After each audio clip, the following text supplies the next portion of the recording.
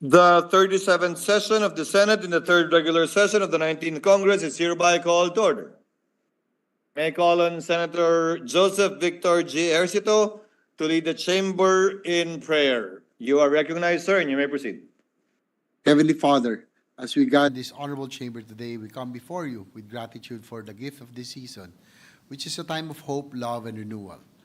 Lord, as we reflect on the past year, we acknowledge both the challenges and blessings you have given us as a nation. We thank you for the strength to overcome trials and the opportunities to make a difference in the lives of our people. Almighty God, as we celebrate the inclusion of crucial amendments to the 2025 national budget, particularly the allocation for healthcare, housing, and infrastructure projects that will bring progress and opportunity to countless Filipinos, we pray for wisdom in ensuring that these resources are used wisely and justly.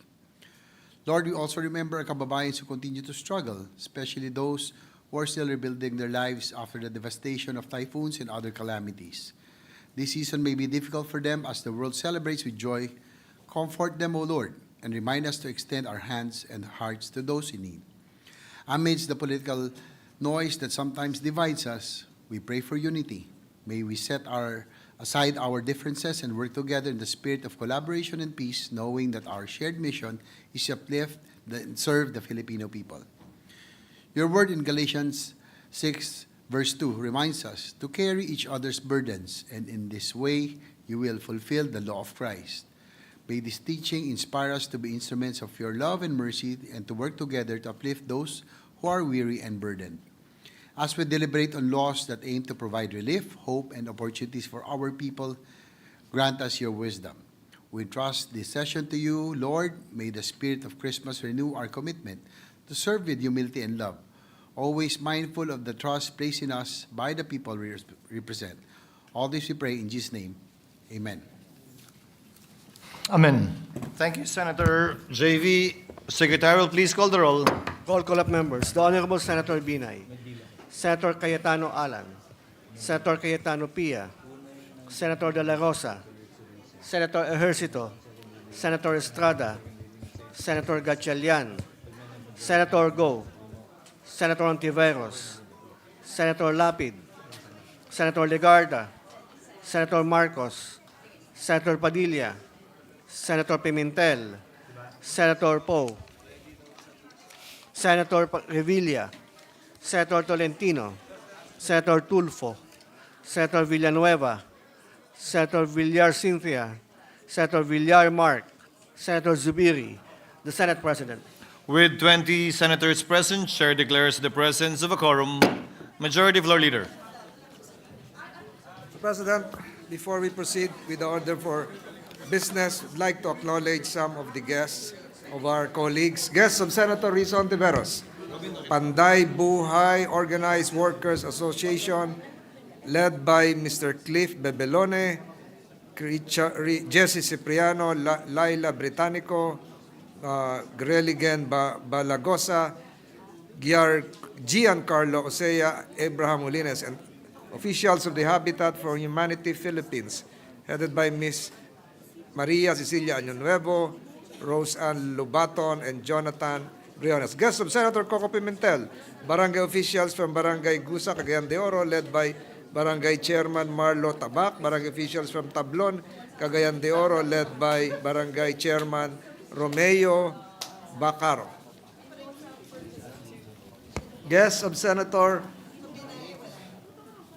Go, Mayor Jerry Silva, Vice Mayor Inday Silva, and department heads of Imelda Sambuanga Sibugay.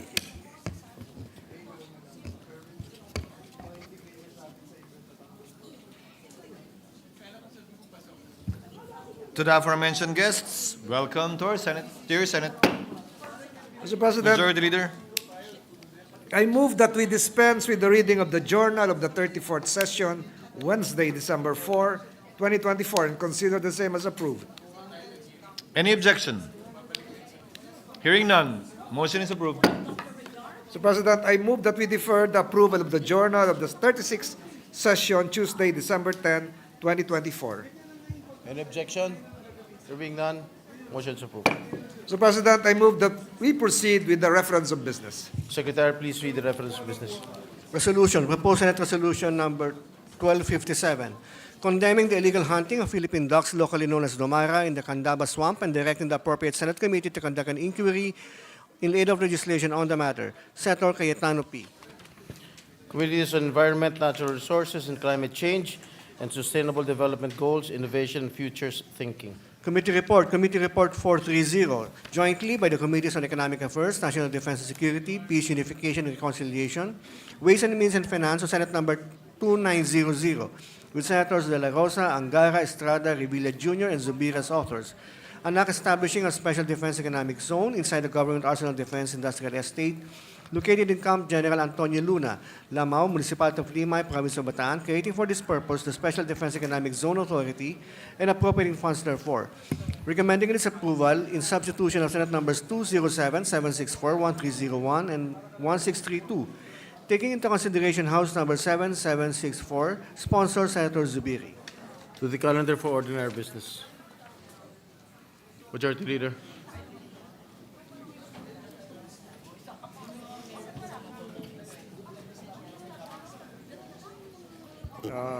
Mr. President, before we proceed, I'd like to acknowledge some guests of Senator De La Rosa, Mayor Victor Samama, Vice Mayor Omar Samama of Datupiang Maguindanao del Sur, Mayor Baybon Ampatuan of Datu Hopper, Vice Mayor Datu Supri Ampatuan from Datu Hopper. We welcome them to the session hall. Welcome to your Philippine Senate. Mr. President, I move that we resume consideration of Senate Bill number 2878. This is the bill on the Economy, Planning, and Development Act. I so move, Mr. President. Is there an objection? There being none, resumption of consideration of the said bill is now in order. Mr. President, the parliamentary status is that we're now in the period of individual amendments, and I move to resume the period of individual amendments using the clean copy of the bill as of December 10, 2024 as working draft, and recognize the sponsor, Senator Juan Miguel Zubiri, Mr. President, to propose amendments. Hearing no objection, resumption of the period of individual amendments is in order. Senator Zubiri is recognized. Thank you very much, Mr. President. I was just listening to the speech of Senator Joel where he told TESDA that he increased their budget pero wala na palang budget. Okay, let's go. Proceed. Tapos tayo.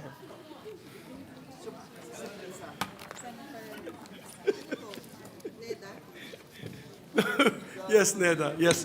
Mr. President, we're ready to accept amendments. I believe Senator GB Ejercito. Huh? Yeah, wala na kami amendments, Your Honor, Mr. President. May I know who's going to propose amendments? Your beloved brother, Okay. Mr. President. Senator J.V. Ejercito is recognized to propose Thank you, Mr. amendments. President. Yes, Mr. President, thank you. On page 9, between lines 28 and 29, insert a new paragraph to read as follows. Okay naman to, okay naman. The framework shall further include the country's long-term vision, goals, and strategy for infrastructure development. A comprehensive infrastructure development master plan shall be formulated taking into consideration the country's long-term development framework. The CIDMP shall serve as the foundation for forward planning, prioritization, and development of infrastructure investment and programs. It shall serve as the integrated framework of infrastructure programs and projects of the government enterprise architecture. The CIDMP shall be reviewed and updated as the need arises in anticipation of disruptions, emergencies, crises, and new and emerging technologies and trends. I so move, Mr. President. What does the sponsor say?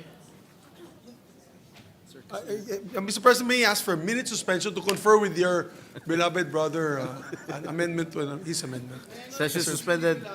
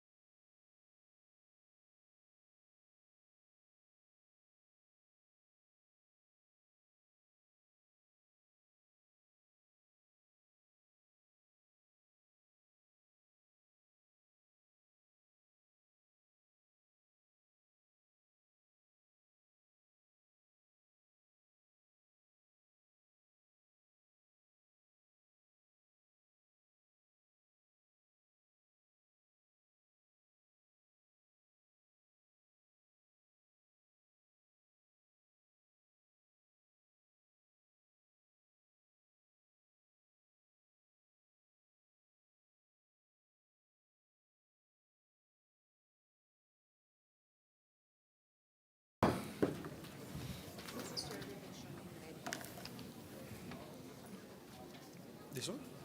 Can I read it? Yan, sa computer na lang.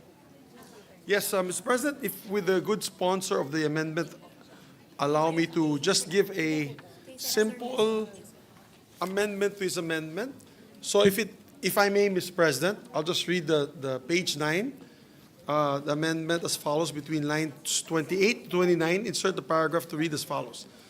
The framework shall further include the country's long-term vision, goals, and strategy for infrastructure development.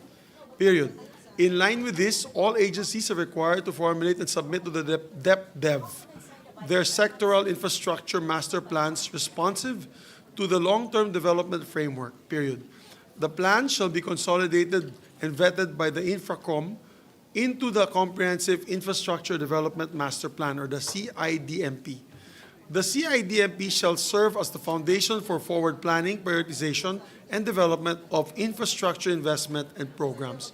It shall serve as the integrated framework of the infrastructure programs and projects of government enterprise architecture. The CIDMP shall be reviewed and updated as the need arises in anticipation of disruptions, emergencies, crises, and new emerging technologies and trends. Subject to style, Mr. President. Is it approved? Can it be approved Yes, by our I think that enhances the amendment. Yes. Because most of the plans, the master plans, will come from the departments or agencies anyway. Yes, so we so move, Mr. President. We're in agreement on the amendment. Okay, is there an objection? There being none, both have already agreed. The amendments are approved. Thank you. We also have an amendment for a distinguished colleague, Senator Risa Ontiveros. Is that the amendment of Senator Risa? No, that's the amendment of your brothers. No, right now. Yes, this is the All right. amendment of Senator Risa. If I may, or should you propose it? Oh.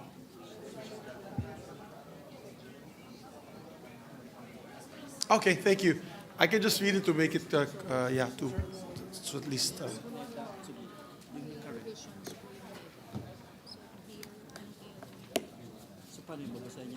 May I ask for a 1-minute suspension once again, Mr. President? Session suspended.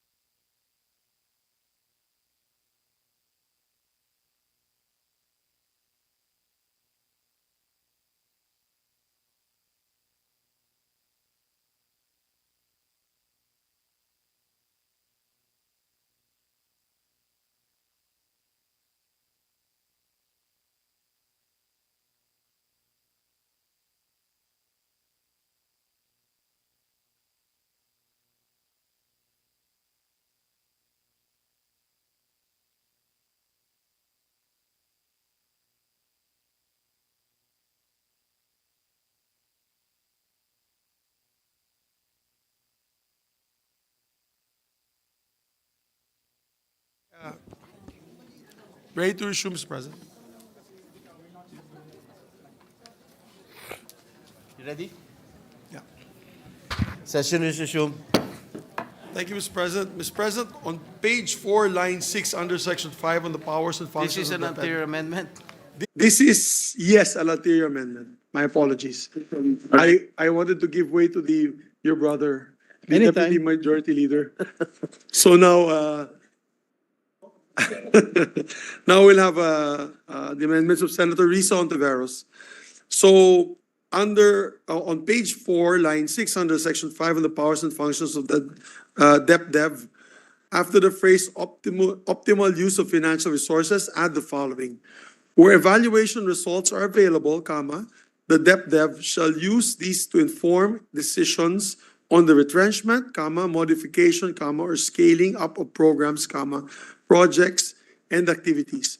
The DepDev on its own accord shall also recommend the veto or conditional implementation of budget appropriations that are not aligned with the long-term development framework and national and subnational development plans, period. I so move, Mr. President. Is there any objection? There being none, amendments approved. On page 4, line 28, under powers, functions of the DepDev, under letter B on investment programming, and after term consistent with the agenda, add the following: and issue planning instructions, comma, as part of the periodic planning calls, so that the agency will align with their PAPs and PAPs with the evaluation findings. So the paragraph will now read, number 4, formulate a medium-term national evaluation agenda and oversee the government's conduct of evaluation studies consistent with the agenda, and issue corresponding planning instructions as part of the periodic planning calls, so the agency will align their PAPs with the evaluation findings. Period. I so move, Mr. President, subject to style. Any objection? There being none, amendments approved, subject to style. Thank you, Mr. President. What's the next one?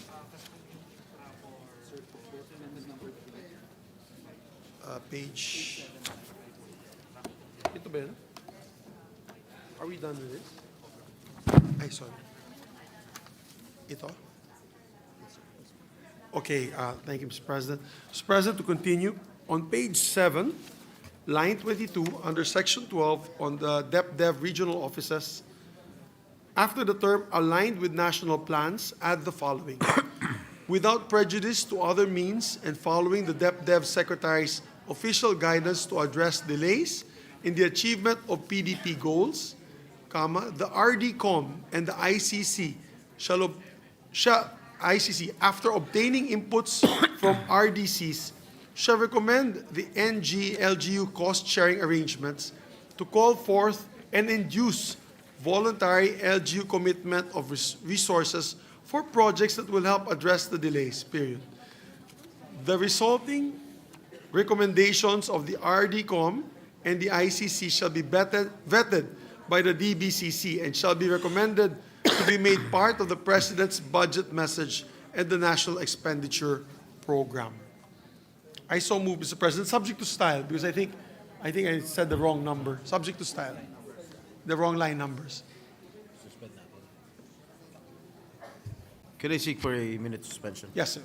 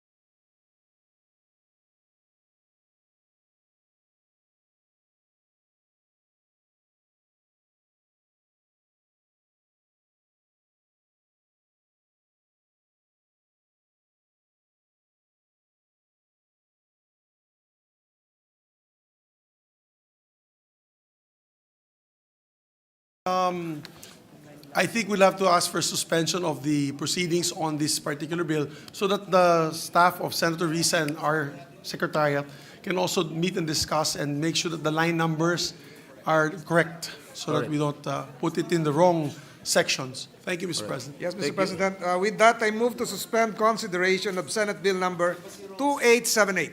Is there an So moved, Mr. objection? There being none, the motion is approved. 1 minute suspension, Mr. President. Session suspended.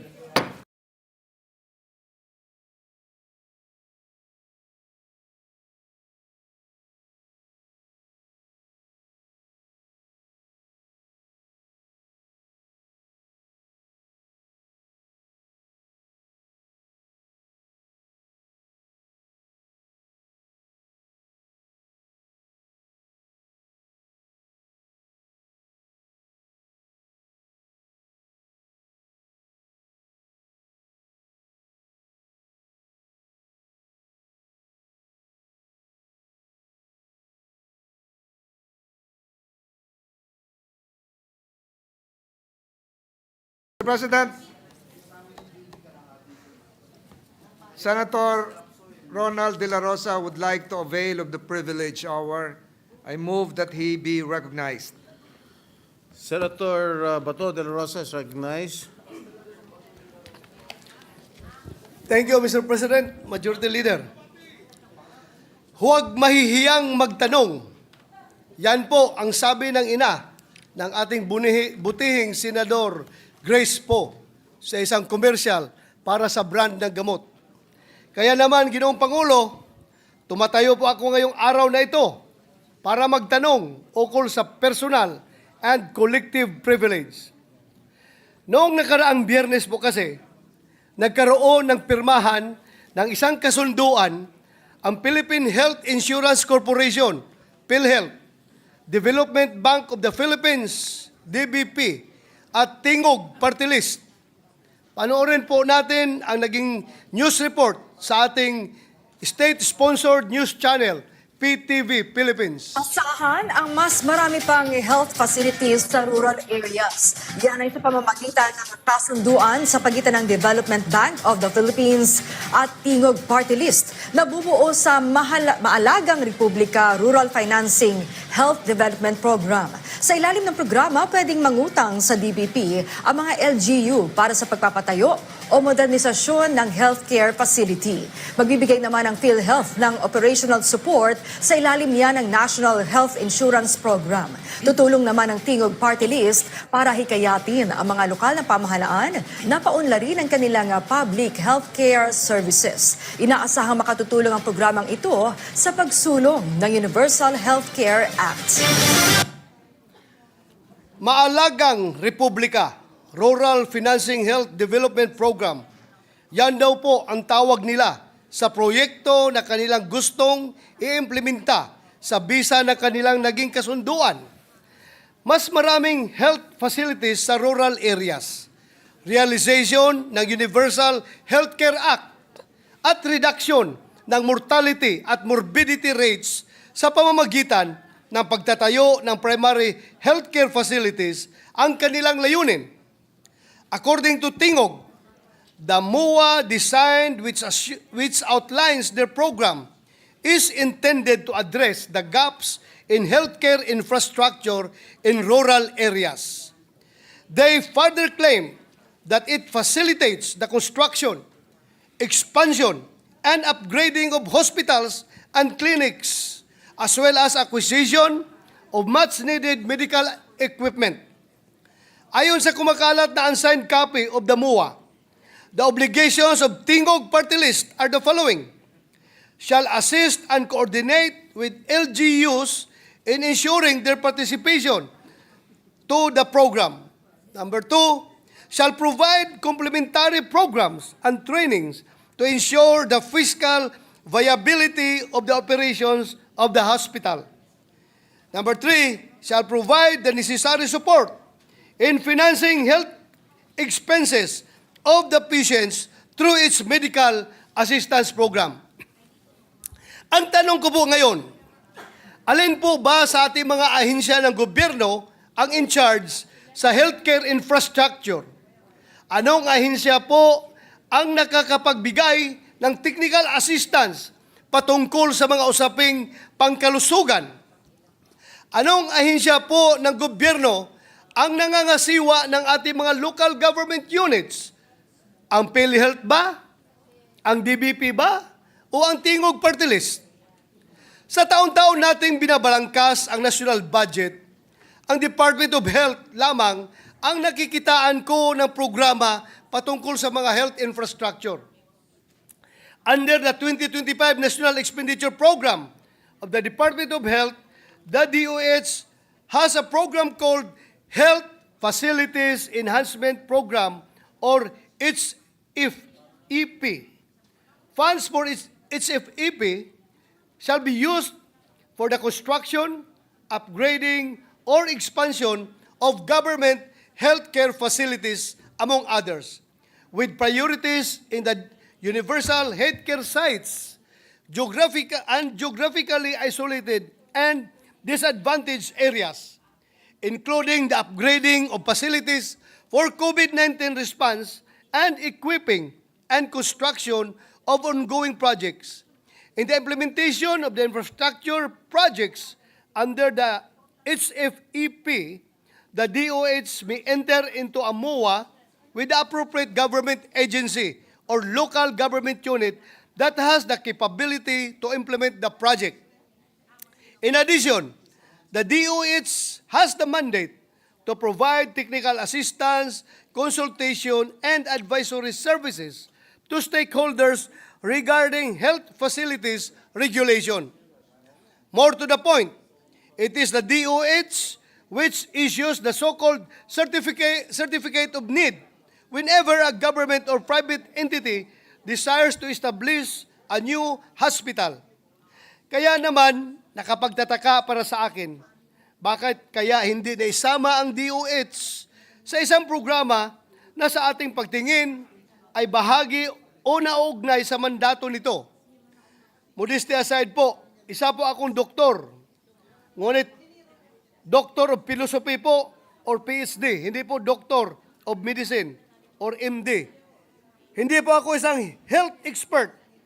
Pero mukhang hindi naman po ata kailangan ng isang doctorate degree o kahit college degree para masabi na mas angkop na mga health expert o ang DOH ang mamamahala o kaya naman ay kasama sa mga programang may kaugnayan sa kalusugan.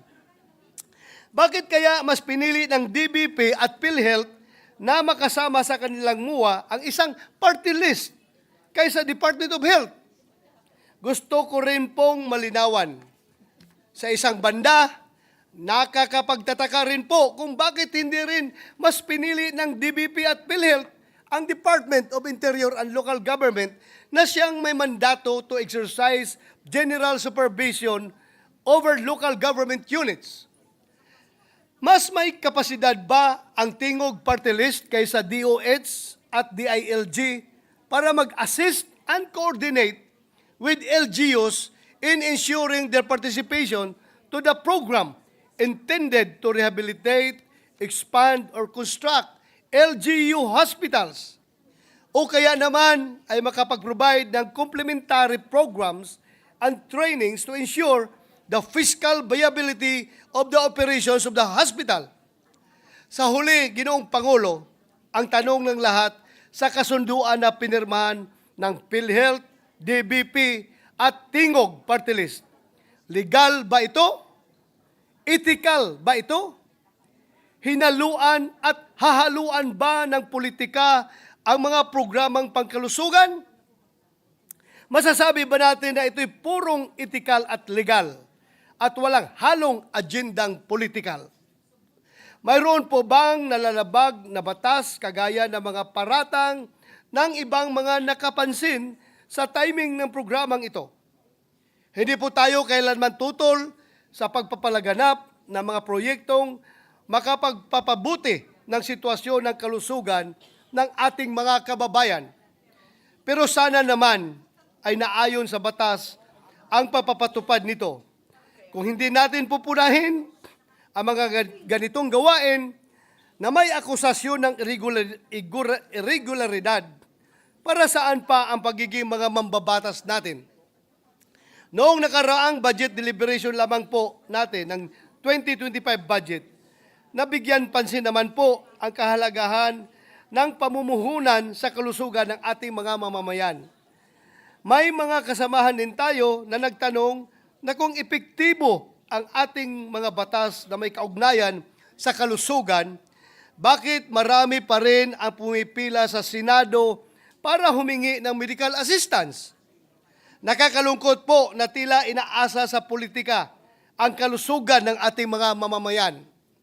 Samantalang ito ay isang batayang karapatan na hindi na dapat ipinaglilimos kaninuman.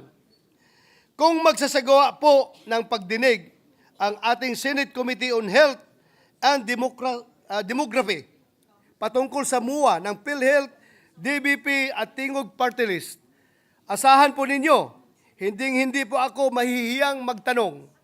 Maraming salamat po, Ginoong Pangulo. Thank you, Senator De La Rosa, Majority Leader.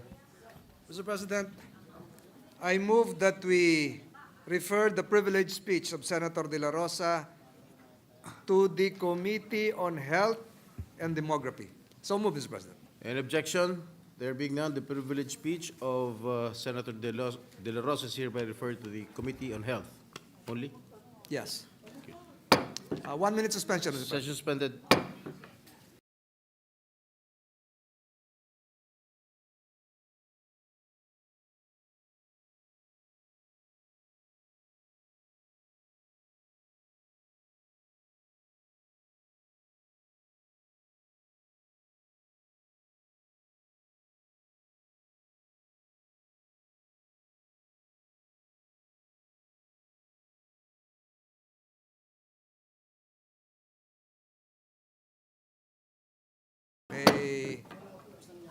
May we Majority ask Leader. some of our colleagues to observe silence as we move to resume consideration of Senate Bill number 2865 under Committee Report number 343.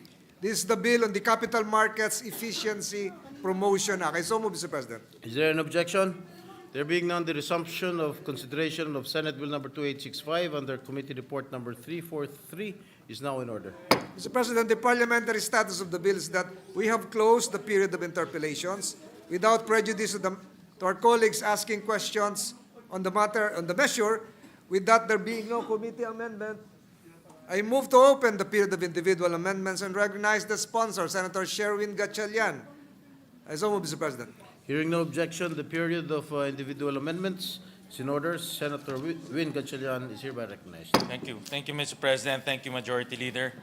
Mr. President, pursuant to the second paragraph of Section 82, Rule 29 on amendments of the rules of the Senate, and with the consent of the body, this representation seeks to amend by substitution Senate Bill number 2865 under Committee Report 343, which took into consideration House Bill 9277 or the Capital Markets Efficiency Promotions Act.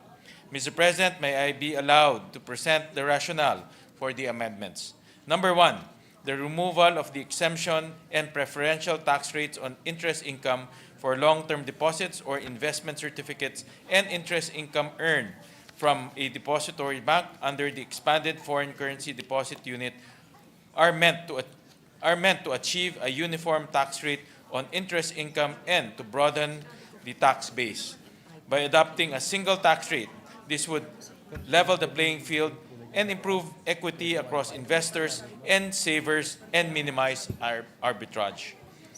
Number two, the amendment to remove the excise tax exemption on pickup trucks is intended to correct the inequity among industry players and similarly situated products that has resulted from the implementation of the said exemption. Number three, the imposition of documentary stamps in lotto and other number games conducted by the Philippine Charity Sweepstakes Office to bettors is made to prohibit the charging of the documentary stamps against documentary stamp taxes against the prize fund or any other funds of the PCSO. And lastly, number 4, the repeal of the tax exemption or preferential tax rate of government-owned and controlled corporation is meant to harmonize the tax system. With that, Mr. President, and with the permission of the body, I move that we amend the bill by deleting the entire text and replacing the same with the provisions containing in the proposed amendment by substitution, as filed with the Legislative Bills and Index Service and distributed through email to the offices of senators earlier today, December 11, 2024. Further, I also move that the text thereof be considered as read into the record. Thank you, Mr. President. Is there any objection to the proposed amendment by substitution? There being none, the motion is hereby approved.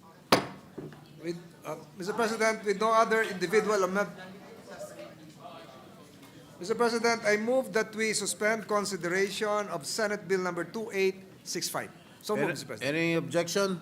There being none, the motion is approved. 1 minute suspension, Mr. President. Session suspended.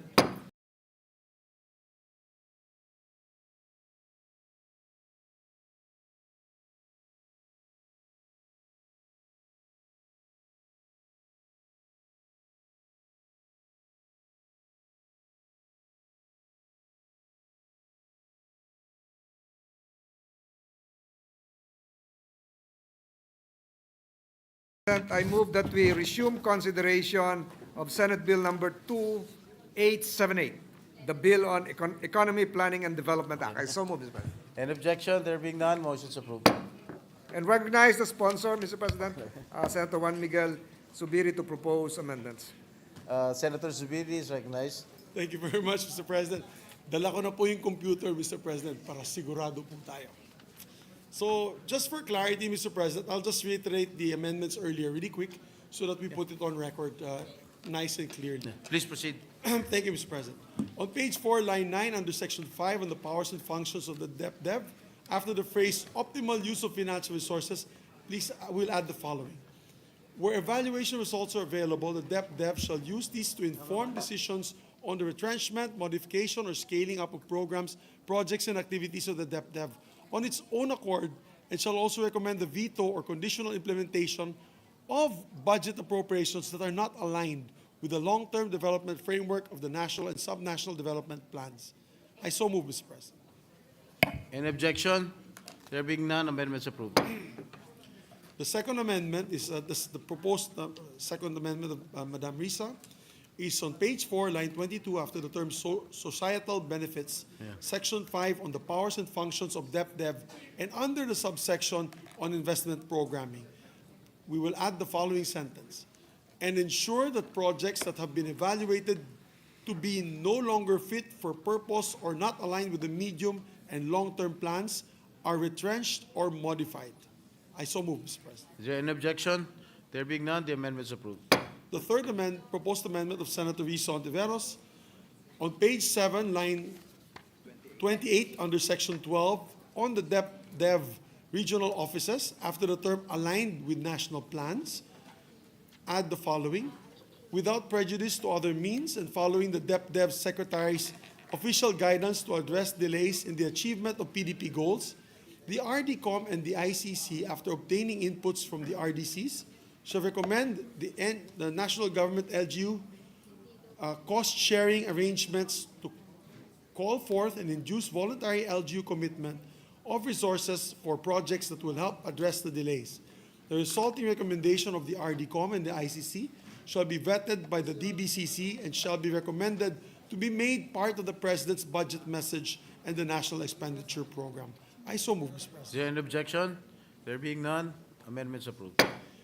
The fourth amendment, still on page 7, after line 28, under the same section 12 of the DepDev regional offices, and immediately after the above amendment to item letter A, introduce a new item letter B, shall read as follows.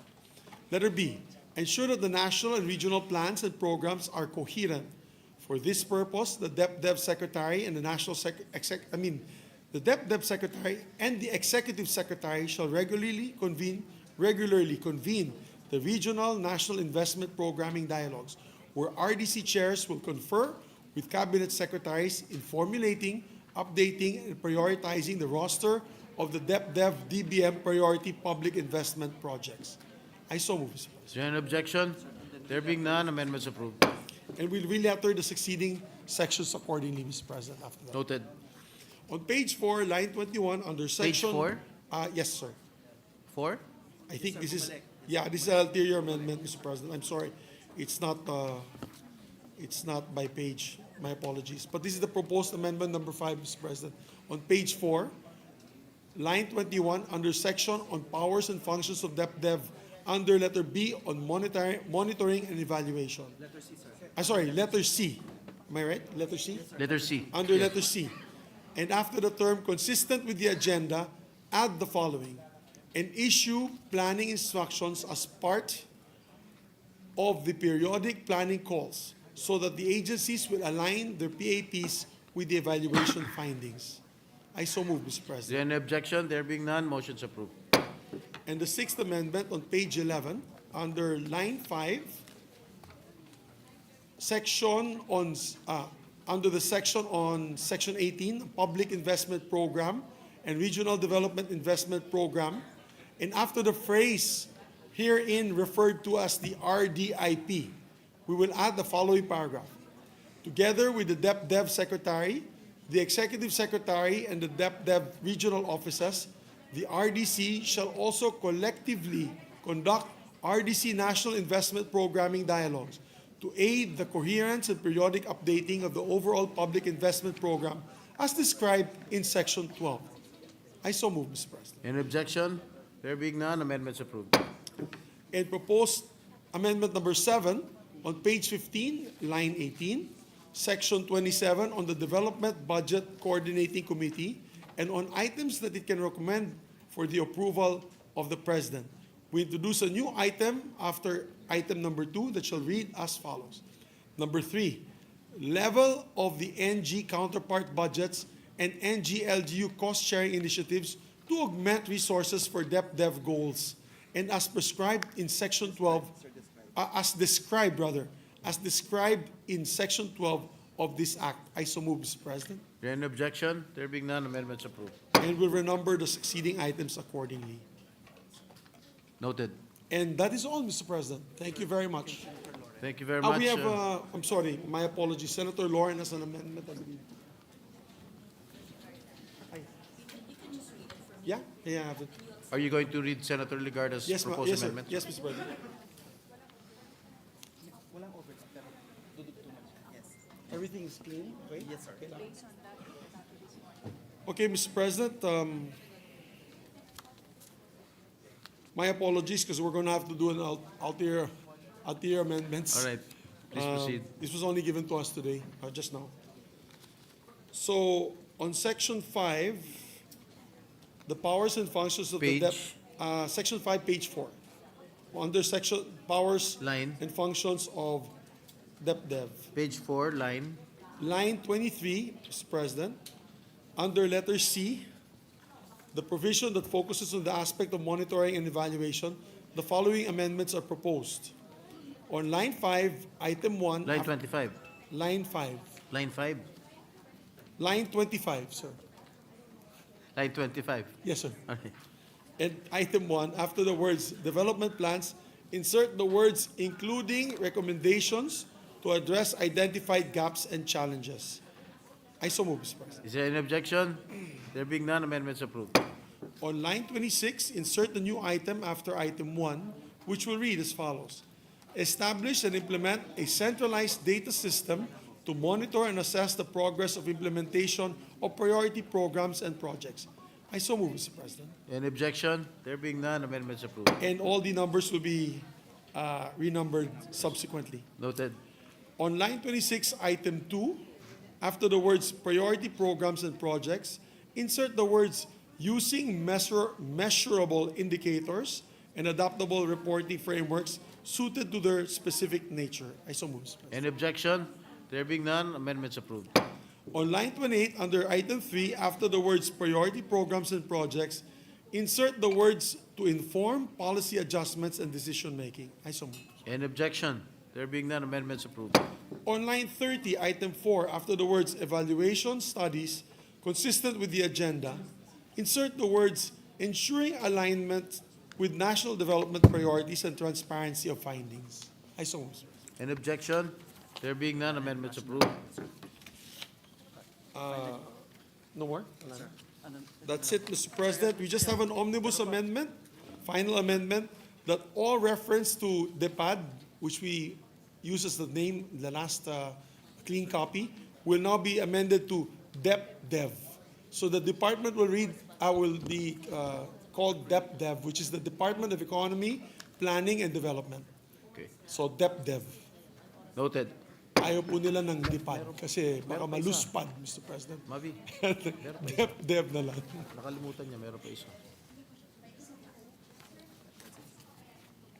Yes, minute suspension, Mr. President. Session suspended.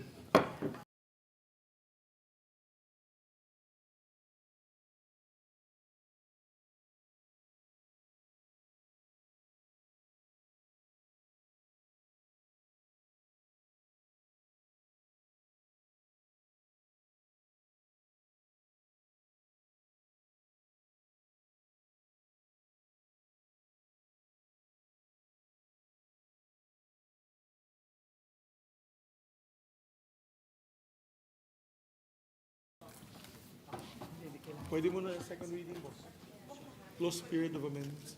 Wala na amendment. No more amendments, further amendments, Mr. President, further. Majority Leader. Mr. President, with no other amendment, I move to close the period of individual amendments. Any objection? There being none, motion's approved. Mr. President, with the consent of the body, I move to approve on second reading Senate Bill number 2878. So move, Mr. President. Is there any objection? There being none, the motion is approved. Senate Bill number 2878 is hereby approved on second reading. Thank you very much, my dear colleagues. I'd just like to thank, Mr. President, if I may, I'd just like to thank my dear colleagues for accommodating us. This bill has been a long time in waiting by the department or the NEDA staff and secretariat. They're here with me today and they're all smiles. Sabi ko, ganyan na lang ba? Wala bang blowout? Ang sabi po nila, si secretary daw ay mahirap ipa-blowout. Makuna, taga-Batak po daw siya. Pero gagawa natin ng paraan. So once again, thank you very much to my dear colleagues. We just created a new department, creating the NEDA into the DepDev. And I think it's overdue naman po. Matagal na po siyang coordinating agency.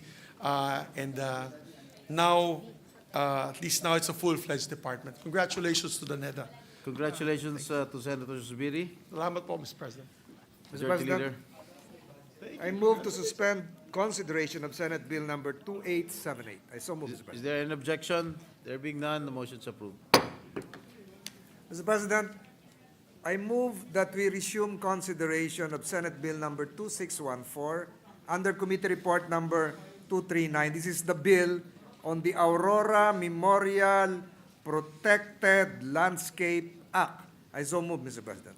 Is there any objection? There being none, resumption of consideration of the said bill under the aforementioned committee report is now in order. Mr. President, having closed the period of interpellations and with no committee or individual amendment, the chairperson is nodding her head. I move that we approve on second reading Senate Bill number 2614. I so move, Mr. President. Is there any objection? There being none, the motion is approved. Senate Bill number 2614 is hereby approved on second reading. Mr. President, I move that we suspend consideration of Senate Bill number 2614. Any objection? There being none, motion is approved. Mr. President, I move that we resume consideration of Senate Bill number 2615 under Committee Report number 240. This is the bill on Mount Sawtooth Protected Landscape Act. I so move, Mr. President. Is there an objection? There being none, resumption of consideration of the said bill under the aforementioned committee report is now in order. Mr. President, having closed the period of interpellations and with no committee or individual amendments, and with the consent of the chairperson, Senator Cynthia Villar, I move that we approve on second reading Senate Bill number 2615. I so move, Mr. President. Is there any objection? There being none, the motion is approved. Senate Bill number 2615 is hereby approved on second reading. Mr. President, I move that we suspend consideration of Senate Bill number 2615. Any objection? Hearing none, motion is approved. Mr. President, I move that we resume consideration of Senate Bill number 2616 under Committee Report number 241. This is the bill on the Mount Masaraga Protected Landscape Act. I so move, Mr. President. Any objection? There being none, resumption of consideration of the said bill under the aforementioned committee report is now in order. Again, Mr. President, having closed the period of interpellations and with no committee or individual amendments, and with the consent of the chairperson of the committee, Senator Cynthia Villar, I move that we approve on second reading Senate Bill number 2616. So move, Mr. Is President. there any objection? There being none, the motion is approved. Senate Bill number 2616 is hereby approved on second reading. Mr. President, I move that we suspend consideration of Senate Bill number 2616. Is there an objection? There being none, motion is approved. Mr. President, I move that we resume consideration of Senate Bill number 2618 under Committee Report number 243. This is the bill on the Mount Gutom Protected Landscape Act. I so move, Mr. President. Is there an objection? There being none, the resumption of consideration of the said bill under the aforementioned committee report is now in order. Mr. President, having closed the period of interpellations and with no committee or individual amendments, and with the consent of the chairperson, Senator Cynthia Villar, I move that we approve on second reading Senate Bill number 2618. I so move, Is Mr. there an President. objection? There being none, the motion is approved. Senate Bill number 2618 is hereby approved on second reading.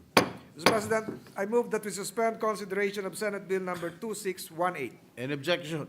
There being none, motion is approved. Mr. President, I move that we resume consideration of Senate Bill number 2619 under Committee Report number 244. This is the bill on the Sultan Naga Dimaporo Protected Landscape and Seascape Act. I so move, Mr. Is President. there an objection? There being none, so the resumption of consideration of the said bill under the aforementioned committee report is now in order. Mr. President, having closed the period of interpellations and with no committee or individual amendments, and with the consent of the chairperson of the committee, Senator Cynthia Villar, I move that we approve on second reading Senate Bill number 2619. I so move, Mr. President. Is there an objection? There being none, the motion is approved. Senate Bill number 2619 is hereby approved on second reading.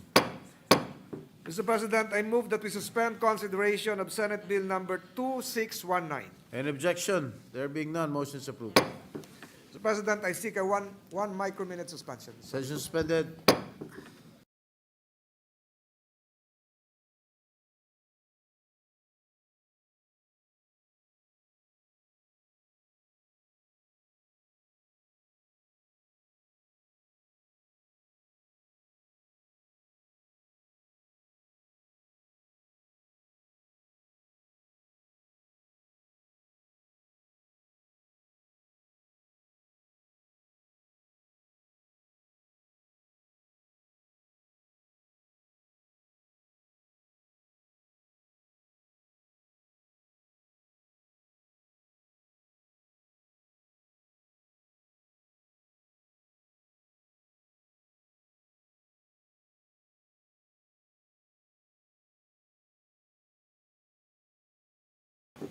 Mr. President, I move that we resume consideration of Senate Bill number 2617 under Committee Report number 242. This is the bill on the Panaon Island Protected Seascape Act. I so move, Mr. President. Is there an objection? There being none, the resumption of consideration of said bill under the aforementioned committee report is now in order. Mr. President, having closed the period of interpellations and with no committee amendment, I move to open the period of individual amendments and recognize as sponsor Senator Cynthia Villar. Senator Cynthia Villar is recognized. Thank you very much, Mr. President. There is an amendment to the Panaon Island Protected Seascape proposed measure. On page 24, line 2, after the word authorities, insert the phrase, including the Philippine Coast Guard, which shall perform its mandate of regulating speed limit of all vessels plying the waters around the Panaon Island Protected Seascape to protect large marine animal species, including tiki-tiki or whale sharks and other wildlife from injury, disturbance, and death, especially in their migratory pathway, critical feeding, and resting area. I so move, Mr. President. Amendments pa. Is there any objection? There being none, amendments approved. Majority Floor Leader. Majority Leader, no more amendments, No Senator more, Villar? that's all. All right.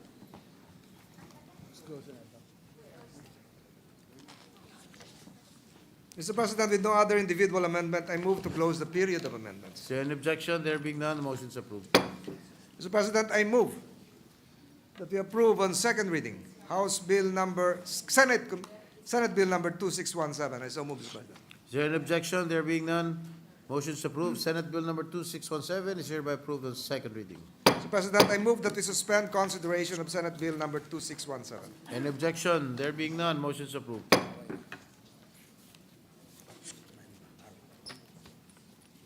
Mr. President, I yield the floor again to the Deputy Majority Leader. Are you going out again? Okay. Majority Leader. Mr. President, I move that we resume consideration Senate Bill number 2252 under Committee Report number 86. This is the bill on the Poway Lake Protected Landscape Act. So move, Mr. President. Is there an objection? There being none, the resumption of consideration of the said bill under the aforementioned committee report is now in order. Having closed the period of interpellations and with no committee amendment, I move to open the period of individual amendment and recognize the sponsor, Senator Cynthia Villar. Senator Cynthia Villar is recognized. Thank you very much, Mr. President. These are the amendments to the Poway Lake Protected Landscape Proposed Measure. From page 3 to page 21, section 5, scope and coverage, we are amending the technical description because upon survey of the area, the private properties had to be excluded from the coverage of the protected area. The new technical description, having an area of 347 hectares, is now being flashed on the screen. I so move, Mr. President. Is there an objection? There being none, the amendment is approved. On page 21, between lines 18 and 19, insert a new paragraph to read as follows. The certification from the National Mapping and Resource Information Authority, or NAMRIA, containing the boundaries and technical description of the Poway Lake Protected Landscape is hereby adopted and made an integral part of this act. In case of inconsistency, the boundaries and technical descriptions in the attached certification shall prevail. Any modification of the scope and coverage of the protected area in this act shall be made through an act of Congress after consultation with the government agencies and stakeholders concerned. I so move, Mr. President. Is there any objection? There being none, amendment is approved. No other individual amendments, No, Senator Villar? None. Okay. Majority Leader.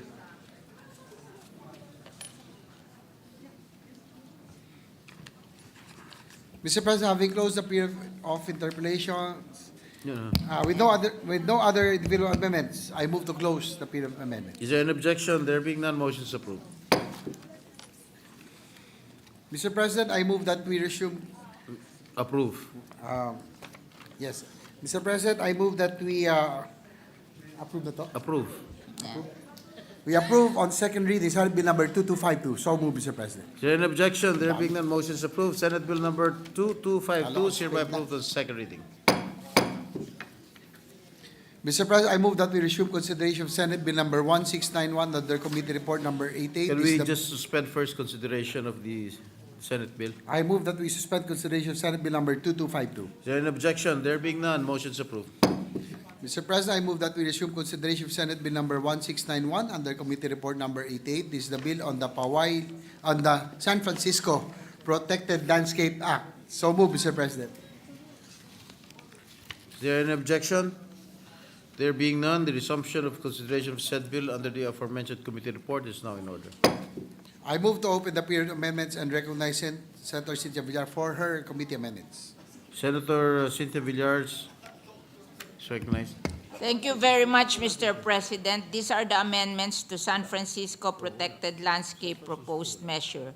On page 5, line 1, after the word duly, delete the word authorized and in lieu thereof replace it with the word designated. I so move, Mr. President. Any objection?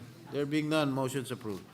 On the same page, line 4, after the word duly, delete the word designated and in lieu thereof replace it with the word authorized. I so move, Mr. President. Any objection? There being none, amendments approved. On the same page, line 11, after the word duly, delete the word authorized and in lieu thereof replace it with the word designated. I so move, Mr. President. Any objection? There being none, amendments approved. On page 10, line 1, between the words projects and of, insert the phrase and sustaining the operation. I so move, Mr. President. Any objection? There being none, motion's approved. On page 11, line 9, between the words issue and rules, insert the phrase the corresponding. I so move, Mr. Any objection? There President. being none, amendments approved. On the same page, line 15, before the word issuance, insert the phrase and other. I so move, Mr. Is President. there an objection? There being none, amendments approved. On the same page and line, add letter S to the word issuance to make it in plural form. I so move, Mr. Any President. objection? There being none, amendments approved.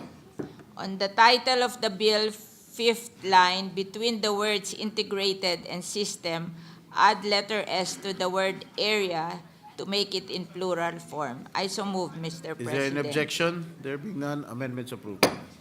Thank you, Mr. President. That is all for the committee amendments. Thank you, Senator Villar. Majority Leader. With no other committee amendment, I move to close the period of committee amendments. Is there an objection? There being none, motion's approved. I move to open the period of individual amendments and recognize once again the sponsor, Senator Cynthia Villar, to propose her individual amendments. Thank you very much, Mr. President, for our individual amendment. On page 4, lines 13 and 14, insert a new paragraph to read as follows. The certification from the National Mapping and Resource Information Authority, or NAMRIA, containing the boundaries and technical description of the protected area is hereby adopted and made an integral part of this act in case of inconsistency. The boundaries and technical description in the attached certification shall prevail. Any modification of the scope and coverage of the protected area in this act shall be made through an act of Congress after consultation with the government agencies and stakeholders concerned. I so move, Mr. President. Is there an objection? There being none, amendments approved. That's all, Mr. President. Thank you, Senator Villar. Majority Leader. With no other amendment, I move to close the period of individual amendments. Any objection? There being none, motion's approved. I move that we approve on second reading Senate Bill number 1691. So move, Mr. President. Is there any objection? There being none, the motion is approved. Senate Bill number 1691 is hereby approved on second reading. I move that we suspend consideration of Senate Bill number 1691. Any objection? There being none, motion is approved. Mr. President, I move that we resume consideration of Senate Bill number 1725 under Committee Report number 89. This is the bill on the Alibihaban Protected Landscape and Seascape Act. So move, Mr. President. Is there an objection? There being none, resumption of consideration of the said bill under the aforementioned committee report is now in order. I move to open the period of amendments and recognize Senator Cynthia Villar for her committee amendments. Senator Villar is recognized. Thank you very much, Mr. President. These are the committee amendments to the Alibihaban Protected Landscape and Seascape Proposed Measure. On pages 3 to 4, Section 5, Scope and Coverage, delete the boundaries and technical description stated and adopt the boundaries and technical description as described in the attached certification dated April 3, 2023, which is duly certified accurate by the National Mapping and Resource Information Authority, or NAMRIA, and be made an integral part of the hereof. I so move. On page 5, line 8, We will act on the motion on the proposed amendment. Any objection? There being none, amendments approved. On page 5, line 8, after the word duly, delete the word authorized and in lieu thereof replace it with the word designated. I so move, Mr. President. Any objection? There being none, amendments approved. On the same page, line 11, after the word duly, delete the word designated and in lieu thereof replace it with the word authorized. I so move, Mr. President. Any objection? There being none, amendments approved. On the same page, line 18, after the word duly, delete the word authorized and in lieu thereof replace it with the word designated. I so move, Mr. President. Any objection? There being none, amendments approved. On page 10, line 9, between the words projects and of, insert the phrase and sustaining the operation. I so move, Mr. President. Any objection? There being none, amendments approved. On page 11, line 16, between the words issue and rules, insert the phrase the corresponding. I so move, Mr. President. Any objection? There being none, amendments approved. On the same page, line 22, before the word issuance, insert the phrase and other. I so move, Mr. President. Any objection? There being none, amendments approved. On the same page and line, add letter S to the word issuance to make it in plural form. And I so move, Mr. President. Any objection? There being none, amendments approved. On the title of the bill, fifth line, between the words integrated and system, add letter S to the word area to make it in plural form. I so move, Mr. President. Any objection? There being none, amendments approved. Thank you, Mr. President. That is all for the committee amendments. Thank you very much, Senator Villar, Majority Leader. Mr. President, with no other committee amendment, I move to close the period of committee amendments. Is there an objection? There being none, motion's approved. I move to open the period of individual amendment and recognize once again the sponsor, Senator Cynthia Villar, to propose her individual amendments. Senator Cynthia Villar is recognized. Thank you very much, Mr. President. For our individual amendments, on page 4, lines 18 and 19, insert a new paragraph to read as follows. The certification from the National Mapping and Resource Information Authority, or NAMRIA, containing the boundaries and technical description of the APLS is hereby adopted and made an integral part of this act. In case of inconsistencies, the boundaries and technical description in the attached certification shall prevail. Any modification of the scope and coverage of the APLS in this act shall be made through an act of Congress after consultation with the government agencies and stakeholders concerned. I so move, Mr. President. Is there any objection? There being none, the amendment's approved.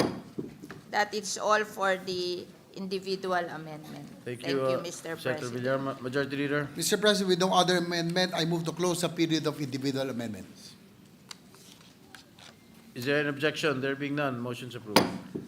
I move that we approve on second reading Senate Bill number 1725. So move, Mr. President. Is there an objection? There being none, motion is approved. Senate Bill number 1725 is hereby approved on second reading. I move that we suspend consideration of Senate Bill number 1725. Any objection? There being none, the motion is approved. Mr. President, I move that we resume consideration of Senate Bill number 355 under Committee Report number 90. This is the bill on the Taklong and Tandog Group of Islands Natural Park Act. So move, Mr. President. Is there an objection? There being none, resumption of consideration of the said bill under the aforementioned committee report is now in order. I move to open the period of amendments and recognize Senator Cynthia Villar for her committee amendments. Senator Cynthia Villar is recognized. Thank you very much, Mr. President. These are the committee amendments to the Taklong and Tandog Group of Island Natural Park proposed measure.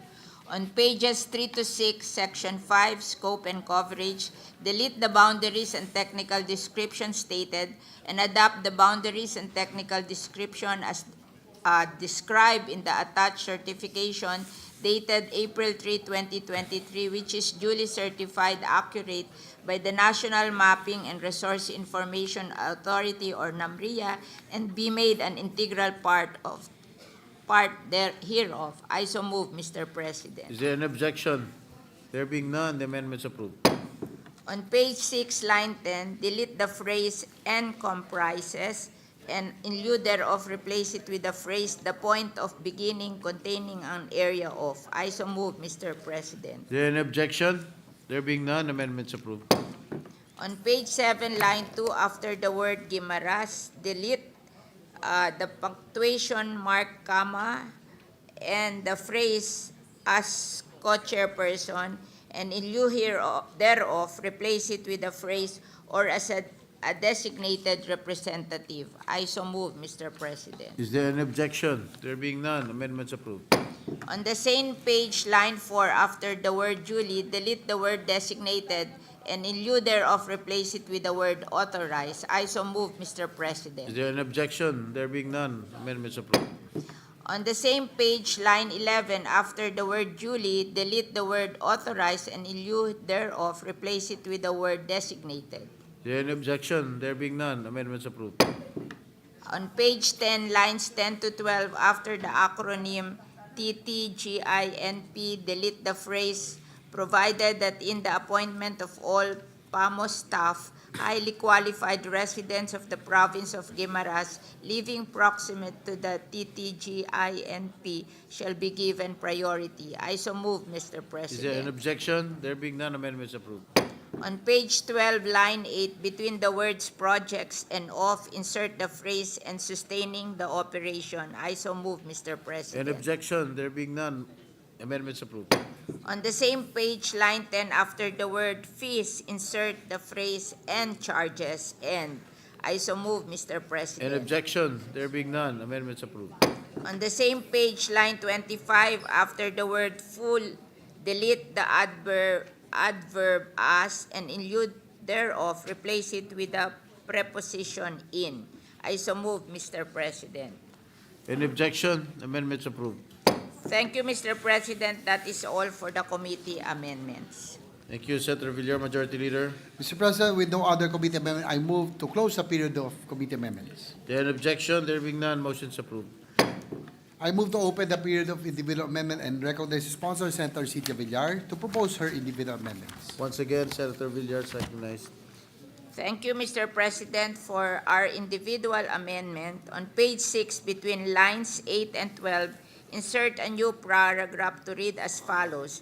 The certification from the National Mapping and Resource Information Authority, or NAMRIA, containing the boundaries and technical description of the TTGINP is hereby adopted and made an integral part of this Act.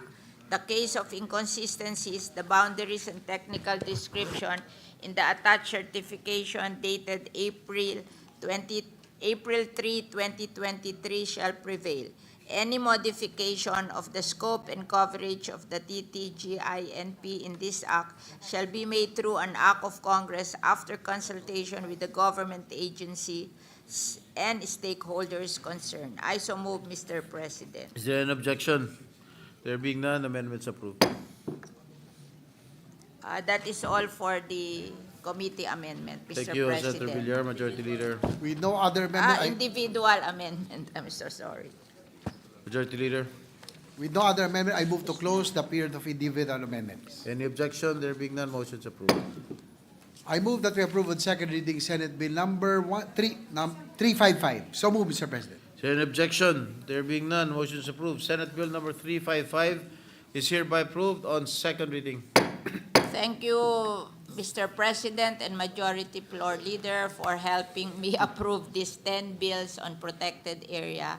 We appreciate it very much. Congratulations, Senator Villar. Thank you. Majority Leader. I move that we suspend consideration of Senate Bill number 355. Is there an objection? There being none, motion is approved. Mr. President, I move that we resume consideration of House Bill number 8214 under Committee Report number 267. This is the bill establishing the Lucena City Hospital. So move, Mr. President. Is there an objection? Hearing none, the resumption of consideration of House Bill number 8214 under Committee Report number 267 is now in order. Having sponsored the measure, I move to open the period of interpellation and recognize the sponsor, Senator Christopher Lawrence. Go. And to interpellate, Senator Aquilino Pimentel. We will just have a minute suspension to wait for Senator Coco, maybe. I mean, the suspension, Mr. President. Tawagan. Session suspended.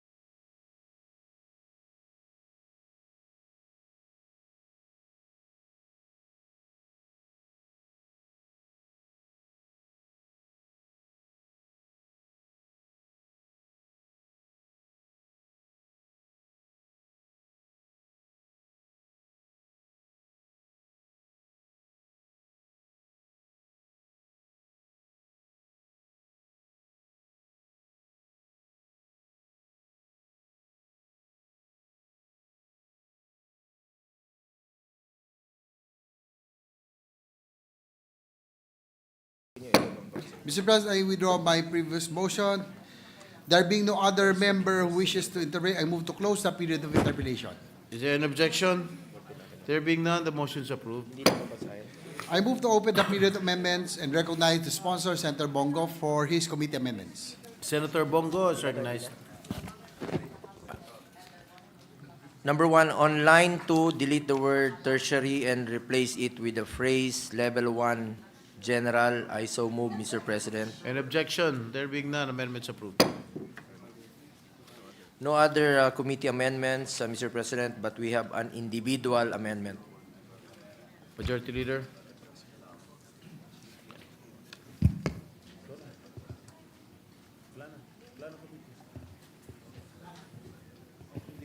Individual. With no other amendment, I move to close the period of individual amendment. Mr. President, correction. Merong committee individual amendment. On line 2, Mr. President, with no amendment, I move to close the period of committee amendments. Is there an objection? There being none, motion is approved. I move to open the period of individual amendments and recognize again the sponsor, Senator Bongo, to propose his Senator individual. Bongo is recognized to propose these individual amendments. number 1, on line 2, after the word hospital, insert a comma. The phrase with a capacity of 100 beds and in another comma. I so move, Mr. President.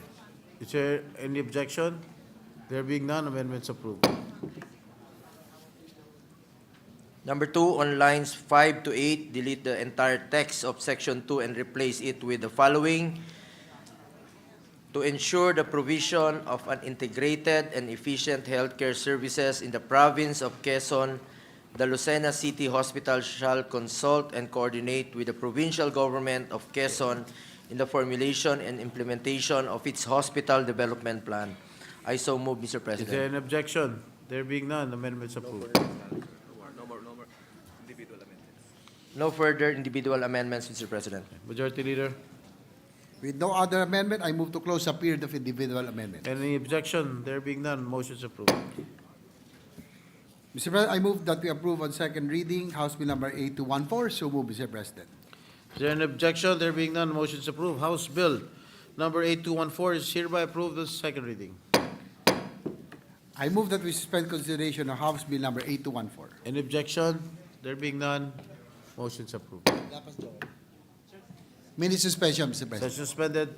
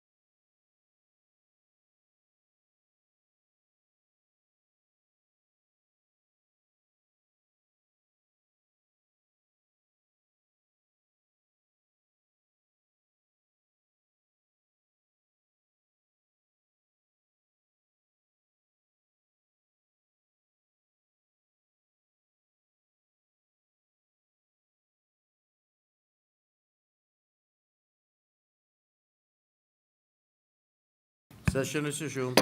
Mr. President, I move that we transfer from the calendar for ordinary business to the calendar for special orders committee report number 427 on House Bill number 10926.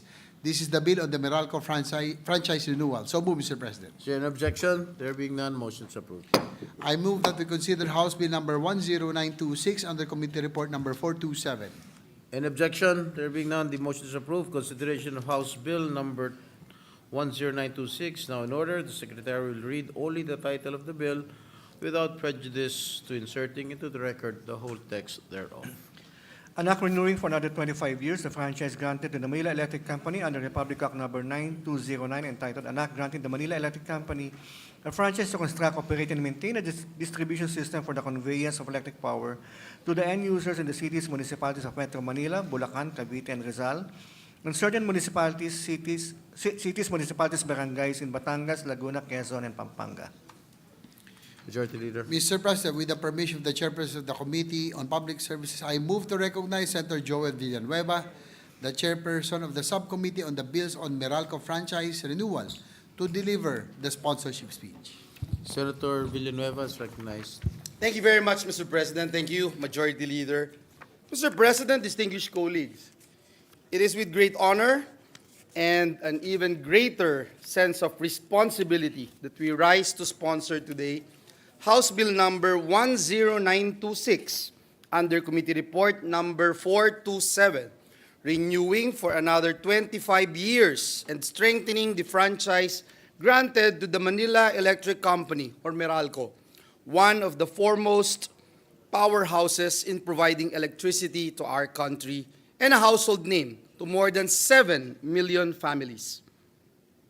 This renewal will mean the continuance of delivering service to end users in the cities and municipalities of Metro Manila, Bulacan, Cavite, and Rizal, and certain cities, municipalities, and barangays in Batangas, Laguna, Quezon, and Pampanga.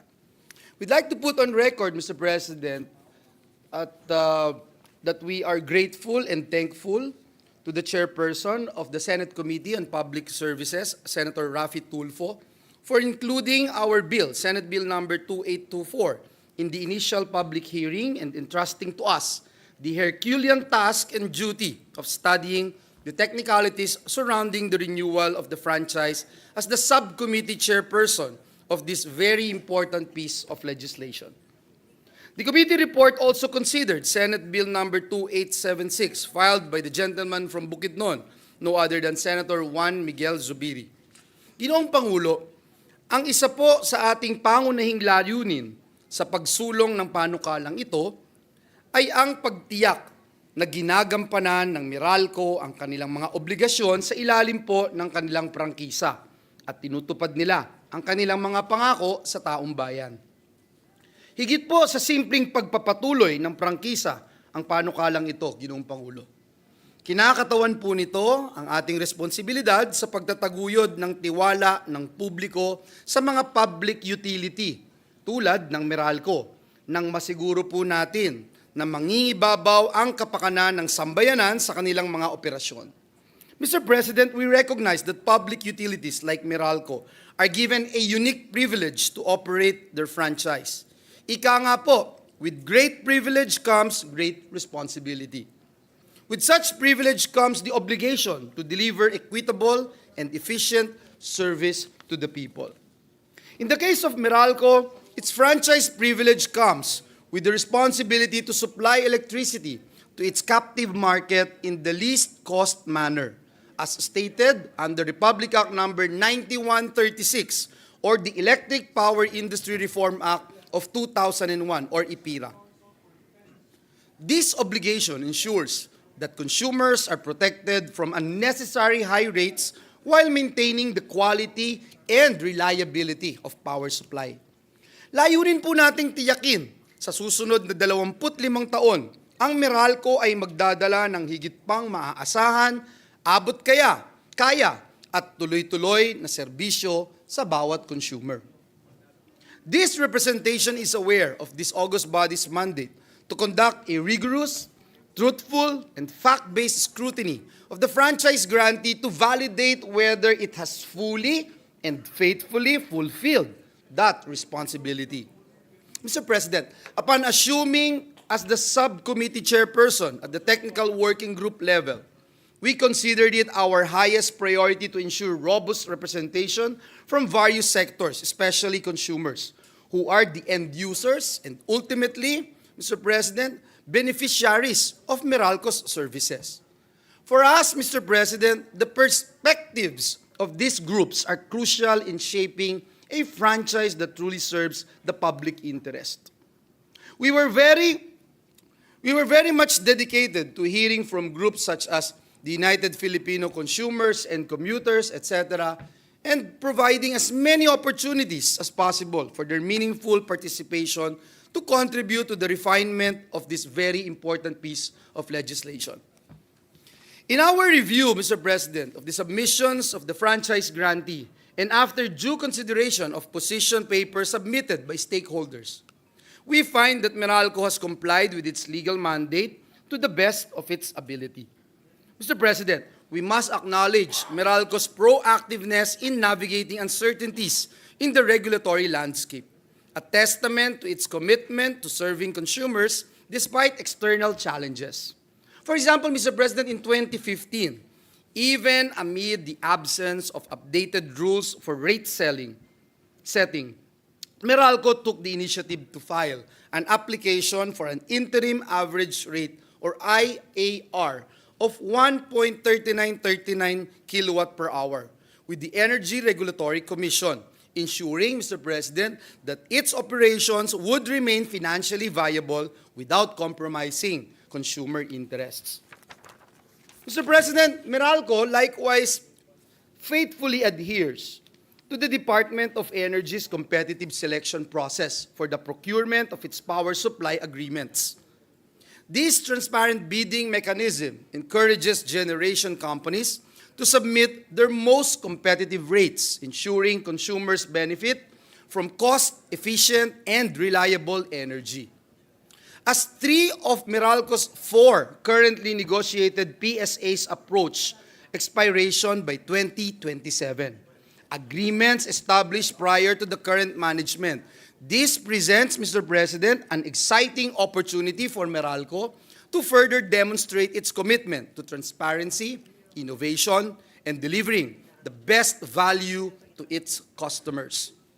While we laud these efforts, Mr. President, we recognize that for many Filipinos served by Meralco, their electricity bills remain high. Samut-sari po ang dahilan nito, Ginoong Pangulo. Kasama na po ang mataas na convenience fees, mataas na bill deposit at iba pang konsiderasyon na nagpapabigat po sa bulsa ng karaniwang mamamayang Pilipino. Rest assured, Mr. President, that this representation hears and empathizes with the plight of our countrymen. It is with this understanding that we have introduced some safeguards, Mr. President, key safeguards in the bill to address these concerns and enhance consumer protection, such as mandating that only just and reasonable electricity rates are charged by Meralco to its consumers, and requiring Meralco to establish an electronically or digitally accessible platform where consumers can address their concerns promptly and effectively. Through these provisions, Mr. President, we aim to provide Filipino households with much-needed relief and empower them with greater transparency and accountability from their electricity provider. This is our way of ensuring that no Filipino is left in the dark, both literally and figuratively, when it comes to their electricity bills. And speaking of the dark, Mr. President, we understand the importance of holding Meralco to the highest standards when it comes to reducing power interruptions or the dreaded brownout. Pinakita po sa atin ng Meralco na patuloy silang umaabot at madalas ay lumalampas pa sa mga pamantayang itinakda ng mga regulator. Inaabot naman po nila yung mga targets, Ginoong Pangulo. In key metrics like systems loss, SAIFI or SAIFI, System Average Interruption Frequency Index, at SAIDI, System Average Interruption Duration Index ratings. Meralco has consistently demonstrated its capability to deliver reliable service. With efforts to minimize power interruptions, Meralco has ensured that consumers can depend on a steady and efficient electricity supply, a lifeline for households and businesses alike. During the technical working group, Mr. President, conducted by this representation, we were happy to hear about Meralco's plans, Mr. President, to invest 24 billion pesos over the next 5 years. That's 2025 to 2029, to improve service reliability by strengthening its power distribution system. This includes replacing over 45,000 aging poles, upgrading 2,800 kilometers of power lines, weatherproofing infrastructure, and installing 6,000 remote control devices to minimize outages and speed up power restoration. We join our countrymen in the hopes that these investments will make Meralco's power supply even more reliable. Ginoong Pangulo, dahil milyon-milyong Pilipino po ang umaasa sa Meralco, nasa interes din naman nating tiyakin ang mabuting pamamalakad ng kanilang korporasyon. To improve corporate governance and accountability, the bill introduces a requirement for Meralco to appoint independent directors to its board of directors, ensuring impartiality and aligning corporate strategies and policies with public and shareholder interests. This representation also emphasizes the importance of ensuring that Meralco's various business pursuits and activities complement its primary responsibility of delivering reliable and affordable electricity under its core franchise operations. To foster workforce development, the bill also requires Meralco to establish an enterprise-based education and training programs, including apprenticeships, Mr. President, that I know you are very interested about, our presiding officer. This is also, of course, in accordance to Republic Act number 12063, or the Enterprise-Based Education and Training Framework Act. To ensure accessible employment opportunities, Meralco will be required to regularly report job opportunities to the Public Employment Service Offices, or PESOs. Mr. President, during the process of developing this bill, it was this representation's priority to ensure that every concern is addressed and every stakeholder is heard. As we proceed to the period of interpellations and amendments, we reaffirm, Mr. President, our unwavering commitment to maintaining an open, inclusive, and continuous dialogue with all stakeholders, recognizing that their insights are invaluable in shaping a franchise bill that truly reflects the needs and aspirations of the public whom the franchise grantee is entrusted to serve. Sa pamamagitan po nito, Ginoong Pangulo, masisiguro po natin na ang panukalang batas na ito ay patas, epektibo at higit sa lahat, nakaugat sa tiwala at pananagutan sa publiko. Mr. President, Meralco has long been a partner in our nation's progress. But with that partnership comes accountability. This bill ensures that Meralco continues to meet the needs of our people while preparing for the challenges and opportunities of the future. Muli, Ginoong Pangulo, maraming salamat po at pagpalain tayong lahat ng ating Panginoong Diyos. Thank you, Senator Joel Villanueva, Majority Leader. Mr. President, I move that we suspend consideration of House. I withdraw the motion, Mr. President, to co-sponsor the measure. I move that Senator Juan Miguel Zubiri be recognized. Senator Subir is recognized. Thank you very much. No problem. Thank you, Majority Leader. Thank you, Mr. President. Mr. President, before I read my co-sponsorship speech, I'd just like to tell Senator Binay to cheer loudly for us in the UP LaSalle game. Where's he going? The UP LaSalle game. And I hope UP wins. Mr. President, in 4 years, Mr. President, in 4 years, the franchise of the biggest electric distribution utility company in the country is set to expire. This would mean walang kuryente to the 39 cities and 72 municipalities in its franchise area, which is a mere 3% of the country's total land area, but which accounts for about 55% of the country's total electricity consumption.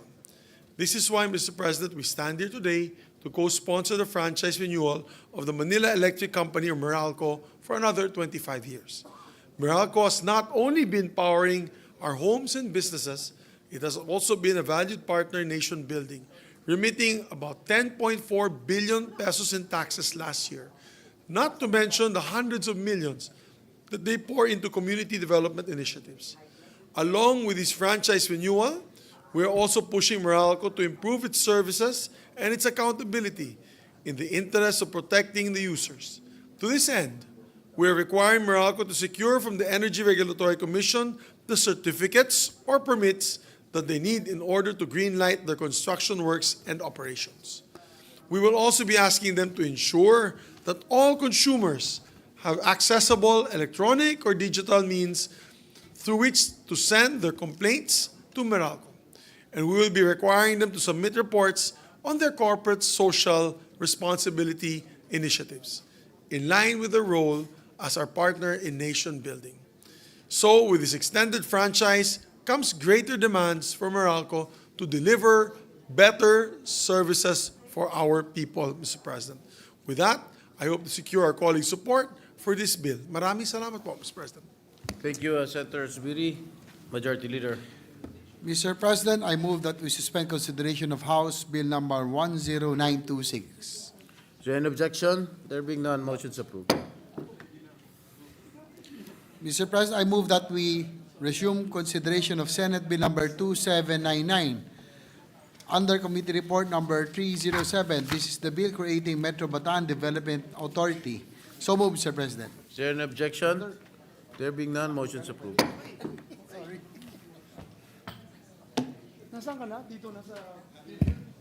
Wala akong kopya. Mr. President, at this juncture, having closed the period of interpellations and debate and there being no committee amendment, may I respectfully move to open the period of individual amendments and recognize the distinguished sponsor of the measure, the beloved brother of SPPT, Jinggoy Estrada, the good one, Senator J.B. Ejercito. I so move, Mr. President. Any objection? There being none, the motion is approved. Thank you, Mr. President. These are the proposed individual amendments on page 2 between lines 2 and 3. Insert a new paragraph which shall read as follows. The MBDA shall administer a special development and administrative area embracing the province of Bataan, the city of Balanga, the municipalities of Hermosa, Orani, Abukay, Samal, Orion, Limay, Mariveles, Morong, Bagak, Pilar, and Dinalupihan, which includes its land, water, and air territory, including its municipal, city, and provincial waters, air territory, the connecting metro-wide road networks to the AFAB, and the SCTEX connecting the CDC, Bataan, and SBMA. The MBDA shall be under the administrative supervision of the Office of the President of the Philippines. Metro Bataan's coverage may be expanded upon the recommendation of the Council and the approval of the President, provided the areas are contiguous to and directly connected with Metro Bataan. So move, Mr. President. Is there an objection? There being none, amendments approved. Still on page 2, delete lines 12 to 14 and replace it with the MBDA shall perform the following services. So move, Mr. President. Any objection? There being none, amendments approved. Number 1, on page 2, line 16, after SBMA, insert the phrase Authority of the Freeport Area of Bataan or AFAB. So move, Mr. President. Is there an objection? There being none, amendments approved. And number 2, on the same page, line 17, insert the word and after the word CDC. So move, Mr. President. Any objection? There being none, amendments approved. On page 2, line 29, after the word projects, insert the phrase and transport plans. So move, Mr. President. Any objection? There being none, amendments approved. On page 3, line 7, after the word programs, insert the phrase and a single ticketing system in Metro Bataan. So moved, Mr. President. Any objection? There being none, amendments approved. On page 4, line 23, before the word coordinate, insert the word formulate. So moved, Mr. President. Is there an objection? There being none, amendments approved. Still on page 4, line 24, delete the phrase province-wide or inter-province-wide and replace it with metro-wide. I so move, Mr. President. Is there an objection? There being none, amendments approved. Still on page 4, between lines 28 and 29, insert a new paragraph to read as follows. C. Undertake and formulate plans, policies, and development initiatives towards the promotion of the blue and green economy within the MBDA's area of jurisdiction to balance economic development with environmental sustainability. This includes, but is not limited to, the formulation and implementation of integrated coastal management plans, green urban planning initiatives, climate adaptation policies, and other innovative policies and programs for environmental sustainability. For purposes of this act, the green and blue economy concept refers to a framework for developing the economy while managing environmental risks and promoting environmental sustainability towards preserving the locality's natural resources. So move, Mr. President. Any objection? There being none, motion is approved. Amendments approved. So, on page 5, line 3, delete the phrase provincial and national and replace it with metro-wide. So move, Mr. President. Any objection? There being none, the amendments approved. On page 5, lines 9 and 10, delete the phrase when trained by the Land Transportation Office or LTO, concerned LGUs and other government authorities. So move, Mr. President. Is there any objection? There being none, the amendments approved. On page 5, after line 19, insert a new subsection which shall read as follows. I, close parenthesis, be vested with other powers enjoyed or exercised by other metropolitan development authorities. So move, Mr. President. Is there any objection? There being none, the amendments approved. Re-letter Section 5 accordingly. So move, Mr. President. Any objection? There being none, amendments approved. Still on page 5, line 26, after SBMA, insert the phrase, the Administrator of the Authority of the Freeport Area of Bataan or AFAB. So move, Mr. Is President. there an objection? There being none, amendments approved.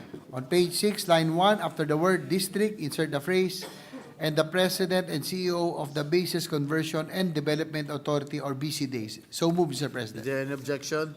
There being none, amendments approved. On page 7, line 7, after the word for, insert the word central. So move, Mr. President. Any objection? There being none, the amendments approved.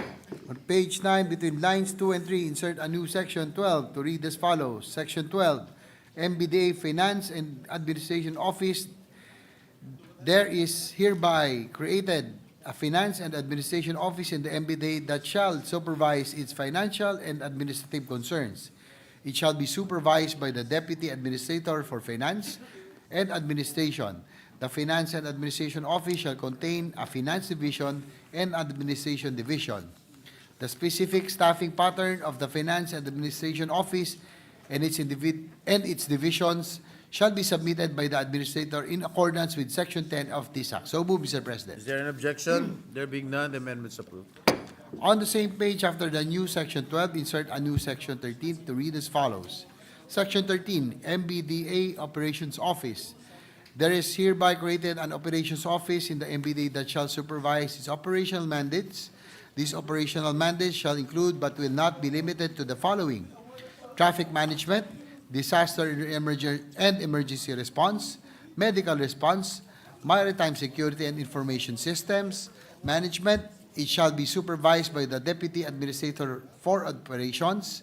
The Operations Office shall contain the following divisions: Tactical Operations Division, Emergency Operations Division, Medics Operation Division, Maritime Operations Division, and the Management of Information System or MIS Division. The specific staffing pattern of the Operations Office and its division shall be submitted by the Administrator in accordance with Section 10 of this Act. So move, Mr. President. Is there an objection? There being none, the amendments approved. On page 9, line 15, delete the phrase and the PPDO. So move, Mr. President. Any objection? There being none, amendments approved.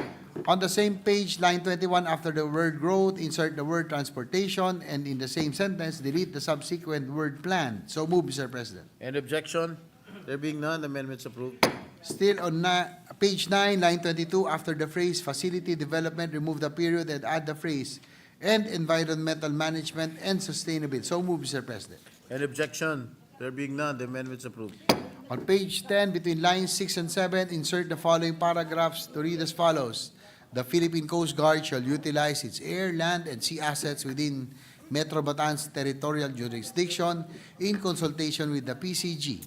The MBDA may establish or construct auxiliary facilities to support the deployment, operation, and maintenance of such assets in accordance with applicable laws and regulations. So move, Mr. President. Is there an objection? There being none, the amendment is approved. Still on page 10, line 9, after the word act, delete the period and insert the following paragraph. That will ensure adequate funding for personal services or PS, which entails the creation and maintenance of adequate plantilla positions towards attracting, employing, and retaining skilled professionals and highly competent personnel.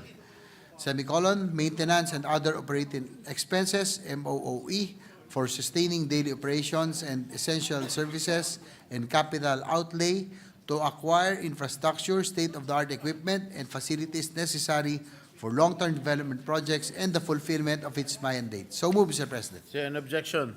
There being none, the amendment is approved. On page 11, line 28, after the word SBMA, insert the phrase the AFAB, the. So move, Mr. President. Objection? There being none, amendment is approved. On page 12, line 4, after the word promulgate, insert the phrase and may thereafter update. So move, Mr. President. Is there an objection? There being none, amendment is approved. Lastly, renumber the sections accordingly. So move, Mr. President. An objection? There being none, amendment is approved. That's all, Mr. President. Thank you, Senator JV, Majority Leader. Mr. President, I am not going to introduce any amendment, but I would just like to confirm from the good sponsor if the one on the side is the representative from the great province of Bataan, where my wife hails, Mr. President. If it's Congressman Abet Garcia, Mr. President. Yes, that is correct. This is Congressman Abet Garcia, who personally came here. Former governor also of the province. So also a very good performing governor, I would say, and a congressman. I will attest to that, Mr. President. That's why I made sure that he would be my compadre, Mr. President. I'm here also to collect the fees, Mr. President, for my daughter. I'm just kidding, Mr. President. Mr. President, with no other individual amendment, I move to close the period of individual amendments. I so move, Mr. President. The end objection? There being none, the motion is approved. At this juncture, Mr. President, I move to approve on second reading Senate Bill number 2799. I so move, Mr. President. Is there any objection?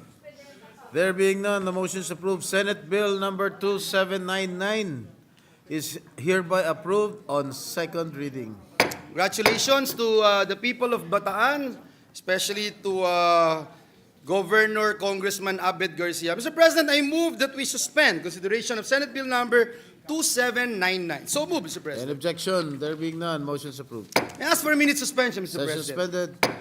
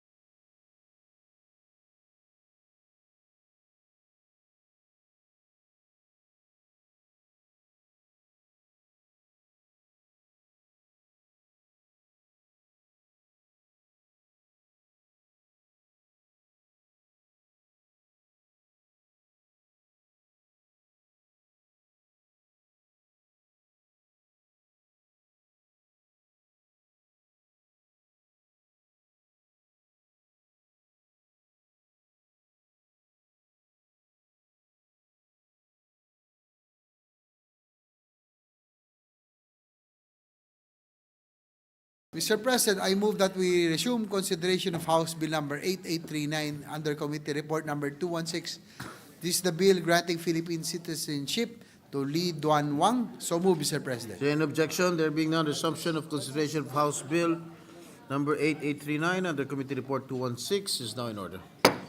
Having sponsored the measure, I move to open the period of interpellation and with the conformity of the chairperson of the Committee on Justice, recognize Senator Francis Tolentino to principally sponsor the measure and to interpellate Senator Aquilino Coco Pimentel III. So move, Mr. President. Hearing no objection, the period of interpellation is now in order. Senators Tolentino and Pimentel are hereby recognized. Can I make my manifestation immediately, Mr. President, so that the sponsor will have more time to make Yes, his please. statement? I will no longer interpolate because I have been informed that the papers of the applicant have been updated anyway. And if we see nothing wrong with the papers of the applicant. Thank you, Mr. President. Yes, for the record, Mr. Sponsor, sino ba ito? Who is this? Mr. Mark Ong, Akal Wang Li Duan. He is a Wang. Chinese citizen? Yes, Your Honor. How old is he? He is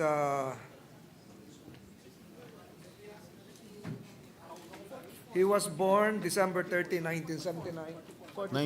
44 years old. He is still a holder of Chinese passport?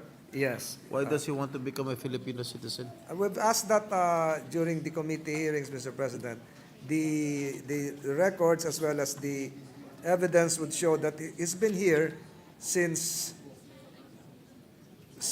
before he was a young kid, working in Kawayan, Isabela for his uncle, and made his way up by being a self-made businessman, having a coffee heritage project in the Cordilleras, in the Bangsamoro, as well as serving in the fire volunteer brigade of the Filipino-Chinese community, Your Honor. So, Okay. How and why did he migrate here in the Philippines? I think I was told that he was with his family, uncle, who originally settled in Isabela, having farms in Isabela, Your Honor. Is he married to a Filipina? No. He is not married to a Filipina, but he has children, and they have apparently grown up here and studied here. They were born here in the Philippines? Yes. Parehong anak, born here in the Philippines. Born here in the Philippines and studied in Ateneo? Yung isa Ateneo, opo. Ateneo and Lasal. Yung isa Sa Saviors. Xavier and Ika. Xavier and Ika. Immaculate Conception, apparently is Ika. Does he know how to speak our national language? I think he speaks Tagalog. He speaks Tagalog? He speaks Does Tagalog. does he know how to recite the Philippine national anthem? National anthem. Codigo. Yes, but assisted by a Codigo or a gadget, Your Honor. Again, I just would like to repeat my previous question. Why does he want to become a Filipino citizen? Tinanong ko rin po yon, Mr. President. I asked him, the records would show, speaking in our language, the answer was this. Kasi matagal na ako dito, quote and quote, kasi mabait ang mga Pilipino. At thirdly, dahil habang buhay na namin gustong manirahan dito sa Pilipinas. Okay, he doesn't want to go back to his native land? Mr. President,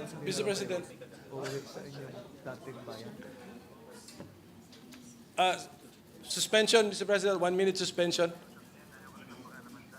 Maybe know who the Senate President is talking to. Can I have a minute suspension because you're on the phone. Suspended.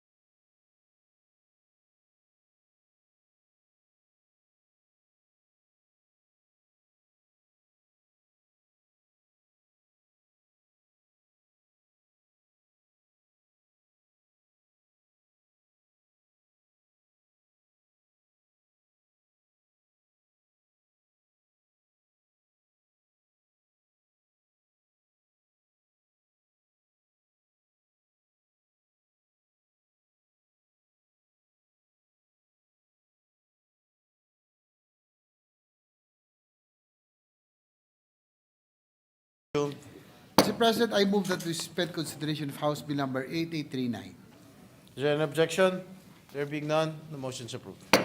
Mr. President, I move that we transfer from the calendar for ordinary business to calendar for special orders.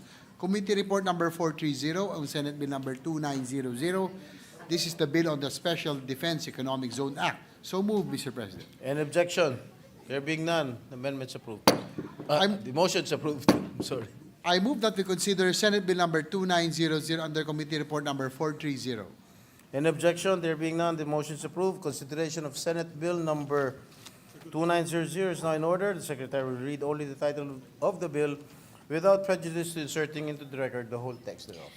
An act establishing a special defense economic zone inside the Government Arsenal Defense Industrial Estate located in Com General Antonio Luna, Lamao Municipality of Limay, Province of Bataan, creating for this purpose the Special Defense Economic Zone Authority, SPEDEZA, and appropriating funds therefor.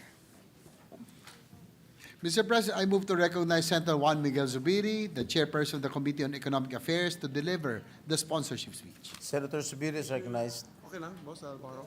Thank you very much, Mr. President, Senate President, and our Majority Floor Leader.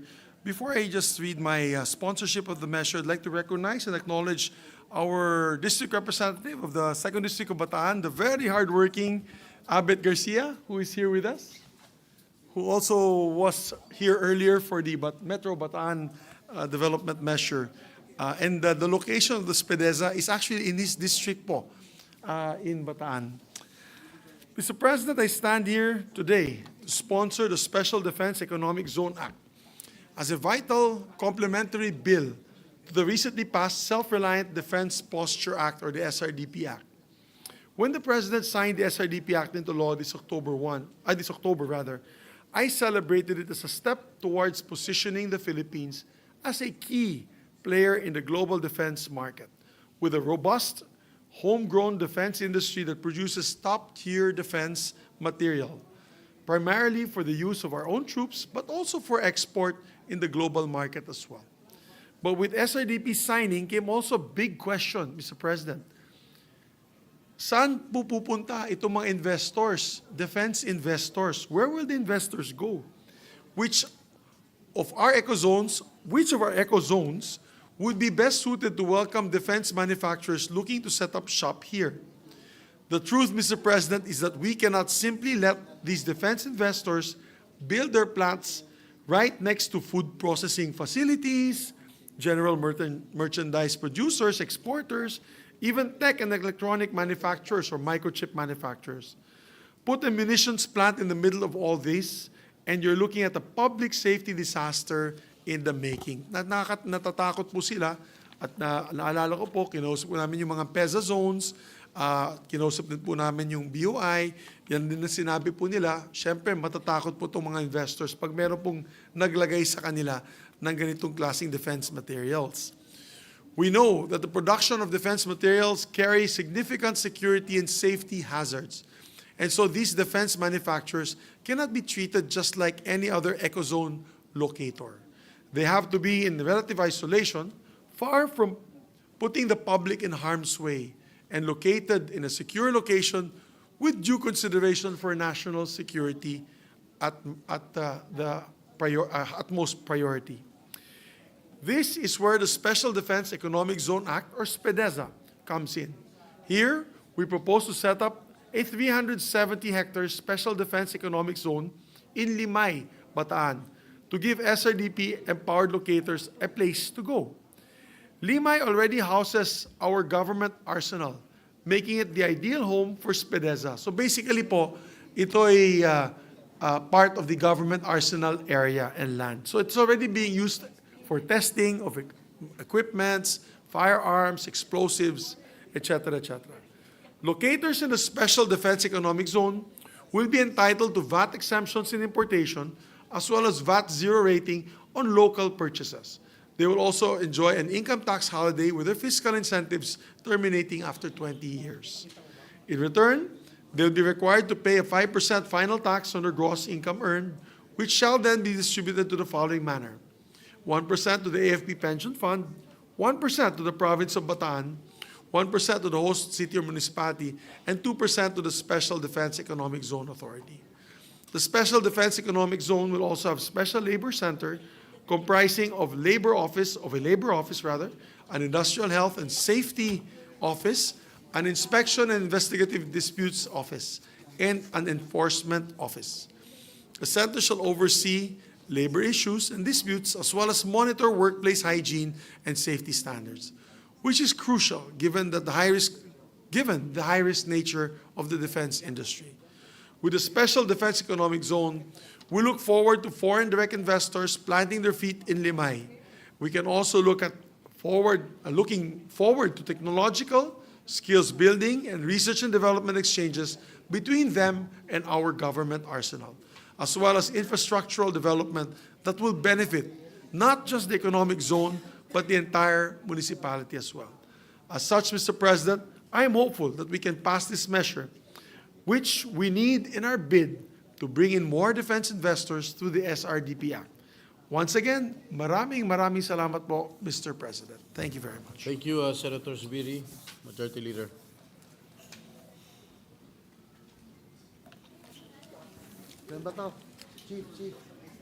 Chief. Next to co-sponsor the measure is the gentleman from Davao, Senator Ronald Bato de la Rosa. I move that he recognized. Senator De La Rosa is recognized to deliver his co-sponsorship speech.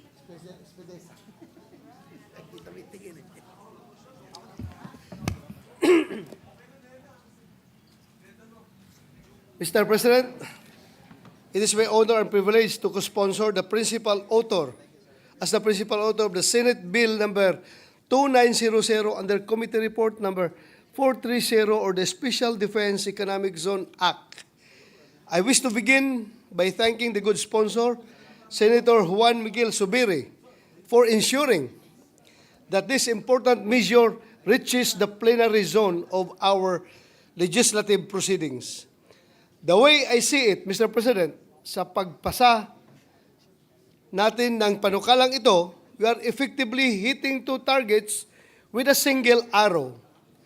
The first target being economic development, and the second being the opportunity to provide our troops with the much-needed support.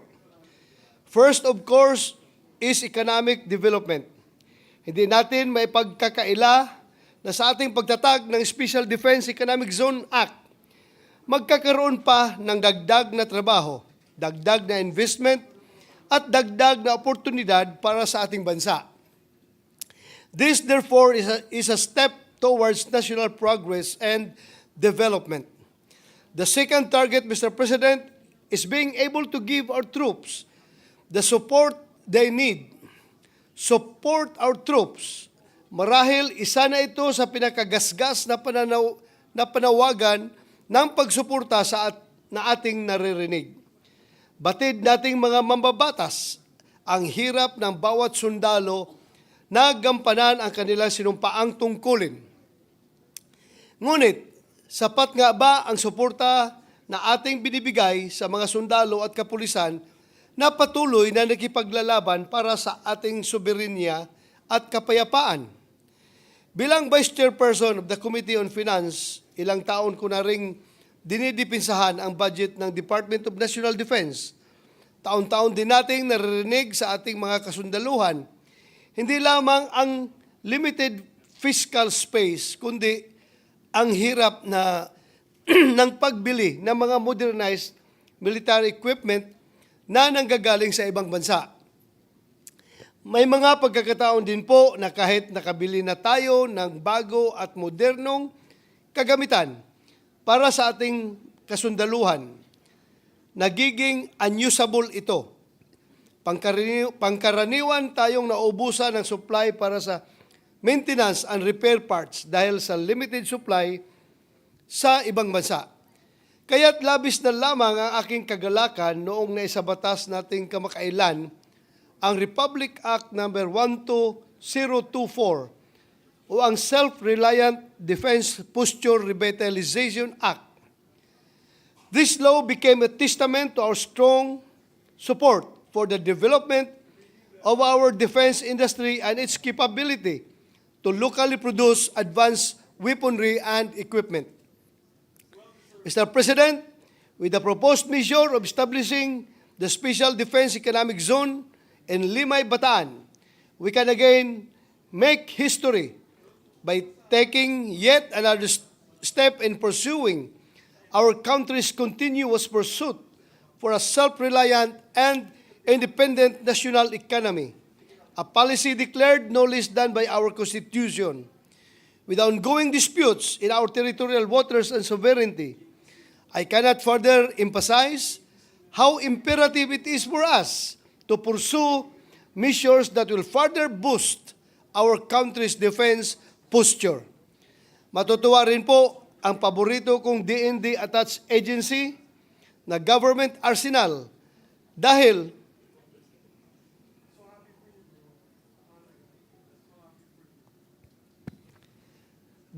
na hindi na po sila nag-iisa sa pag-produce ng bala para sa ating military and law enforcers.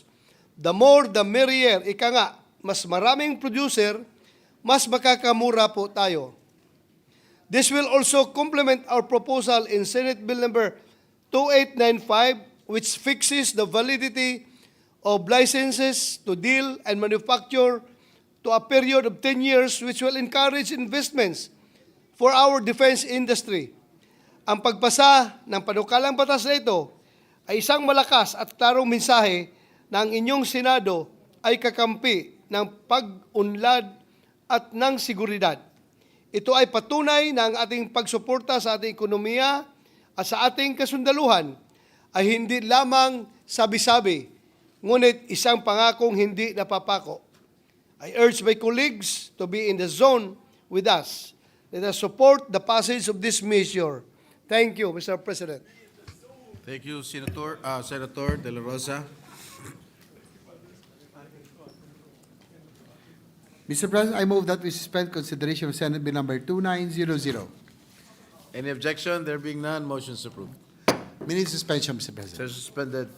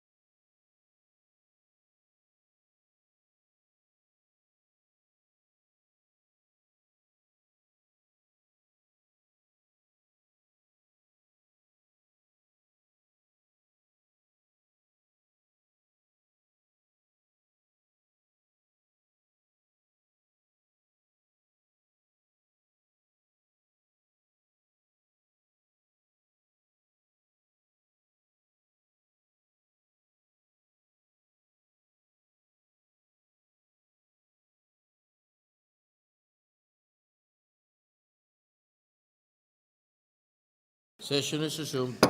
Mr. President, before we proceed, the Senate President Pro Tempore Senator Jigo Estrada would like to co-sponsor the measure and that his co-sponsors which be inserted in the records of Senate Bill number 2900.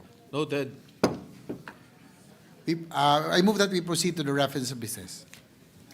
Secretary, please read the reference of business. Additional reference of business, message from the House of Representatives, letter from the House of Representatives informing the Senate that on December 10, 2024, it passed the following House bills in which it requests the concurrence of the Senate.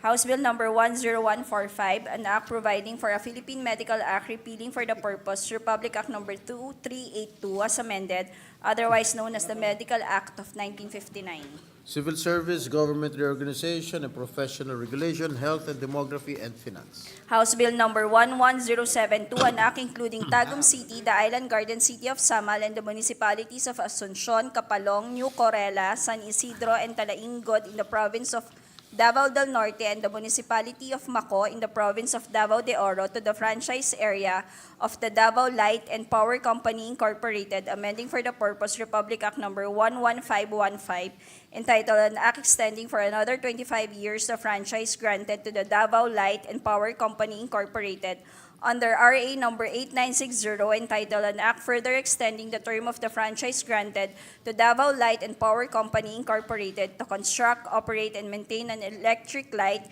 heat, and power system in Davao City and the municipalities of Carmen, Panabot, Duhali, and Santo Tomas, province of Davao del Norte for a period of 25 years and for other purposes. Public Services. House Bill number 10960, an act providing for the tax and duty treatment of electric vehicles, amending for the purpose Republic Act number 11697, otherwise known as the Electric Vehicle Industry Development Act. Energy, Public Services and Ways and Means. House Bill number 11113, an act rationalizing the safety measures and penalties relative to the operation of motorcycles, amending for the purpose RA number 11235, otherwise known as the Motorcycle Crime Prevention Act.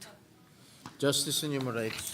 Bills on first reading. Senate Bill number 2901, an act strengthening the governance and management of the Philippine Science High School System and appropriating funds, therefore, by Senator Gatchalian. Science and Technology, Ways and Means and Finance.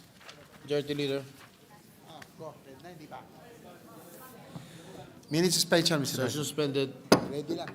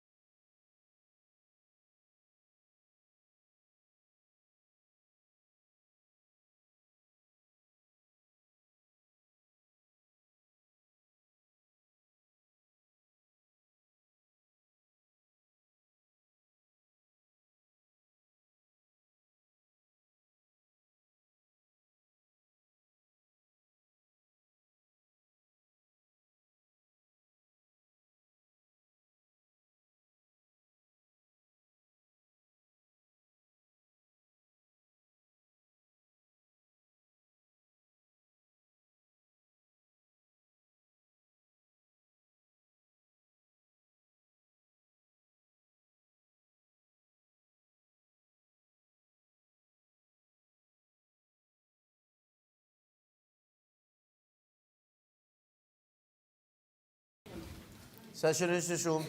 Mr. President, we are in receipt of the Bicameral Conference Committee report on the disagreed provisions of House Bill number 10800. This is the bill on the General Appropriations Act of 2025. With the permission of the body, may we recognize the chairperson of the Senate panel, Senator Grace Poe, to give us the highlights of the Conference Committee report. Senator Grace Poe is recognized.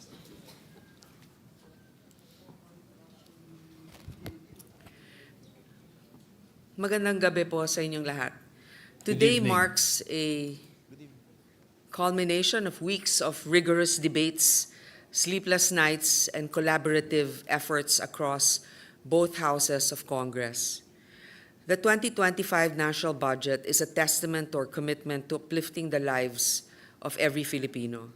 Sa bawat line item, special provision at proyekto, makikita ang layunin nating tugunan ang mga pangunahing pangangailangan ng ating mga kababayan sa abot ng ating makakaya. Allow me to walk you through the key highlights of this budget, one that prioritizes not just growth, but equity and empowerment, given the very tight fiscal space that we have. At the heart of our economic recovery lies our unwavering dedication to creating jobs and stimulating growth. Napakahalaga ng mga pamumuhunan sa infrastruktura, kaya naman gano'n na lamang kalaki ang itinaas ng pondo sa iba't ibang mahalagang ahensya sa ilalim nito.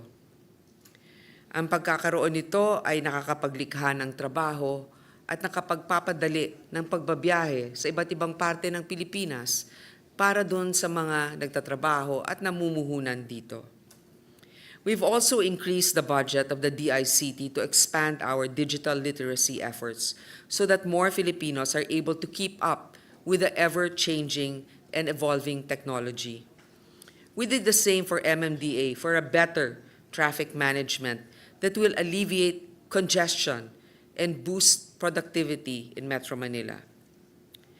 Para suportahan ang sustainable tourism programs na nagbibigay ng kabuhayan sa iba't ibang komunidad, pinalaki rin natin ang pondo ng Department of Tourism. Binigyan din natin ng karagdagang pondo ang NEDA upang tiyakin na ang ating mga proyekto ay alinsunod sa isang master plan na nakapagbibigay ng trabaho sa milyong-milyong Pilipino.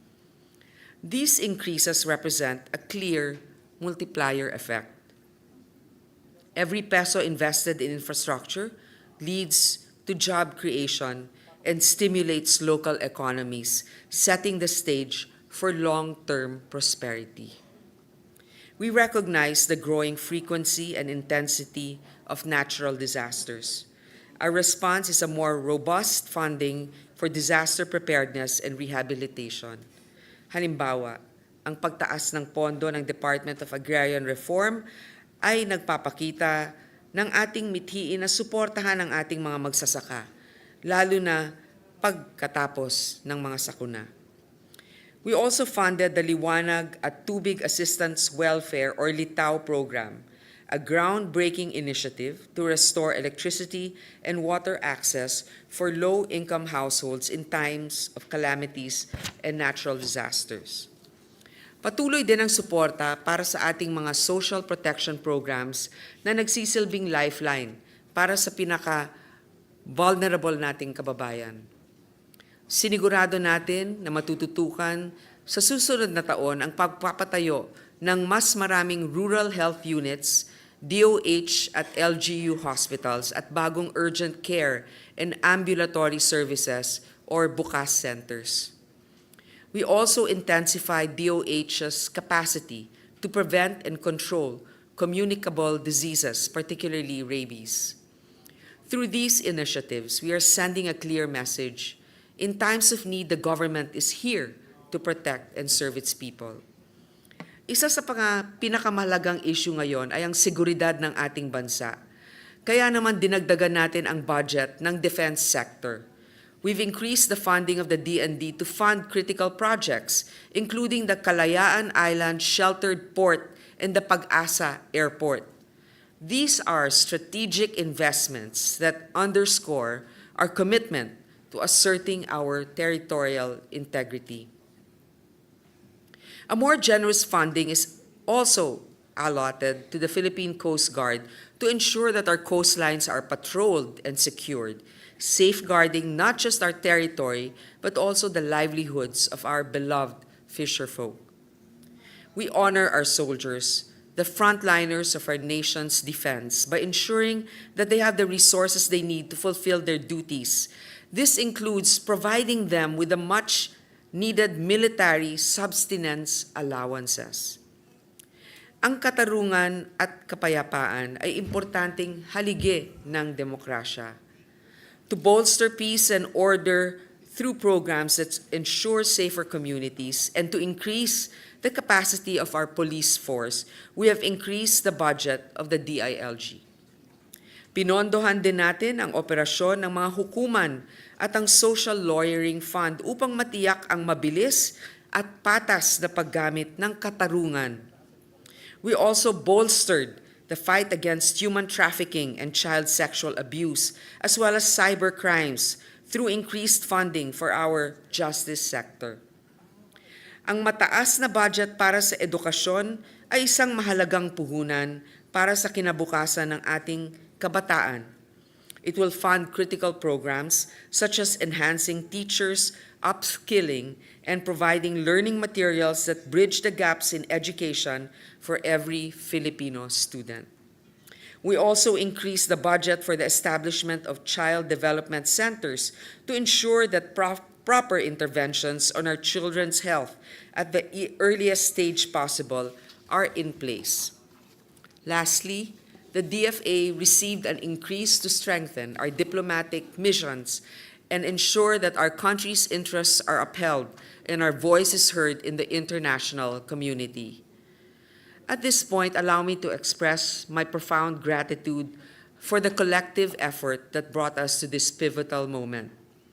First, to my fellow senators, I thank you for your wisdom, dedication, and steadfast commitment to shaping a budget that reflects the aspirations of the Filipino people.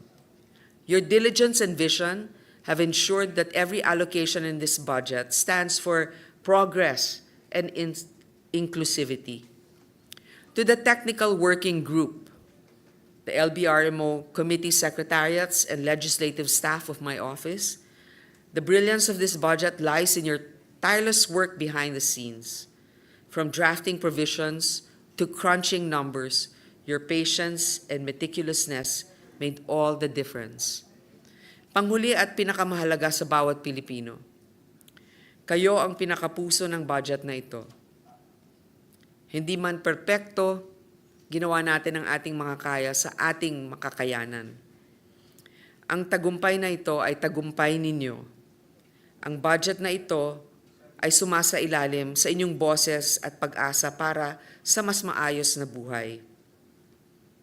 I stand before you today with pride and conviction, declaring that we have done our best to fulfill our promise to pass a budget that places you, the Filipino people, at its heart.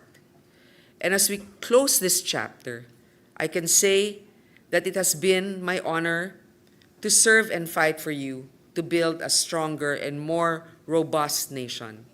Maraming salamat po. Thank you, Senator Grace po.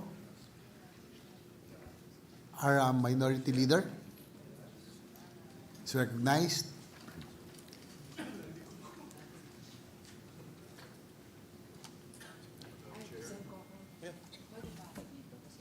Sige, saan na staff mo? Saan na staff?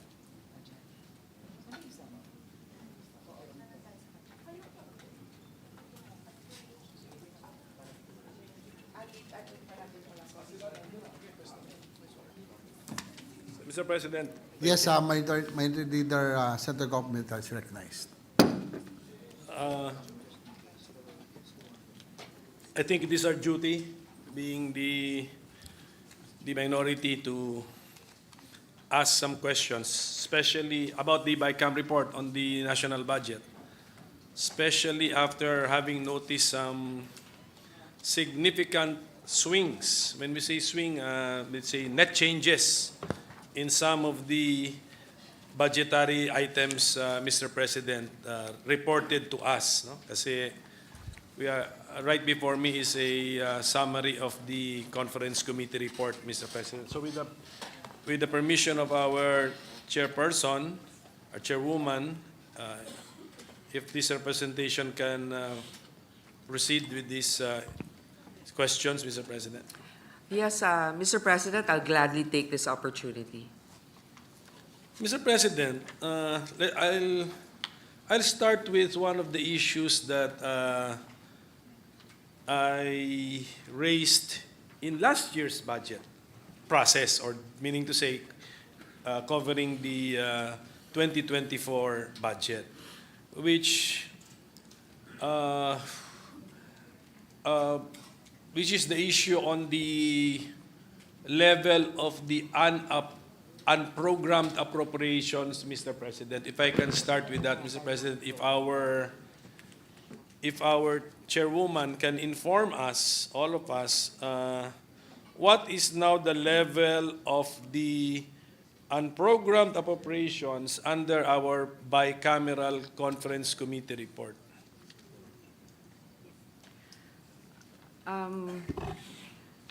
The unprogrammed appropriations is 531,665 million, yes. So that's now the ending of our BICAM report. But then, our NEP, okay, if our chairwoman can find out what was the NEP level of the unprogrammed appropriations, Mr. President.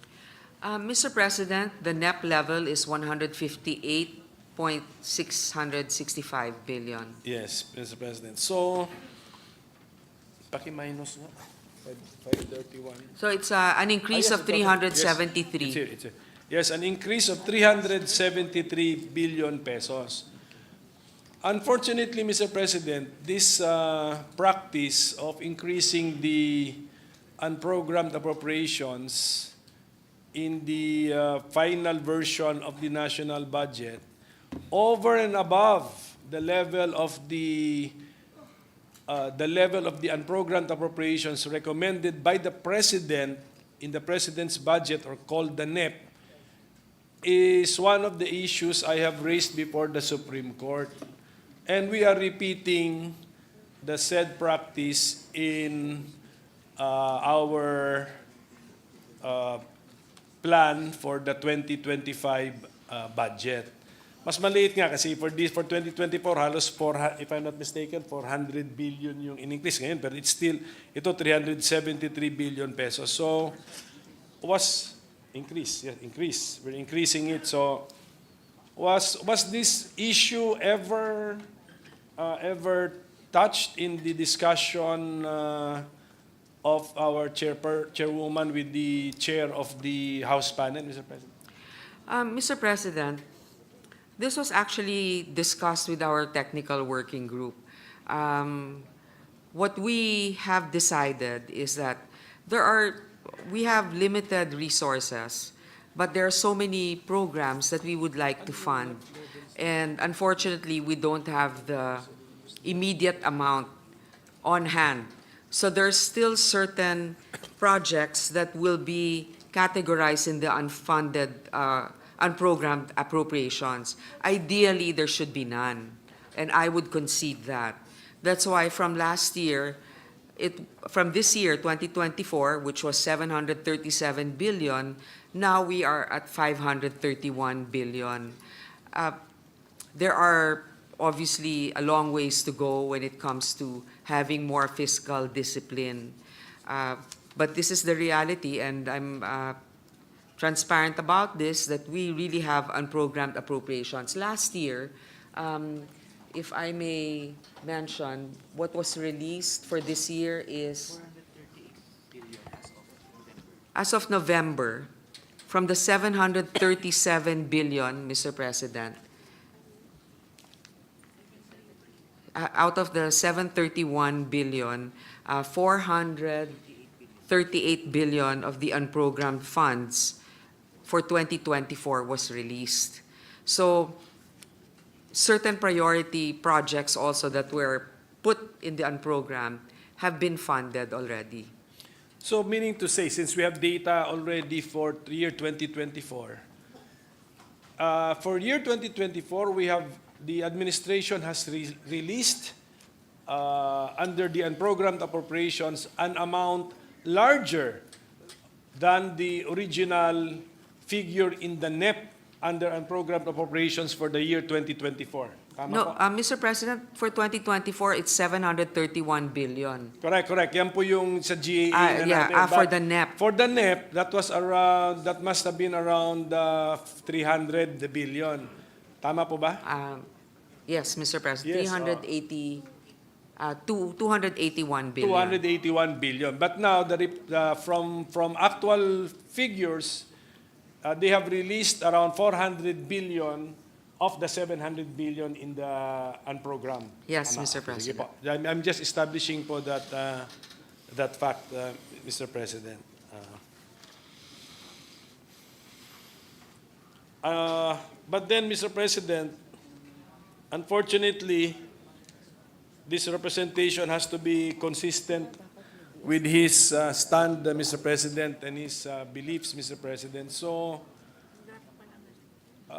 that means that we have another issue, Mr. President, which can possibly reach the Supreme Court.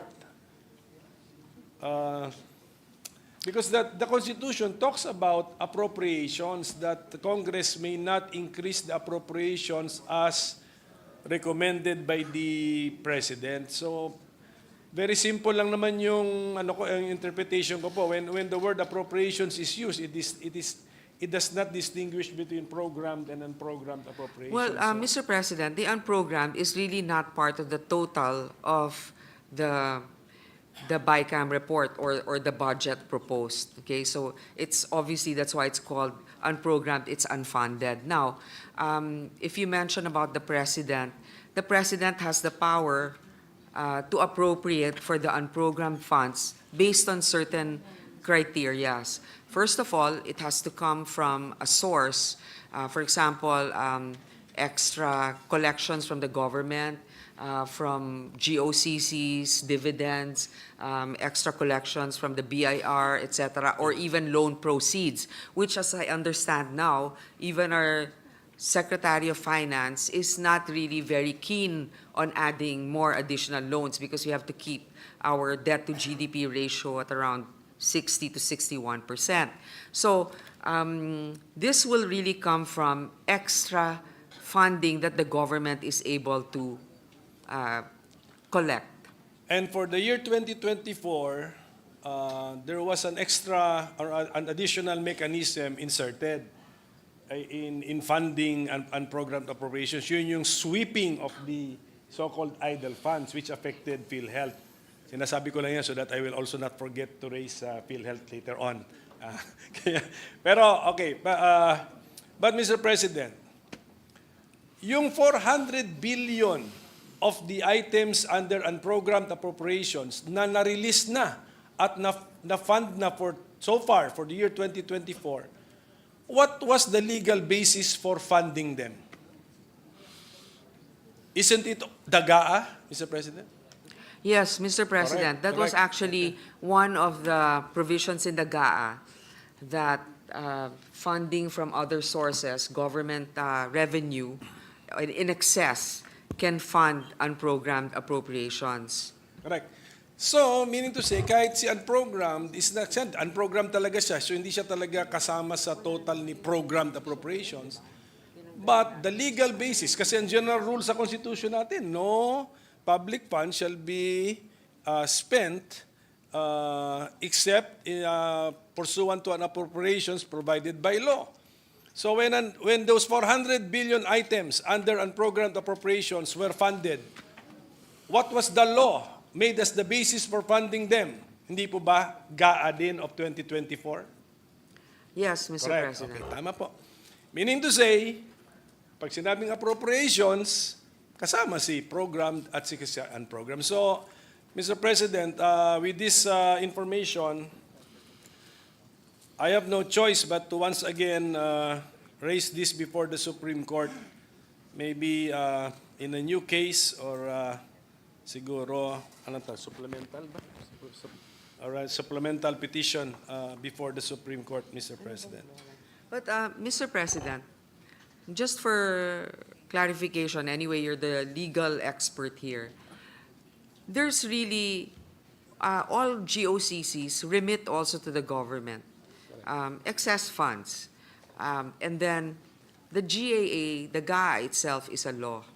Now, if these are unprogrammed, I understand that the President also has the power to allocate certain funding options for certain programs. Now, when our minority leader raised this issue with the Supreme Court, I know it was very specific for the PhilHealth funds, which was actually savings that is not really an income-generating matter that has to be automatically appropriated to the government, unlike other agencies that any dividends should be transferred to the government. I know that PhilHealth isn't. So with the clarity given by the Supreme Court, we have that guidance already in mind. That's why we did not specifically put a provision exactly like what we had in 2024. So our chairwoman is informing us that that fourth trigger or fourth mechanism found in the 2024 GAA as about sweeping idle funds is no longer found in our 2025. Yes, Mr. President. But then, Mr. President, yung petition ko po sa Supreme Court is different. Actually, separate yun. I have actually 4 cases before the Supreme Court, Mr. President. One is questioning the level of the unprogrammed appropriations. Number 2 is the PhilHealth, the order to sweep 89.9 billion pesos of PhilHealth funds. The third would be the Maharlika Corporation. And the fourth would be our intra-party dispute with the party of Senator Robin Padilla, Mr. President. So these are the 4 cases pending before the Supreme Court, Mr. President. So anyway, at any rate, okay, Mr. President, does this mean, since we increased the unprogrammed appropriations level by 373 billion pesos, does this mean that we transferred from programmed appropriations under the President's budget 373 billion pesos worth of line items, and we transferred this to the unprogrammed appropriations part? Is that a correct statement? Well, Mr. President, yes, partly Yes, some correct. of them were transferred. But remember, this is also based on a consultation of what the priorities are. Of course, we always have a wish list of projects and also initiatives, but in the end, we also look at the disbursement rate, the utilization rate. Meaning to say, yung 373 billion pesos na increase sa unprogrammed appropriations, lahat ng idea doon, lahat ng items na yon, yung PAPs ang tawag yan lahat ng programs, activities, and projects na yon were originally found in the President's budget but under programmed appropriations. Is that a correct statement? Mr. President, some of them were not in the original NEP or the President's proposals. Some of them were actually amendments done by institutional amendments done by either houses. Okay, by Congress. So, does the chairwoman have the anong tawag mo doon? Breakdown, which, okay, how much of the 373 billion pesos now found in unprogrammed originally came from programmed appropriations under the NEP? Mr. President, may we be able to submit that to Your Honor with regards to the specific, because it's quite lengthy to go back to all of them. Just the total, not the total lang, because bakit ko to tinatanong? Because that means that is now the fiscal space made available under programmed appropriations. That's my point, Mr. President. Kaya ang next tanong, of this fiscal space, paano napuno yun? Saan din galing yung mga new PAPs na pinampuno doon sa amount na yun? Doon patungo yung pagtatanong ko po, Mr. President.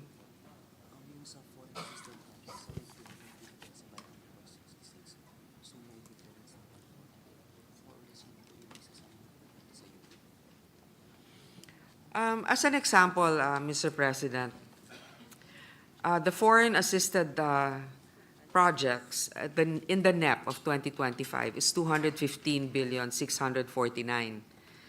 Now,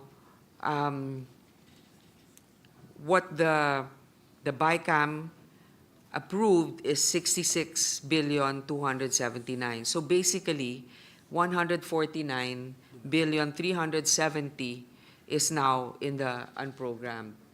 Yes, binaba. Okay, so let's say 149. But definitely more than that amount siguro, no? You're just using that as an example. Yes, yes. There are also others. Yes. Yeah. But the level for programmed appropriations did not change. Tama po ba yun? From the NEP level, programmed appropriations is still now, the BICAM report level for programmed appropriations is the same as the NEP level. Tama? Yes, Mr. Correct. President.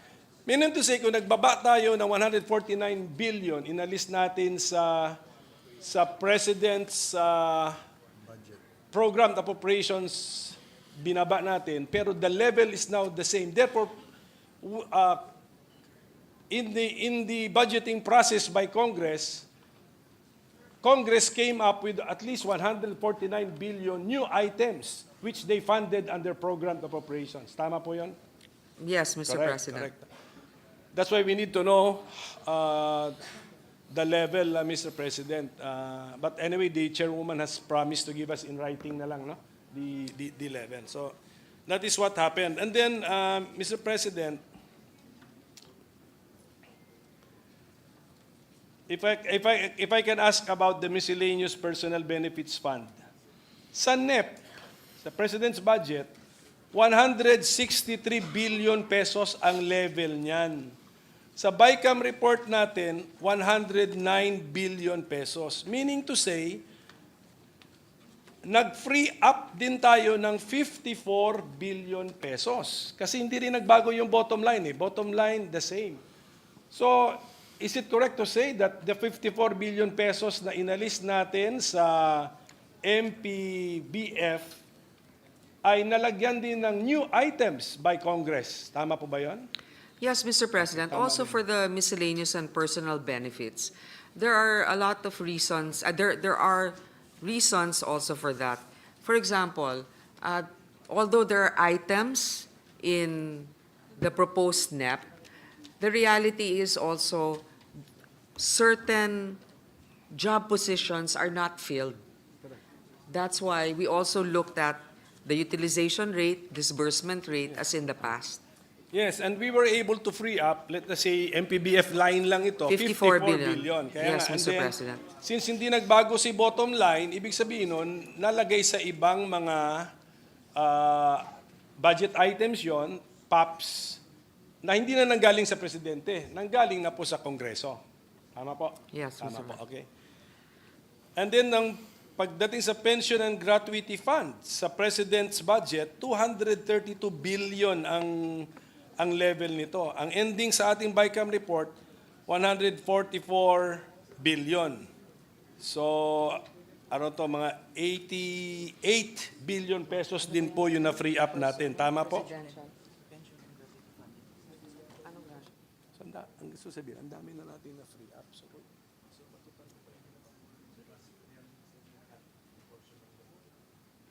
Mr. President, it's true that compared to the NEP, there may have been a decrease, but bearing in mind also that compared to 2024, there's been an increase. And we know that for a fact that the increase can cover the current needs for personal benefits and pensions. yes, Mr. President. Pero yun lang, I'm just looking up, I'm just pointing out the fiscal space that Congress has freed up under programmed appropriations. Yun po, that's what I'm pointing out. And bago malimutan, we also freed up 74 billion pesos, 74.4 billion pesos sa PhilHealth subsidy. Tama po yun? Which is under programmed appropriations. Tama po? Yes, Mr. President. Why did we have to do that, Mr. President? Sa dami na ng...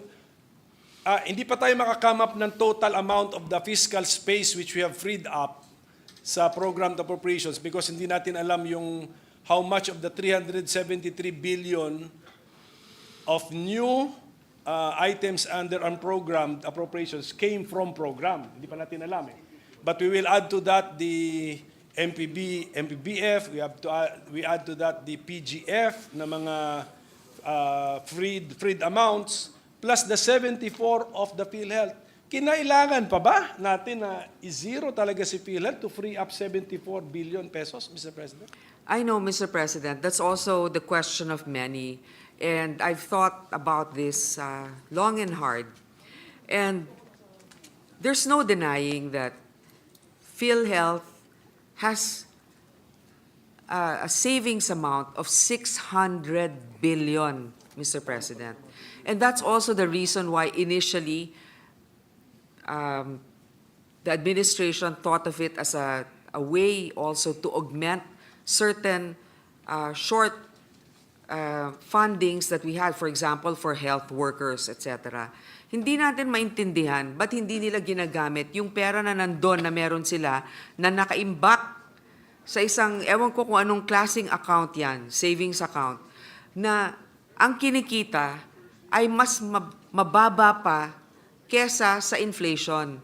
Mr. President, hindi pwedeng sisihin na nagkulang tayo sa pagbibigay sa kanila. Kasi nga ang dami ngang pera na nandyan. Hindi nila pinamimigay ang pera dun sa mga nangangailangan at tinuturuan din natin sila ng leksyon. Kung bigay ka ng bigay, nandun lang yung pera, hindi naman nagagamit. Paano naman yung mga ibang programa rin ng gobyerno na nangangailangan din ng funding? Yun nga yung sinasabi ko, pag meron kang, syempre, di ba, sinasabi natin, 5 yung anak mo, lahat yan kailangan pantay-pantay na mabigyan mo. Totoo yun. Pero sa lahat sa kanila, tinitignan mo rin kung sino may pangangailangan at sino naman ang may kakayanan na itayo rin ang kanyang sarili. Yun din ang sinasabi natin, it's a leadership problem also in PhilHealth and it's a disbursement problem. Gaya nga ng sinabi ni Senator Cynthia, ang problema din sa PhilHealth, hindi rin natin alam kung ano ba talaga yung mga benepisyo natin. Wala tayong card na nagsasabi hanggang dito o ganyan ang maibibigay sa'yo, ang tagal-tagal ng approval minsan, hindi alam ng ating mga kababayan kung paano sila makapag-comply dun sa mga requirements. So ito yung mga nagiging issue. Hindi sila kulang sa pera. At alam ko yung iba talagang pinagdidiinan nito. Pero 600 billion ang meron sila. Samantalang ang dami natin din pangangailangan pagdating sa edukasyon, pagdating sa infrastruktura. Alam mo, maganda talagang magbigay ng social protection, wealth transfer. Importante yan. Pero kailangan din natin ng wealth-generating initiatives kasi hindi natin mapopondohan ang mga ibang bagay na magbibigay ng suporta sa ating mga kababayan kung ang gobyerno ay walang programa na magpapalago ng ating ekonomiya. I'm reminded of the saying that health is wealth. But I don't think, Mr. President, that we can use funds meant for health so that we will justify this, that we will generate wealth for the nation. Mr. President, so, the budget of the DOH has increased from last year. So it may not have been an item, for example, in particular for PhilHealth. Pero,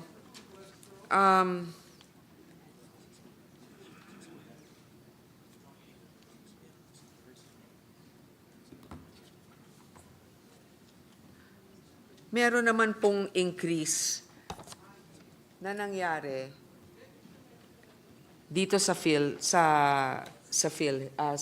DOH.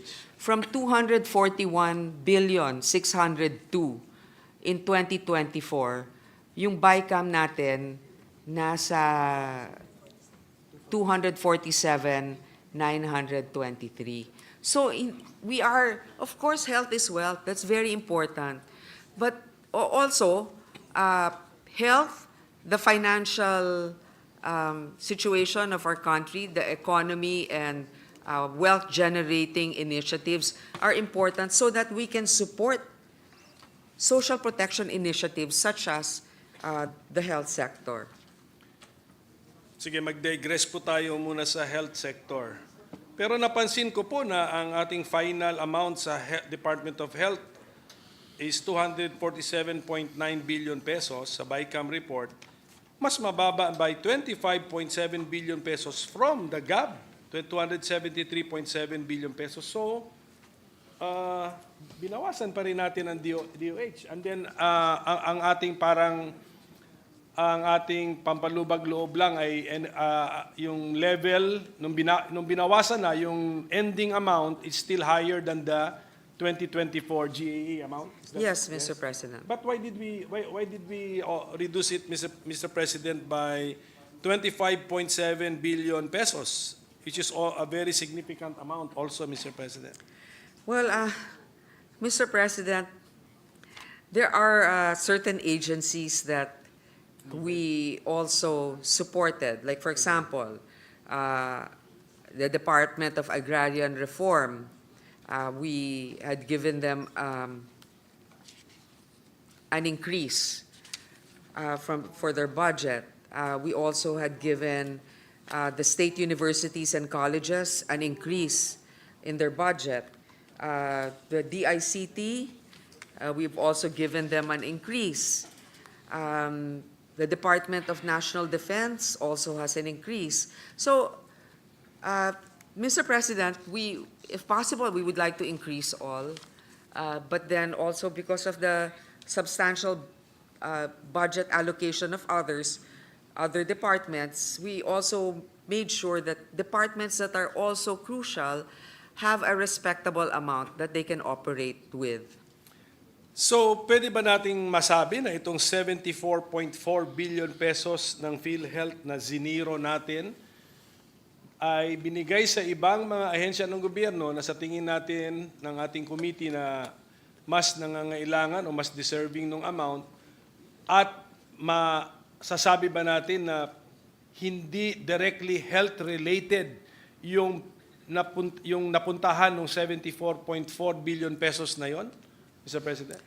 Mr. President, hindi sa masasabi nating more deserving, more in need, perhaps. Yes. And then also, yes, I think I know where your next question will lead to. But yes, I think transparently you can look that if you look at the increase in some appropriations, they're not health-related. Yes, they're not health-related. Ngayon, Mr. President, ang problema kasi yung timing din ng pagbaba natin eh. We want to teach them a lesson, pero 74.4 billion pesos tatanggalin natin, isi-zero natin.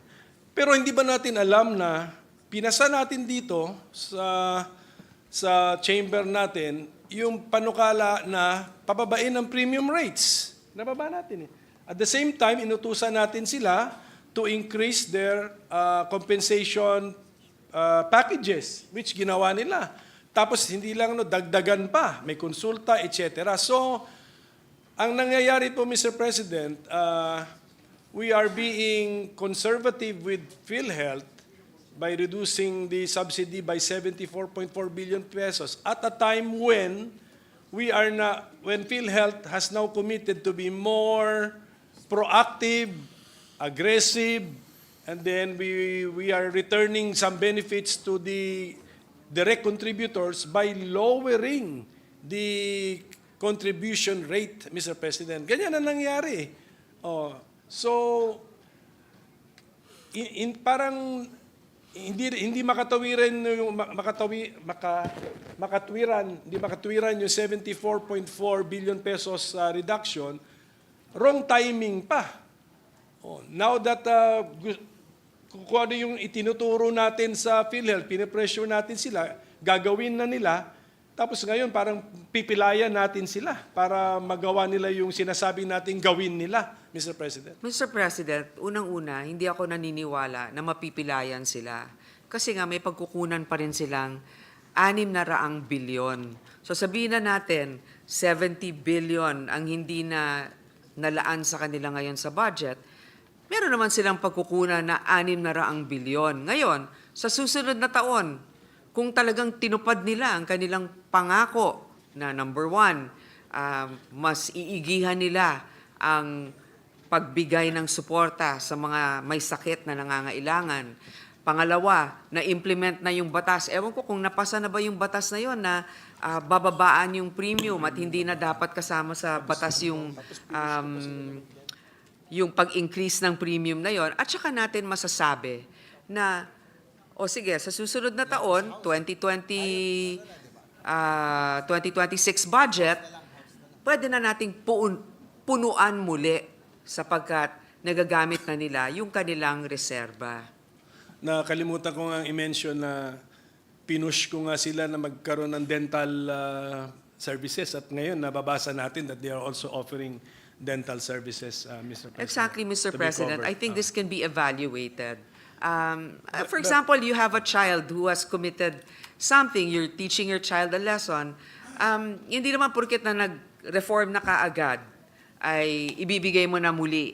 Kailangan mo nang patunayan rin na masusustain ito, magagawa niya talaga ng tuloy-tuloy. Kaya nga, dito, uulitin ko at alam ko marami rin ng magtataka dito, no? Pero 600 billion, may pera kang ganon. May mga ibang programa ng gobyerno na pwede ring pondohan at hindi naman maghihirap ang PhilHealth dahil meron silang pagkukunan para bayaran. Ang problema nga nila noon, hindi nila ginagawa yon. Kaya ngayon, salamat sa inisyatibo nga, sinabi nga natin, yung ating minority leader, sinabi, dapat meron kayong dental benefits o gagawin daw nila o ginagawa na nila.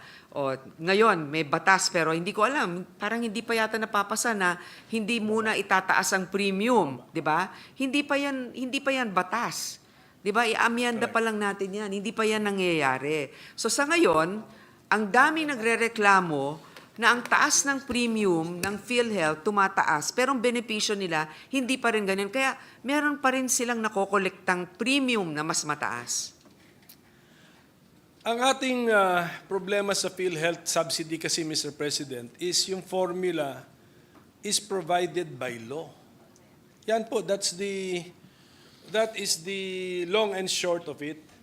Ngayon, by giving zero subsidy, are we in effect saying that we are suspending that the provisions in the Universal Healthcare Act and the syntax law, so thank you for correcting me, in the syntax law, which provides for that formula, which we discussed during I think during the budget deliberations. We mentioned the formula. So is that what we're doing? Number one, kasi when you give a government agency zero budget, talagang number one ang message dun punishment mo yan. And then, but number two, merong rito na there is a formula. And the formula yields I think around 74.4 billion pesos ang paggamitin yung formula. Hindi pala 73, I will correct myself. 53.13 billion pesos ang may-yield ng formula, Mr. President, around that amount. So, is it also our message that we are suspending the formula found under the syntax law? Mr. President, we are not suspending the implementation of a law. What we are saying is that at the moment, it is an unfunded program or law of the government. You know, we have more than 1 trillion pesos of unfunded laws in the country. Maraming mga batas pero nagkukulang ang pondo para dito. Ngayon, the GAA in itself is also a law. I understand the Senate minority leaders mentioned, but this is earmarked. earmark ito, so dapat doon talaga napupunta. Pero yung BIR, for example, has also that earmark na they are able to harness or benefit from 1% of their total collections.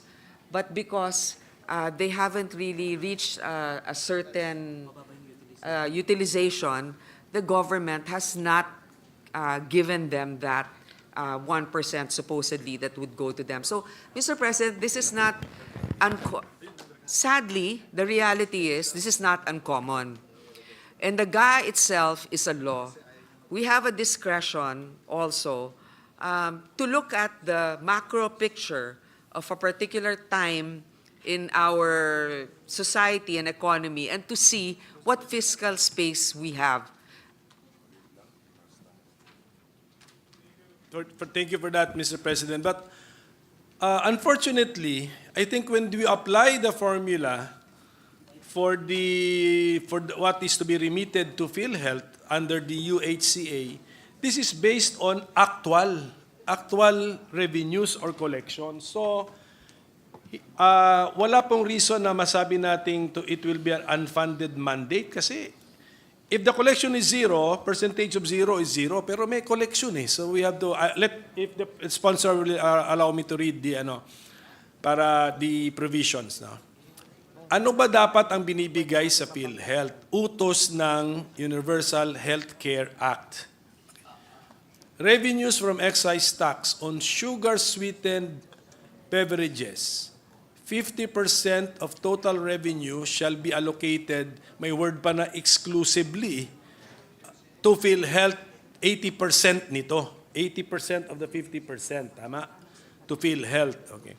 Revenues from excise tax on alcohol products, 50% of total revenue shall be allocated exclusively to PhilHealth, to the tune of 80% of that 50%. Revenues from excise tax on tobacco products. 50% of total excise tax collection from tobacco products shall be exclusively allocated to PhilHealth to the tune of 80% of that 50%. And then revenues from excise tax on heated tobacco products and vapor products, from the total revenues, PhilHealth must be given 80%. For the implementation of the Universal Healthcare Act. And then, sa pagkakaintindi ko, ito na yon. That is why umabot tayo sa 74.43 billion sa NEP because health insurance coverage under sin tax law amounting to 53.13 billion pesos to be used for health insurance premiums of indirect contributors. Plus, inad doon yung 21.17 billion pesos benefit package improvement under the Universal Healthcare Law, plus a smaller amount of 127.5 million pesos special purpose insurance, million lang po yun, 127.5 million pesos special purpose insurance coverage for the health insurance premiums of the beneficiaries under Pamana program.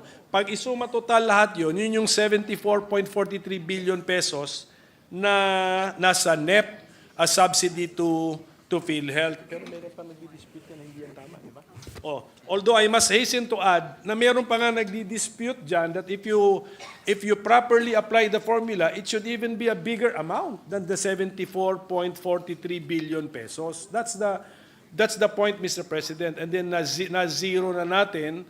And then, admittedly, ang destinasyon nung na-free up na 74.4 billion pesos, aminado tayong hindi sa directly health purposes, Mr. President. So that's what happened to PhilHealth, Mr. President. So, it's a different... this is my opinion, Mr. President. The subsidy for PhilHealth is in the nature of is like an automatic appropriation because the law provides for the formula. Parang ministerial act na lang sa DBM to determine the amount under the formula and then give it as a subsidy. minimum amount of subsidy kasi itong mga benefit packages dagdag na po yan. Pero minimum amount of subsidy is determined by law. So when we are discussing general principles ng budget, when they mention automatic appropriations, ang instruction nila sa Congress, you cannot touch automatic appropriations because the appropriation is provided by law. So that's the point of this representation, Mr. President. Mr. President, if I may, there are also other laws that specify that the government will automatically appropriate. But then, the reality is, even if the government wanted to, it hasn't been able to appropriate, as I mentioned, more than 1 trillion pesos worth of funds that belong to, that should have funded certain laws that have been passed. So, Mr. President, I think we can argue about this all day. I understand the point of the minority leader. What I'm just saying is that with discretion also of the legislative body, we believe that the 600 billion of PhilHealth is for them to be able to utilize. They are not definitely destitutes. They have the funding for it. And if they also show their capability to utilize those funds, next year, definitely it will be a different scenario once we evaluate the progress that they have made. Because we can go back and forth to this, and as the minority leader has said, that doesn't stop him from questioning this from another independent body, the judiciary, to clarify the matter. Yes. But we stand by the fact that the GA is also a law, looking at the snapshot of hopefully the next year and how we will be able to fund all our priority projects. So, Mr. President, yun lang, I'm just pointing this out na we may be inviting another case before the Supreme Court because under the theory that the GAA, if we pass this, is amending indirectly the syntax law, Mr. President, the formula. Well, and then, Mr. President, para na rin po hindi humaba, can I just make of note my observations and then request in writing some further information about them, Mr. President? So, for example, we increased the Office of the President budget by 5.4 billion pesos. Ang tanong na lang siguro, why? In writing na lang po.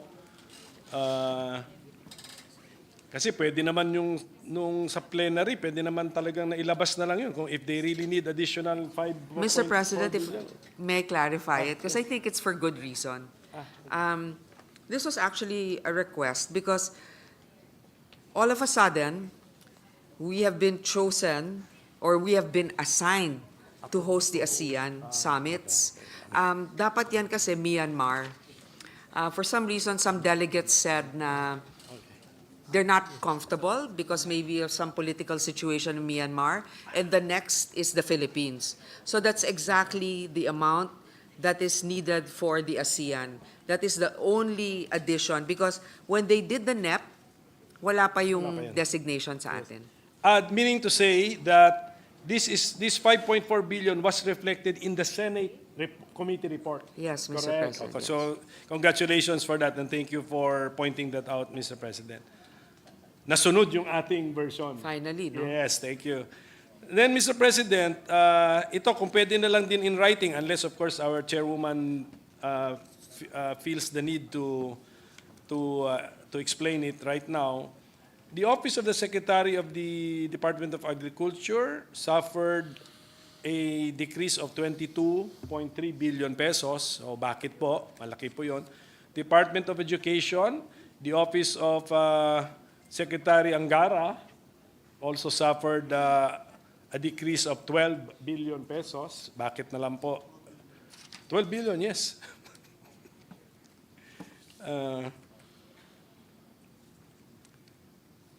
And even the UP system, we reduced it by 641 million pesos. Bakit po? And then,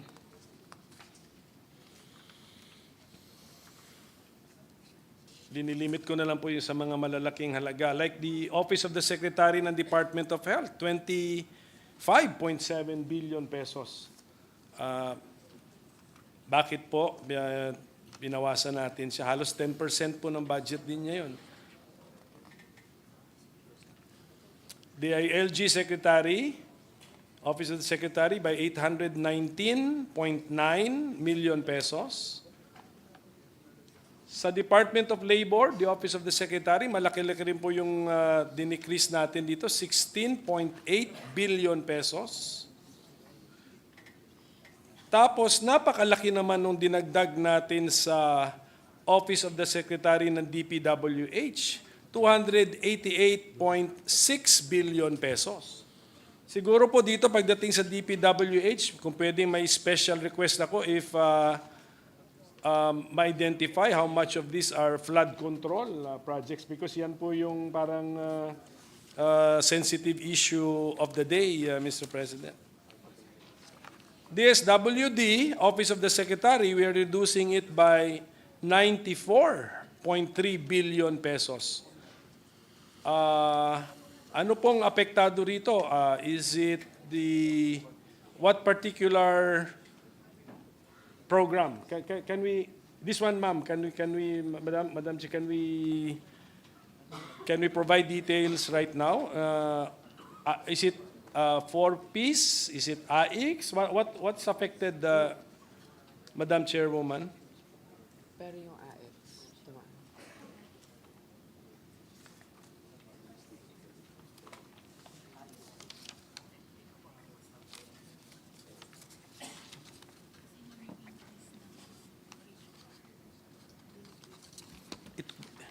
Ito ba? Basahin mo pa. So ano nga yung mga nababa? Suma total nito mga to. Suma total ba yung baba? Yung AX na tumaas. Ano yung mga tumaas? Kasi mas mataas pa rin siya sa last year. Minus siya. Ay, ito lang kasama sa 74 nito. Tama ba? Kasi tinaas na nila.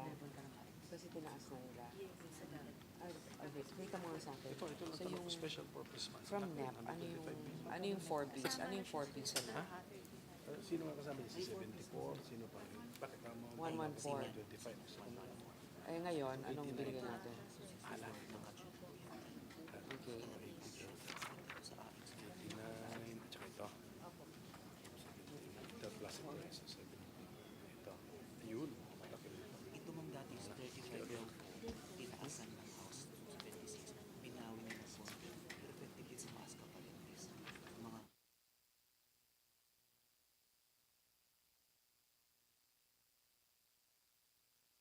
Ano dapat?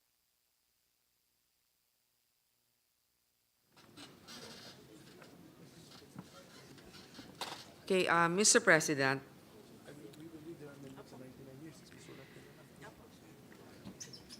Yes, ma'am. initially, there's been a decrease in the 4-piece program from the proposed NEP. And then, but then there's also from the NEP actually, there's been an increase in the IX program. yes ma'am sa ayos po. And the IX. So, as you know, with the 4-piece program, there's also a status of like the certain families graduating from the 4-piece program. But for the DSWD Office of the Secretary to be decreased by 94.3 billion, malaki po yun. That could not have come from the 4-piece program's decrease, Mr. President.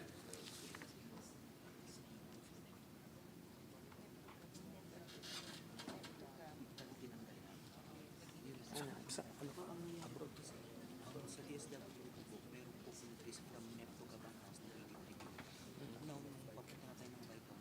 Parang withdraw pa namin. Tinawasan nila yan. So there's an increase from NEP, Yes ma'am. Net cut. Ng mga 83 billion. Ito yung kabuuan ng DSWD. Yes, yes. Yes, ma'am. Yes, ma'am. OSEC. So, Nag-increase sila ng 83 billions from net to cap. Ngayon, kung papunta natin sa BICAM, tinanggal nila yung mga increases nila, ma'am. pero Binawasan nila. binawasan nila pero mas mataas pa rin.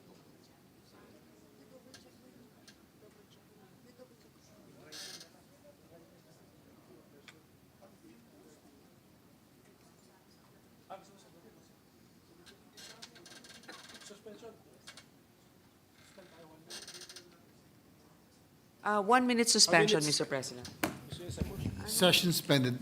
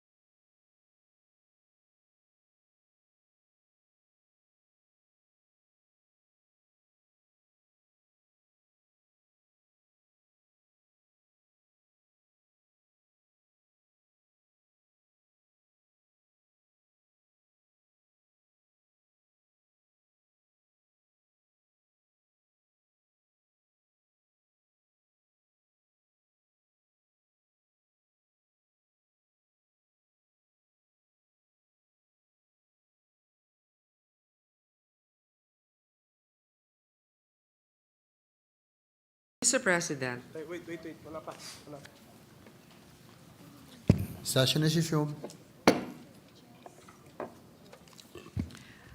for the Office of the Secretary of the DSWD, dun sa National Expenditure Program, yung proposal ng executive, 226,665 million.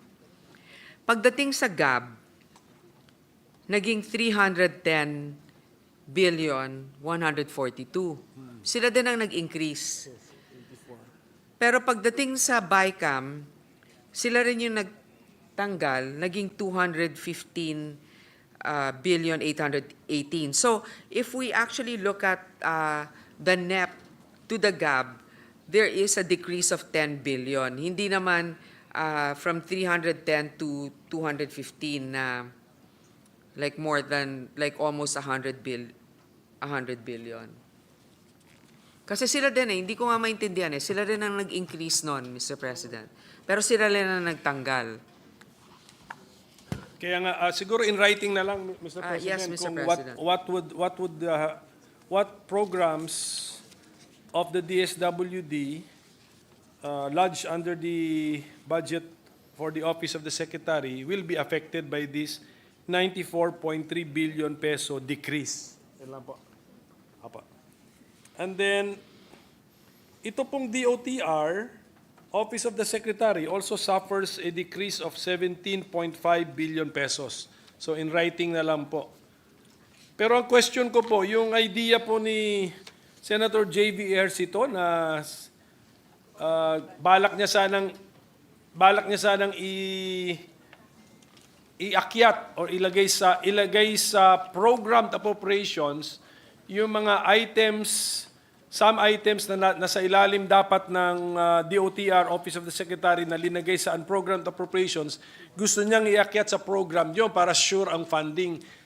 Nasunod po ito o hindi? Actually, yan yung proposal natin sa Senate Committee Report.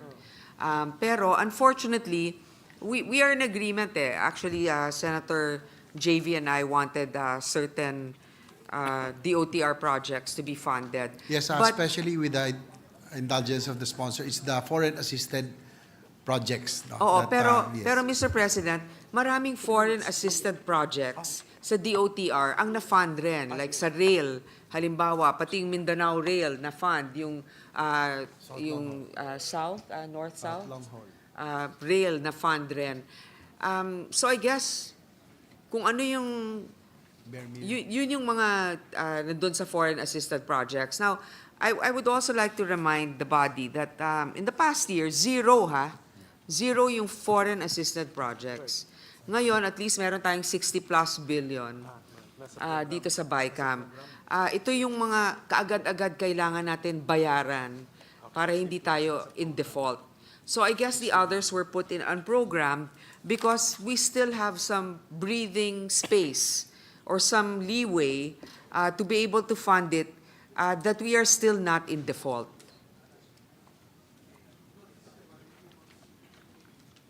Thank you for that clarification. Meaning to say there are 60 billion pesos worth of foreign assisted projects, most likely the government counterpart amounts which are found in the program part of the appropriation. Yes, Mr. President. But these are not found in the budget for the Office of the Secretary of the DOTR. Saan siya nakalagay? Kasi 50.6 billion lang po ang total nung budget ng Office of the Secretary of the DOTR. That is not enough. 50.6 is not enough to fund 60 billion But foreign that's just the assistance. Office of the Secretary. Di ba? Meron Saan po mga specific saan po nakalagay? projects that are mentioned. That's not the entire. Nasa specific agency na.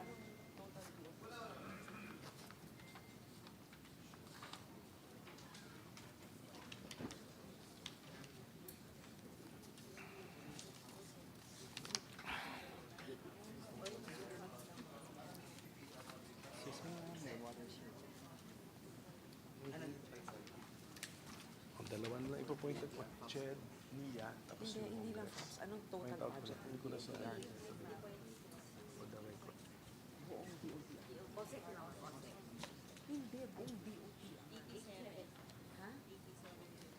The entire budget of the DOTR is 87 billion, Mr. President. Yung OSEC lang yung sinasabi natin na Correct. 50 Yes. billion should be less than the FAPs. But kasi hindi naman lahat ng FAP nandun sa DOTR. Yes. okay, Meron thank mga you. iba na hindi rin doon. So found in the other agencies' budgets. Yes. Thank you for that input, Mr. President. And then just in writing, Mr. President, the decrease in the budget of the CHED by 26.9 billion pesos. Bakit po siya na-decrease ng ganito? And then saan yung NIA? I also noticed sa NIA, National Irrigation Administration, it also suffers a decrease of 23.1 billion pesos. Mr. President, I think it's not a new it's not new to us, our disappointment with NIA's utilization and disbursement rate. So, tinignan lang natin kung ano ba talaga yung mga mai-implementa talaga nila. Pero I'm assuming na yung NIA GAB level na 92.5 billion pesos, yan din yung NEP level. Is that correct? No, Mr. No? President, actually na-increase. Na-increase yun, kaya nga So may we know the NEP level for NIA? 42 lang siya sa NEP, Mr. President. 42 billion lang siya sa NEP. So that means walang, theoretically, just looking at the amounts, dapat walang tatamaan sa NIA programs under the NEP. Kasi 42 billion siya, and then ang final approval is 69.3 billion. Last point na. And my last point, Mr. President, which I'm just stating for the record and of course in the interest of transparency because it involves Congress, our institutions, Mr. President. After the BICAM, the Senate's budget will be increased by 1.1 billion pesos and the House of Representatives budget will be increased by 17.3 billion pesos. So ang start ng Senate, 12.8 billion pesos plus 1.1 billion pesos. Ang budget natin is 13.9 billion pesos. Ang House of Representatives, ang starting amount nila 16.3 billion pesos, ang increase nila 17.3 billion pesos, ang ending budget nila 33.6 billion pesos. Ang aking lang basic point dito, Mr. President, kung ganito rin pala ang ending ng mga ang amounts, bakit hindi na lang linabas natin sa plenary at tiniskas? Bakit kailangan sa BICAM pa mangyayari ito, Mr. President, na halos lumampas pa sa doble ang budget ng isang chamber na bala ko sanang samahan na, salihan next year, Mr. President. But we have to be transparent with we have to be transparent about all of this, Mr. President. Na, diba,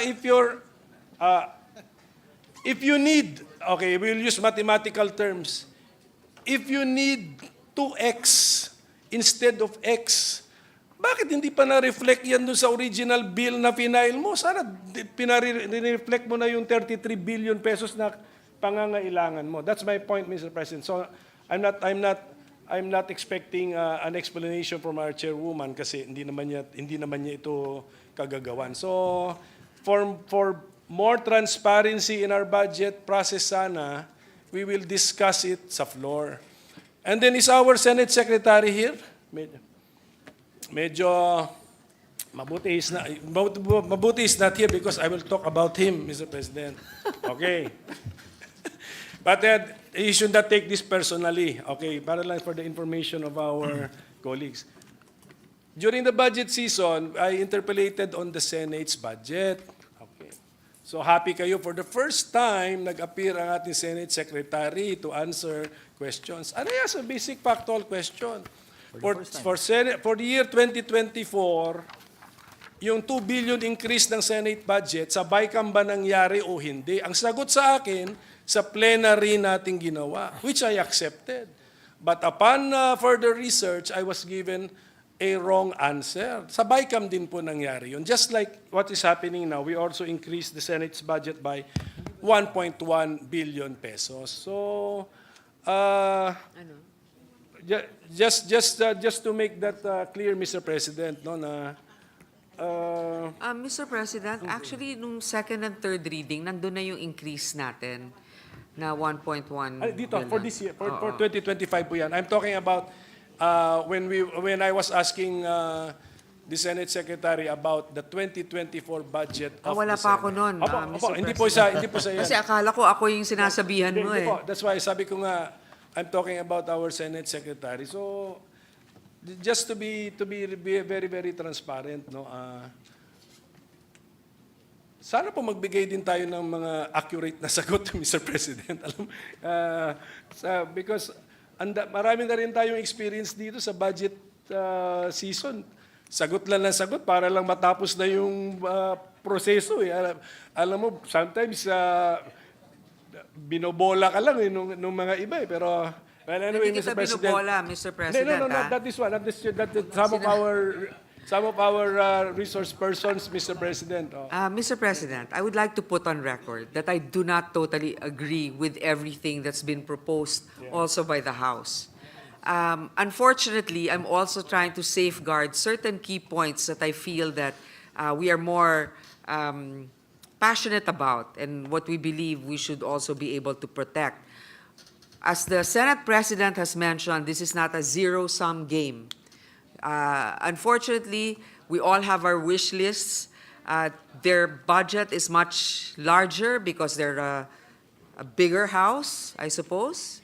But then the reality is we have to, like for example, certain projects, we've added provisions to make sure that there is a repertorial process for us to be able to monitor and audit whatever funding we have placed in some initiatives we feel needs to be safeguarded more profoundly. Well, at the end of the day, budgeting is a political process, Mr. President. Alam ko naman yon. So, I'm just doing this, katulad ng sinabi ko sa umpisa, this is the duty of the minority to ask questions and to bring out facts, just especially in the interest of transparency. So our people will know, kasi ang ginagastos natin dito would be taxes taken from the people, non-tax revenues also taken from the people, plus loans, debt, national debt incurred in the name of the people. So that's the purpose, Mr. President, just for transparency's sake. So with that, I end my interpellation on the BICAM committee report, Mr. President. Our due thanks to the extensive interjections of our distinguished minority floor leader, as usual. Majority Floor Leader. Mr. President, next to make a manifestation is Senator Juan Miguel Zubiri. I move that he be recognized. Senator Zubiri is recognized. You may proceed, sir. Thank you, Thank you, Mr. sir. President. Mr. President, I just want to put on record, with, of course, my highest respects to the chairperson, Senator Grace Poe, for spearheading the committee, and of course to the Senate President, trying his best to work miracles out of the limited fiscal space that we have. But I'd just like to put on record, because last week, I was telling my colleagues, Mr. President, last week I was a speaker in the Philippine Textiles Conference in Cagayan de Oro, together with all the DOST officials. They even gave me an award as the champion of the DOST because tinaas po natin yung budget nila. And I'd like to put on record, the net budget of the DOST was at 28.4 billion. The GAB was at 28.5 billion. There was an increase, a small increase.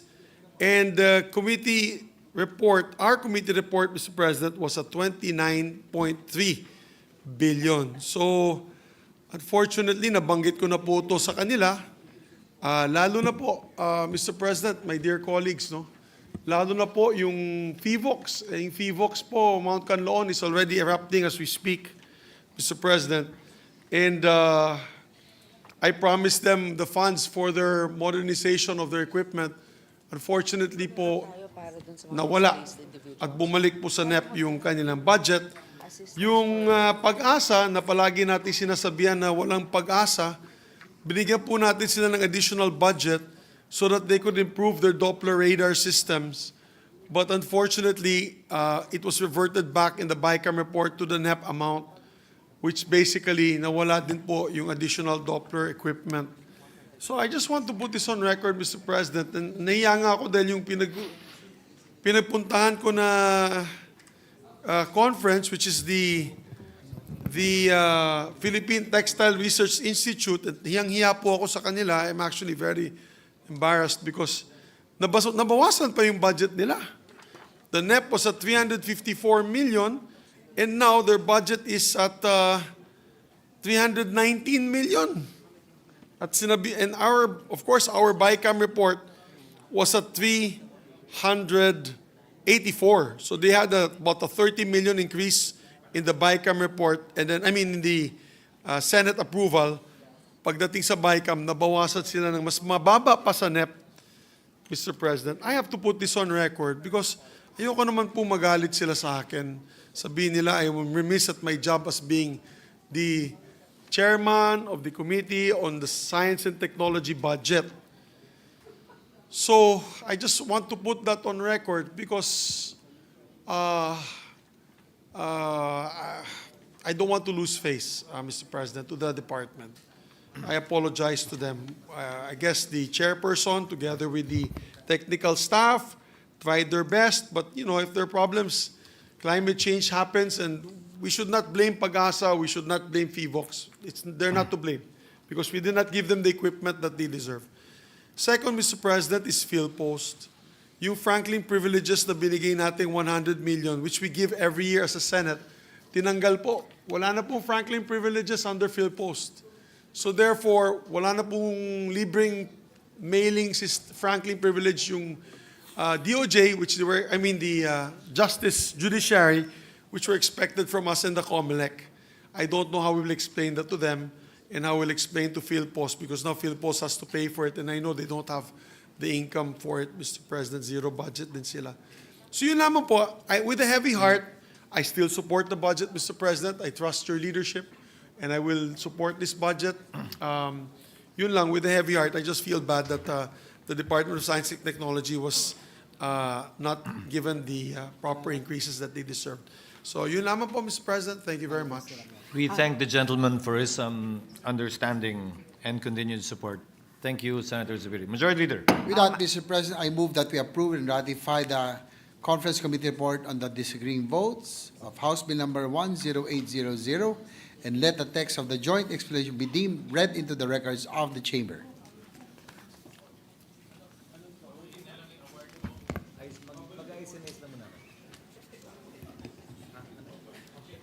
All those in favor na, magkano na ako?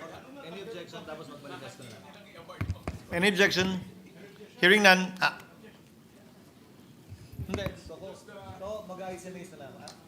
So I think the motion is for the approval. So Yes. we're objecting because the vote of this representation is a no vote, Mr. President. And I will just submit the explanation of my no vote in due time, Mr. President.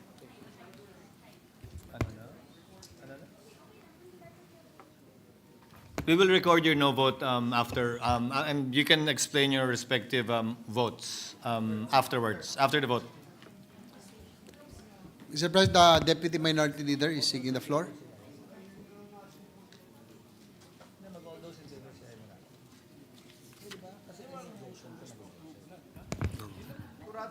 Session is suspended. Coco?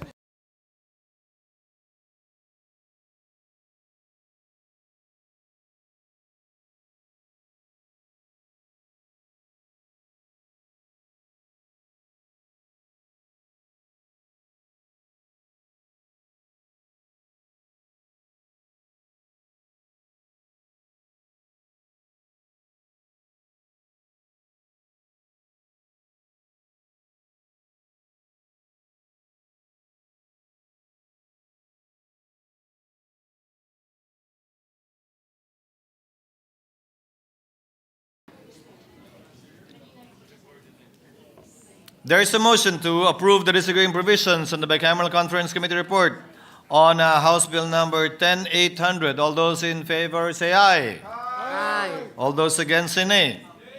The ayes have it. The bicameral conference committee report on the disagreeing provisions of House Bill number 10800 is hereby approved and ratified. Chair would like to note the negative vote of the minority floor leader, Senator Pimentel. And what is the pleasure of the lady from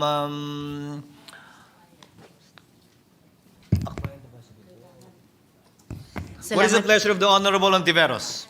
Salamat abi, Mr. President.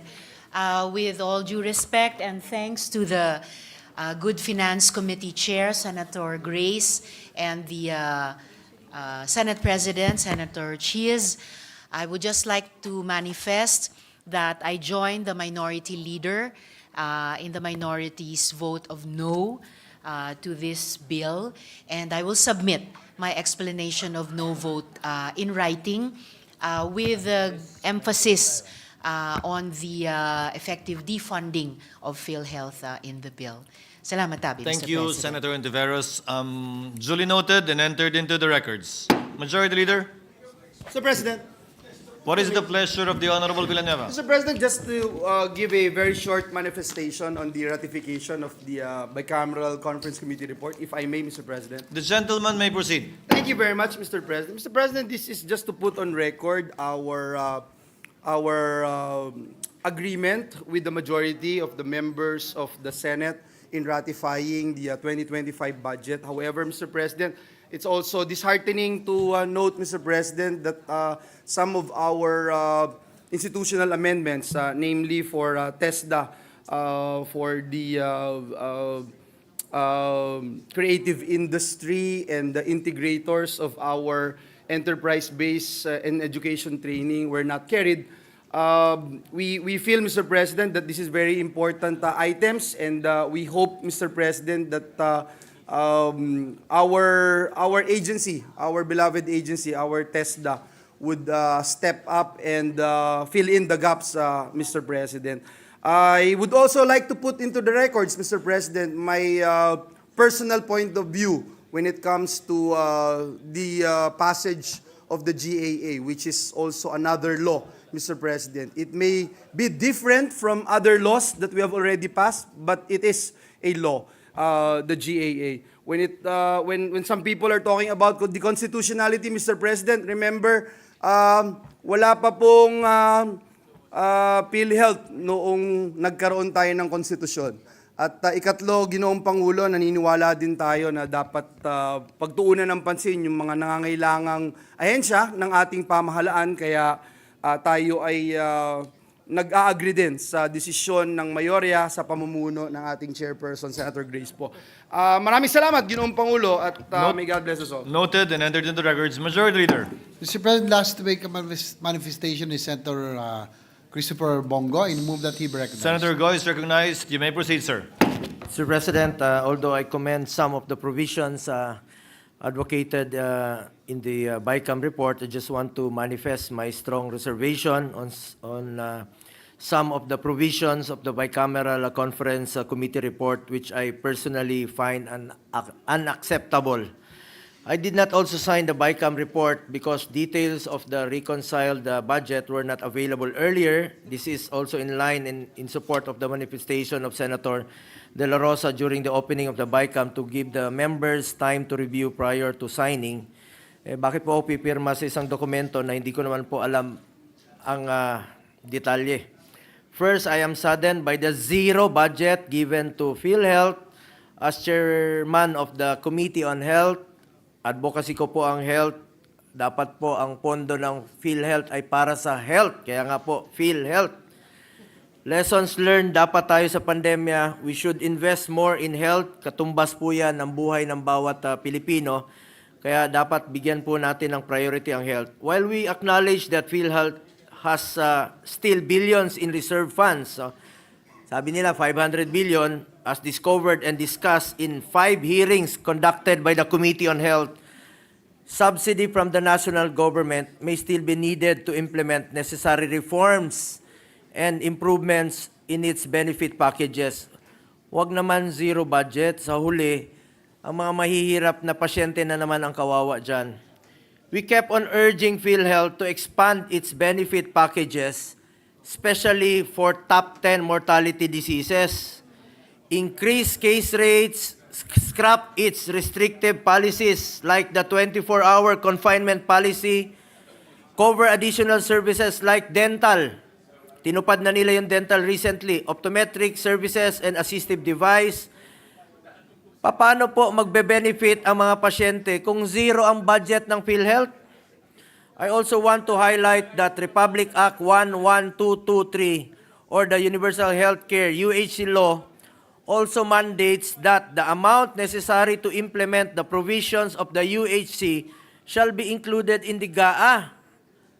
Ito po yung nakolekta noong 2023. Dapat po ay nakalaan po ito para sa 2025 and shall be appropriated under the DOH and the national government subsidy to PhilHealth.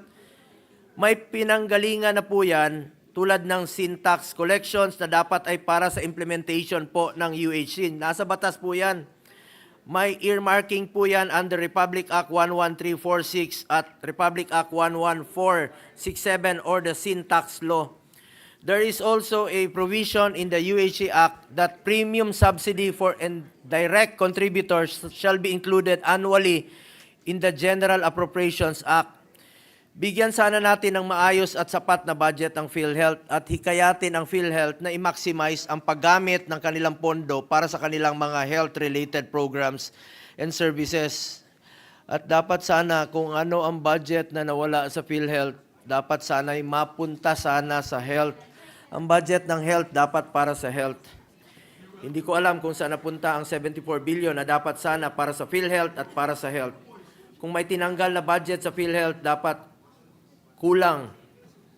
Kung may tinanggal na budget sa PhilHealth dahil kulang ang benepisyo na binibigay nito, dapat sa health programs din po ilagay ito. Dapat hindi po sa iba. I also want to highlight the decrease in the budget of the AFP Modernization Program from the 50 billion approved in the Senate. Tinaasan natin dito sa Senado from the 40 billion approved in the House, naging 35 billion na lang po. As I manifested during the plenary deliberations, importante po ang modernization ng AFP para mapanatili ang kapayapaan at seguridad ng bansa. Anyway, kahit may reservation po ako, nakakalungkot. Just want to put that on record. Thank you, Mr. President. Duly noted and entered into the records. Thank you, Senator Go. Majority Leader. Mr. President, I would like to react also to, not react. Just before you close this, I would just like to say that, of course, your chairman endeavored to get all of your advocacies in. We did what we could also to protect our initiatives. But again, as I said, we have very limited fiscal space, and when it comes to PhilHealth, hindi po mawawala ng benepisyo ang ating mga kababayan. Meron pong 600 bilyon na pwede nilang gamitin dito. Tapos ang DOH, mula sa NEP, tumaas ang budget ng 30 billion. Yung pagdating naman sa AFP, tumaas ang budget nila ng 29 billion from the NEP. So yun lamang po.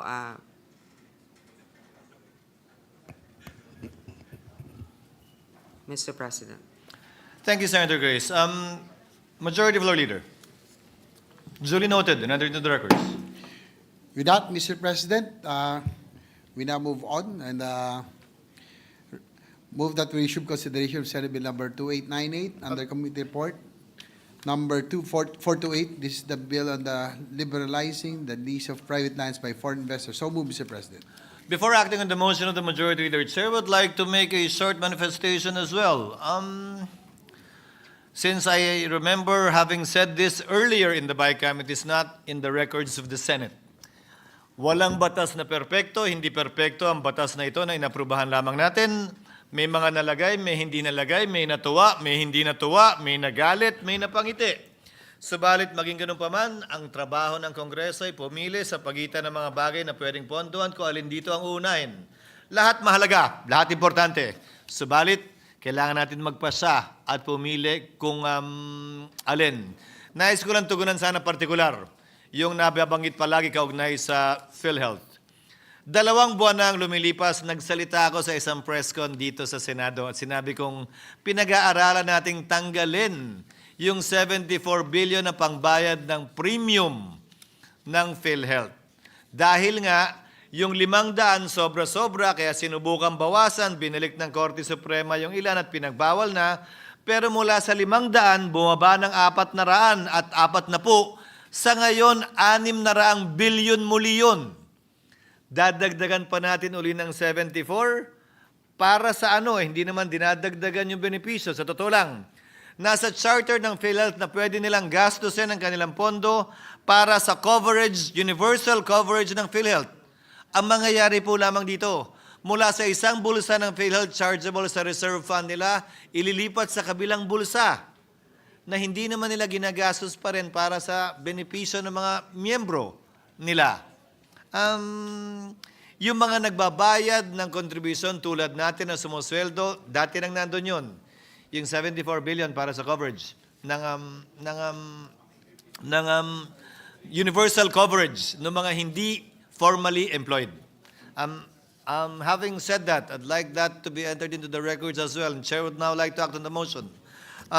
Consideration of the aforementioned bill is now in order. Sorry for the little delay, Minority Leader. The Minority Leader is now...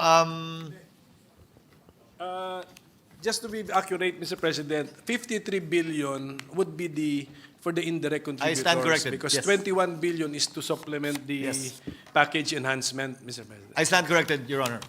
Now, Senator Pimentel is recognized to for the aforementioned bill made mention of by the Majority Floor Leader on the 99-year lease.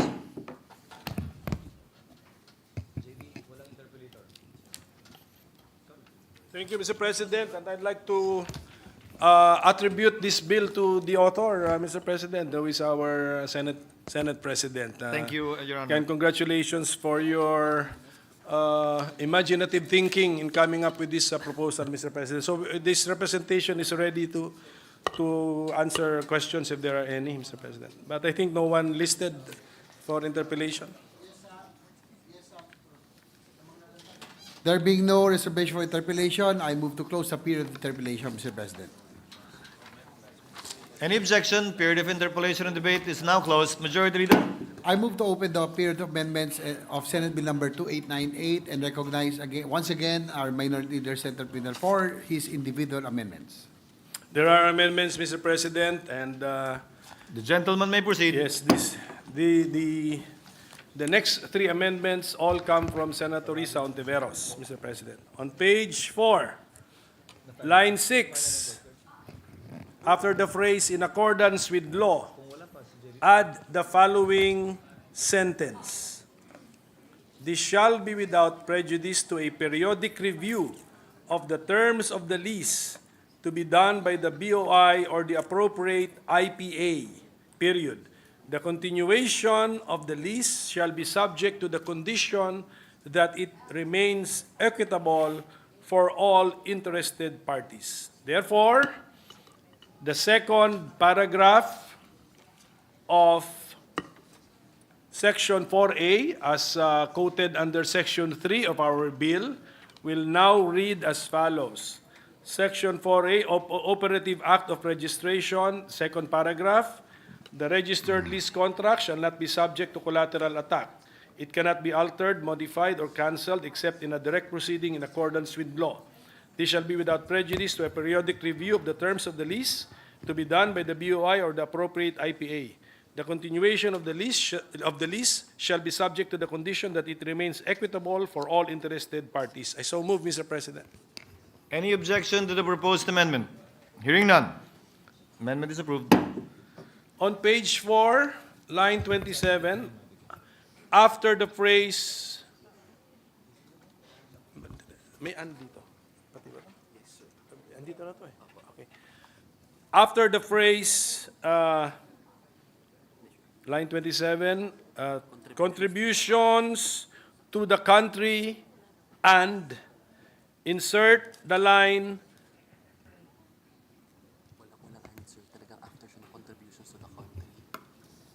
I'm sorry, Mr. President, I will rephrase.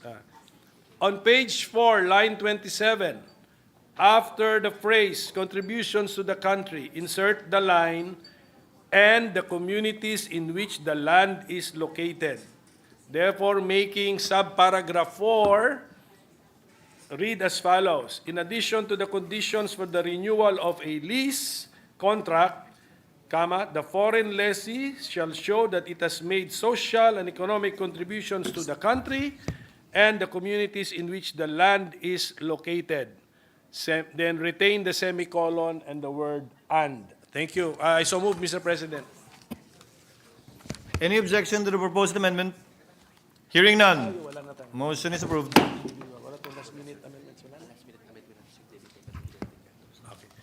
On page 5, line 3, insert a new paragraph 6 under section 4 as follows.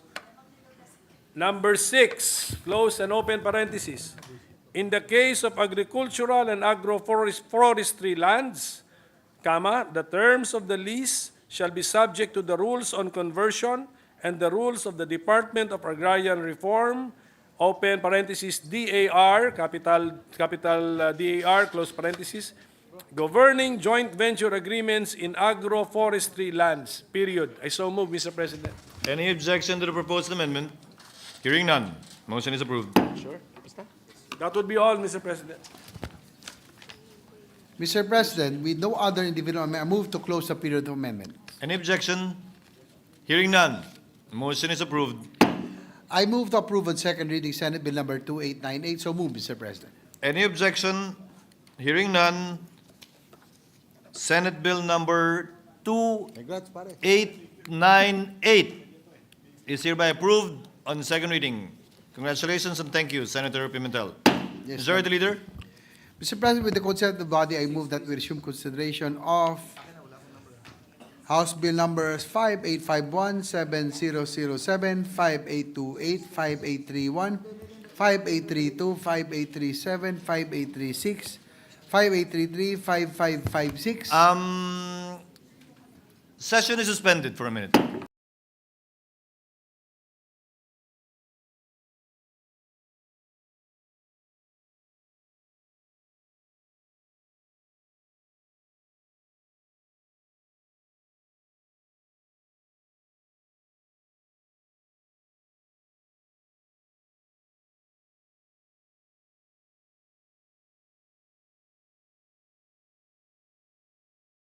Mr. President, I withdraw the previous motion.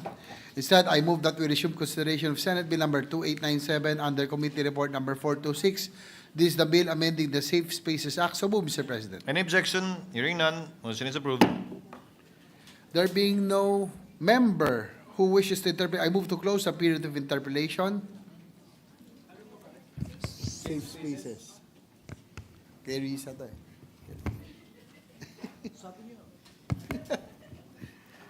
Any objection? Period of interpellation and debate is now closed.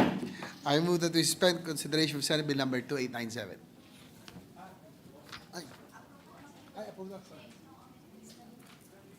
Amendments. I withdraw that previous motion, Mr. President. Minute suspension. 1 minute suspension.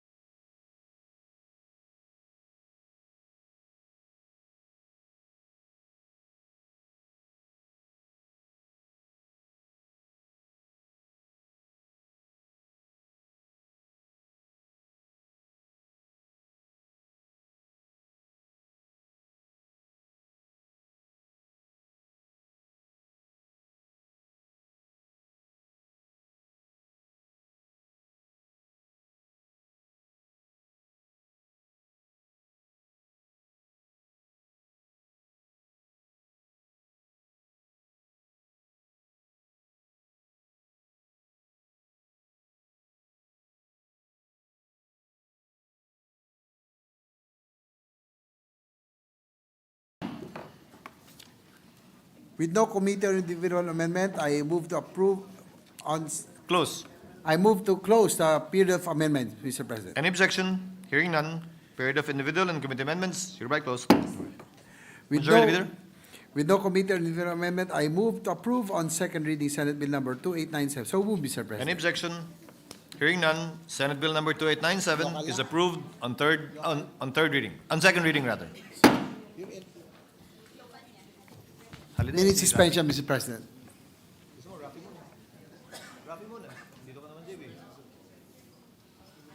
Session is suspended.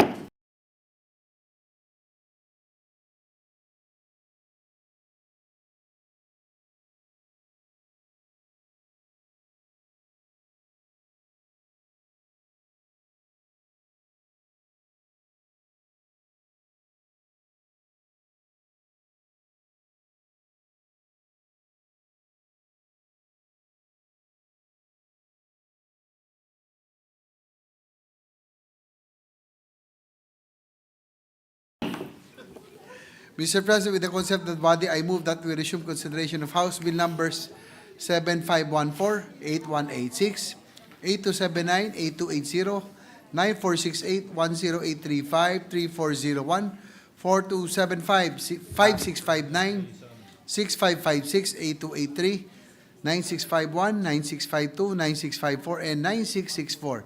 These are the bills on the creation of LTO district offices. So move, Mr. President. Any objection? Hearing none. Motion is approved. Having supported the measure, I move for an omnibus interpellation, considering that the interpretations therein are applicable to all the aforementioned bills. LTO. LTO. Andiyan na. Tayo ka. Okay na raw. JB, wala na. Tatepan ako ba? Majority Leader? I move to recognize the sponsor for the measure, Senator Raffy Tulfo, and interpolate. Our Minority Leader.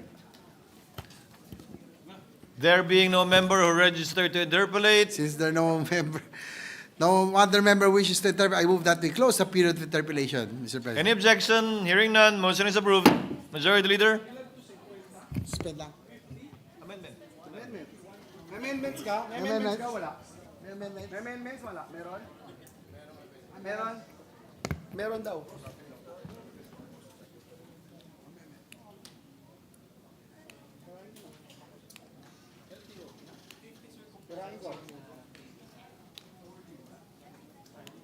Mr. President, this juncture, I move that we open the period of amendments. So move, Mr. Any President. objection? Hearing none, period of amendments is hereby open. Senator Tulfo, the distinguished sponsor, is recognized to propose his amendments. Thank you, Mr. President. On House Bill number 7514 under Committee Report number 371, no amendment, Mr. President. Kindly continue. I so move, Mr. President. Kindly continue with other bills. I thought there were only the amendments. Okay. On House Bill number 8186 under Committee Report number 373, no amendment, Mr. President. So move, Mr. President. So I move, Mr. President. On House Bill number 8279 under Committee Report number 374, no amendment, Mr. President. I so move, Mr. President. With the permission of the gentleman, session is suspended.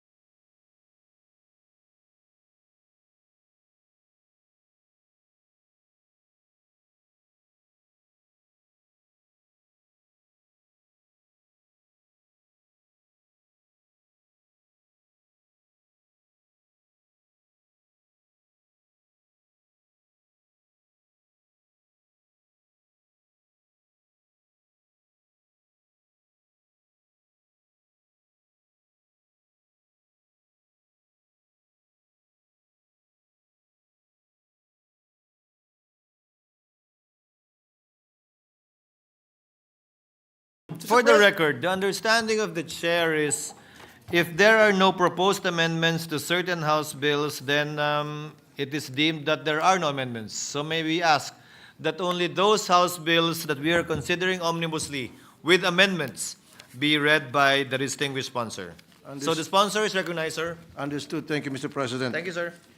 On House Bill number 3401 under Committee Report number 412, on page 2, lines 1 to 3, delete the entire section which pertains to implementing rules and regulations and renumber accordingly.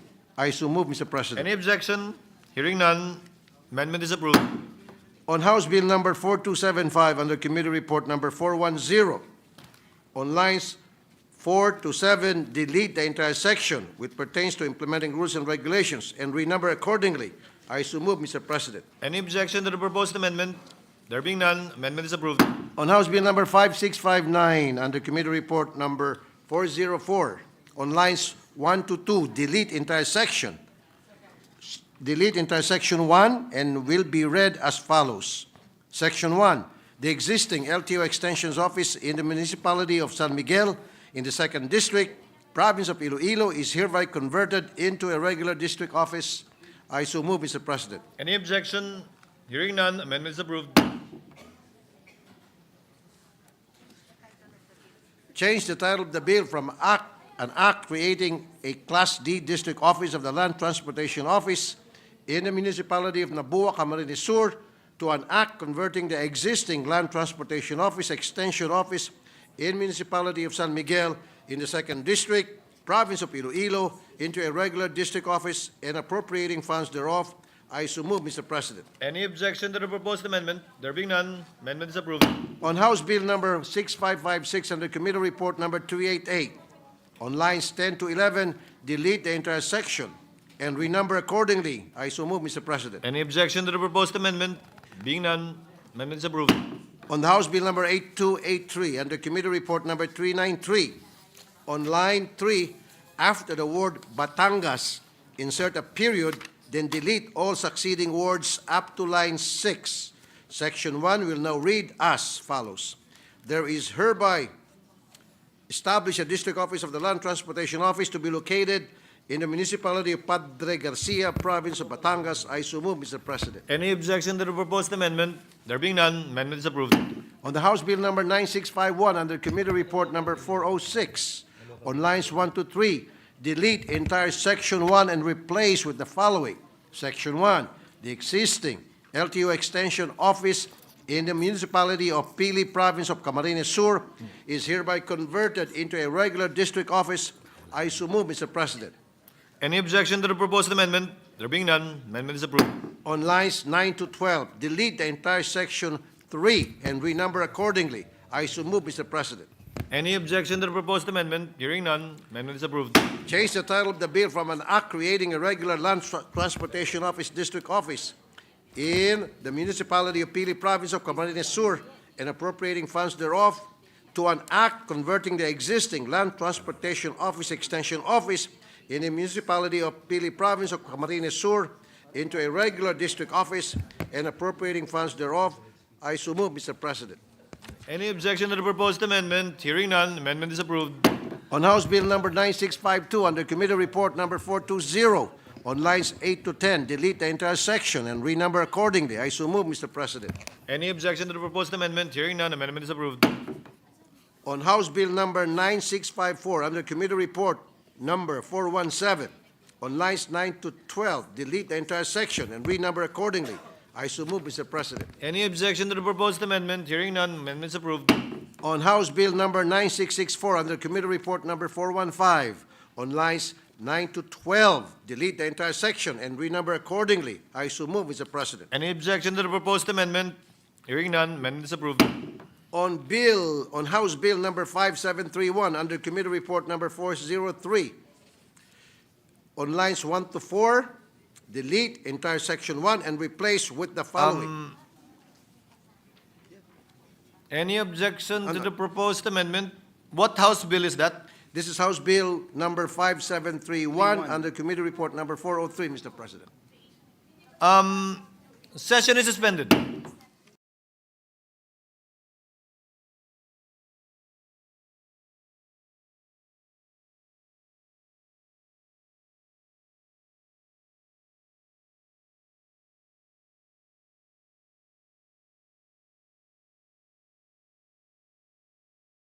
Mr. President, at this juncture, I move that we close the period of amendments on the aforementioned measures. I so move, Mr. President. Any objection? Hearing none, amendment is approved. Mr. President, I move that we approve on second reading House Bill number 7514 under Committee Report number 371. I so move, Mr. President. Since this was taken omnibussly, we can approve it omnibusly as well to save on time. Or With the, since we took it up omnibusly, do you want each and every bill to be read separately, or can we approve it omnibusly as well? It's a question. Session suspended.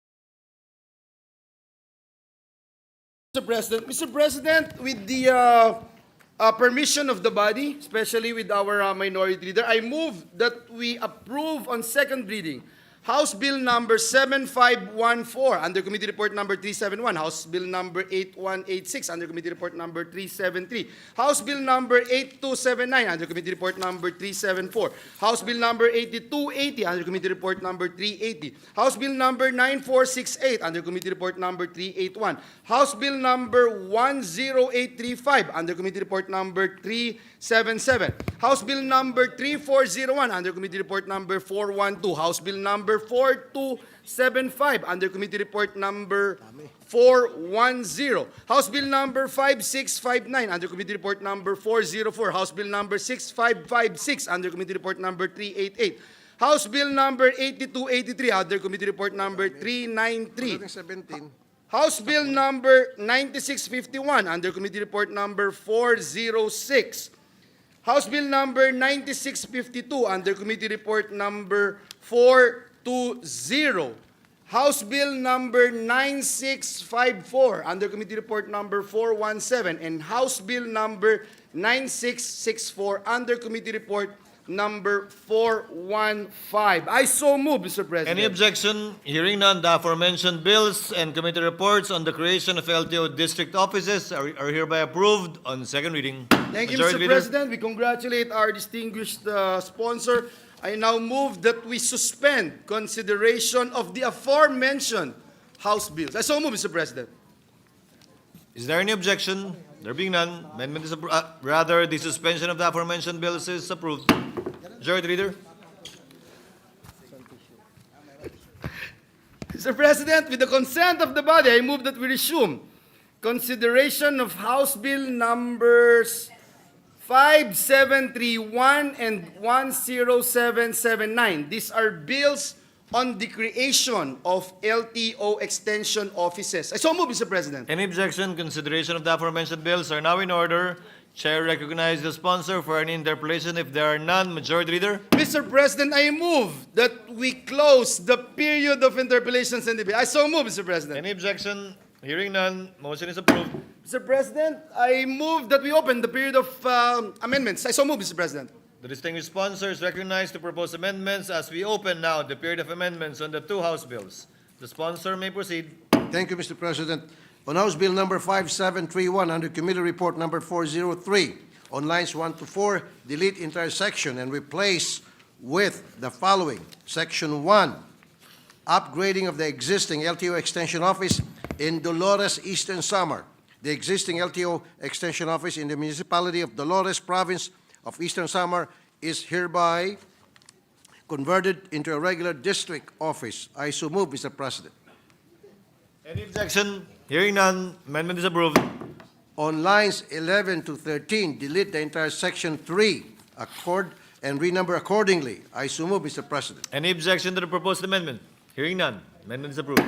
Change the title of the bill from an act establishing an extension office of the Land Transportation Office in the municipality of Dolores, province of Eastern Samar, and appropriating funds thereof to an act converting the existing Land Transportation Office, Extension Office in the municipality of Dolores, province of Eastern Samar into a regular district office and appropriating funds thereof. I so move, Mr. President. Any objection to the proposed amendment? Hearing none, amendment is approved. On House Bill number 10779 under Committee Report number 389, on lines 1 to 3, delete entire section and replace with the following. Section 1, the existing LTO Extension Office in the municipality of San Pascual, province of Batangas, is hereby converted into a regular district office. I so move, Mr. President. Any objection to the proposed amendment? Hearing none, amendment is approved. On lines 10 to 11, delete the entire section 3 and renumber accordingly. I so move, Mr. President. Any objection to the proposed amendment? Hearing none, amendment is approved. Change the title of the bill from an act establishing an extension office of the Land Transportation Office in the municipality of San Pascual, province of Batangas, and appropriating funds thereof to an act converting the existing Land Transportation Office, Extension Office in the municipality of San Pascual, province of Batangas into a regular district office and appropriating funds thereof. I so move, Mr. President. Any objection to the proposed amendment? Hearing none, amendment is approved. Mr. President, at this juncture, I move that we close the period of amendments. I so move, Mr. President. Any objection? Period of amendments are now closed. Mr. President, at this juncture, I move that we approve on second reading House Bill number 5731 under Committee Report number 403 and House Bill number 10779 under Committee Report number 389. I so move, Mr. President. Any objection to the motion to approve the aforementioned bills creating LTO extension offices? There being none, the aforementioned bills are approved on second reading. Majority Leader. Thank you very much, Mr. President. We congratulate again our hardworking esteemed colleagues who are who is still here, Mr. President. Mr. President, with the consent of the body, I move that we resume consideration of House Bill numbers 5911, 8152, 8281, 8282, 9649, 9758, 9047, 9625, 9650, 9757, 10773, 10776, 10781, 10785, and 10837. These are all bills on the conversion of LTO extension offices into a regular LTO district offices. I so move, Mr. President. Any objection? The aforementioned bills are now under consideration, and Chair recognizes the sponsor to receive interpellation or interjections and amendments, if any, unless there are none. Majority Mr. Leader? President, I move that we close the period of interpellations and debate. I so move, Mr. President. Any objection? Period of interpellation and debate are now closed. Is now Mr. closed. President, I move that we open the period of amendments. I so move and, sorry, Mr. President, and ask that we recognize the distinguished sponsor of the measure. Given that we are taking these bills omnibussly, may I ask the sponsor to kindly read only the amendments to the affected bills. The gentleman may proceed.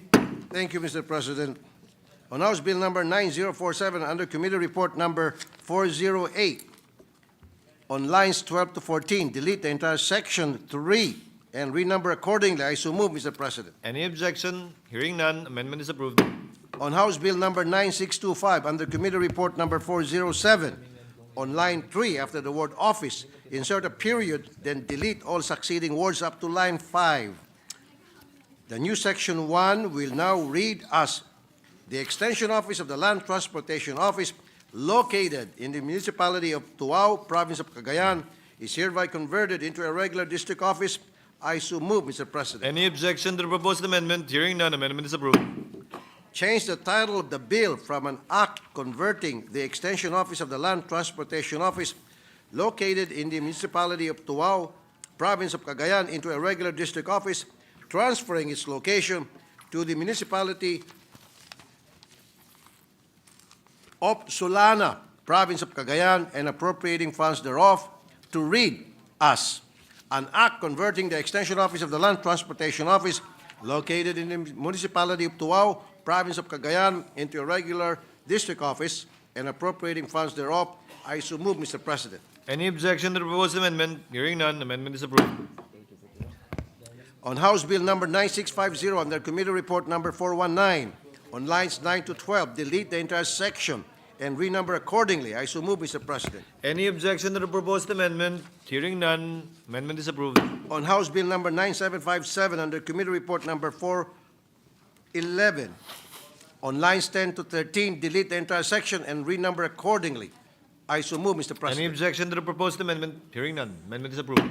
On House Bill number 10773, under Committee Report number 413, on lines 10 to 11, delete the entire section 3 and renumber accordingly. I so move, Mr. President. Any objection to the proposed amendment? Hearing none, amendment is approved. On House Bill number 10776, under Committee Report number 398, on lines 9 to 10, delete the entire section and renumber accordingly. I so move, Mr. President. Any objection to the proposed amendment? Hearing none, amendment is approved. On House Bill number 10789, under Committee Report number 397, on lines 10 to 11, delete the entire section and renumber accordingly. I so move, Mr. President. Any objection to the proposed amendment? Hearing none, amendment is approved. On House Bill number 10785, under Committee Report number 396, on lines 10 to 11, delete the entire section and renumber accordingly. I so move, Mr. President. Any objection to the proposed amendment? Hearing none, amendment is approved. On House Bill number 10837, under Committee Report number 400, on page 1, lines 10 to 11, delete the entire section and renumber accordingly. I so move, Mr. President. Any objection to the proposed amendment? Hearing none, amendment is approved. Mr. President, this juncture, I move that we close the period of amendments. I so move, Mr. President. Any objection? Hearing none, period of amendment is now closed. Majority Leader? Mr. President, with the permission of the body, I move that we approve on second reading House Bill number 5911 under Committee Report number 379. House Bill number 8152 under Committee Report number 372. House Bill number 8281 under Committee Report number 375. House Bill number 8282 under Committee Report number 376. House Bill number 9649 under Committee Report number 386. House Bill number 9758 under Committee Report number 387. House Bill number 9047 under Committee Report number 408. House Bill number 9625 under Committee Report number 407. House Bill number 9650 under Committee Report number 419. House Bill number 9757 under Committee Report number 411. House Bill number 10773 under Committee Report number 413. House Bill number 10776 under Committee Report number 398. House Bill number 10781 under Committee Report number 397. House Bill number 10785 under Committee Report number 396. And House Bill number 10837 under Committee Report number 400. I so move, Mr. President. Can you repeat? Joke lang. Maybe ask Any the objection? real majority. Hearing none. The aforementioned bills on the conversion of LTO extension offices into a regular LTO district office is hereby approved on second reading. Majority Thank you Leader. very much, Mr. President. I move that we suspend consideration of the aforementioned House bills. I so move, Mr. President. Any objection? Motion is approved. Majority Leader. Mr. President, at this juncture, I move that we resume consideration of House Bill numbers 9048, 9049, 9469, 9626, 9627, 8284, 9653, 9655, 10671, 10774, 10775, 10777, 10778, 10780, 10782, 10784, 10838, and 10839. These are all bills on the reclassification of LTO district offices. So move, Mr. President. Any objection? Consideration of the aforementioned bills are now in order. The sponsor is recognized to receive interpolation unless there is none. Mr. President, I move that we close the period of interpellations and debate on the aforementioned bills. I so move, Mr. President. Any objection? Period of interpolation and debate is now closed. Mr. President, Majority I Leader. move that we open the period of amendments. I so move, Mr. President. Period of amendments are now open, and the distinguished sponsor is recognized to propose amendments to the affected or the bills with committee amendments. The gentleman may proceed. Thank you, Mr. President. On House Bill number 8284 under Committee Report number 394, on line 3, delete the word converted and replace it with the word upgraded. Section 1 will now read as the existing Land Transportation Office, District Office in the municipality of Dapa, Surigao del Norte. Dapa District Office is hereby upgraded into a Class C LTO District Office and renamed as Siargao LTO District Office. I so move, Mr. President. Any objection? Hearing none. Amendment is approved. Change the title of the bill from an act converting the Land Transportation Office, Dapa District Office, into a Class C LTO District Office, renaming the same as LTO Siargao District Office and appropriating funds thereof. 2, an act upgrading the Land Transportation Office, Dapa District Office, into a Class C LTO District Office, renaming the same as LTO Siargao District Office and appropriating funds thereof. I so move, Mr. President. Any objection to the proposed amendment? There being none, amendment is approved.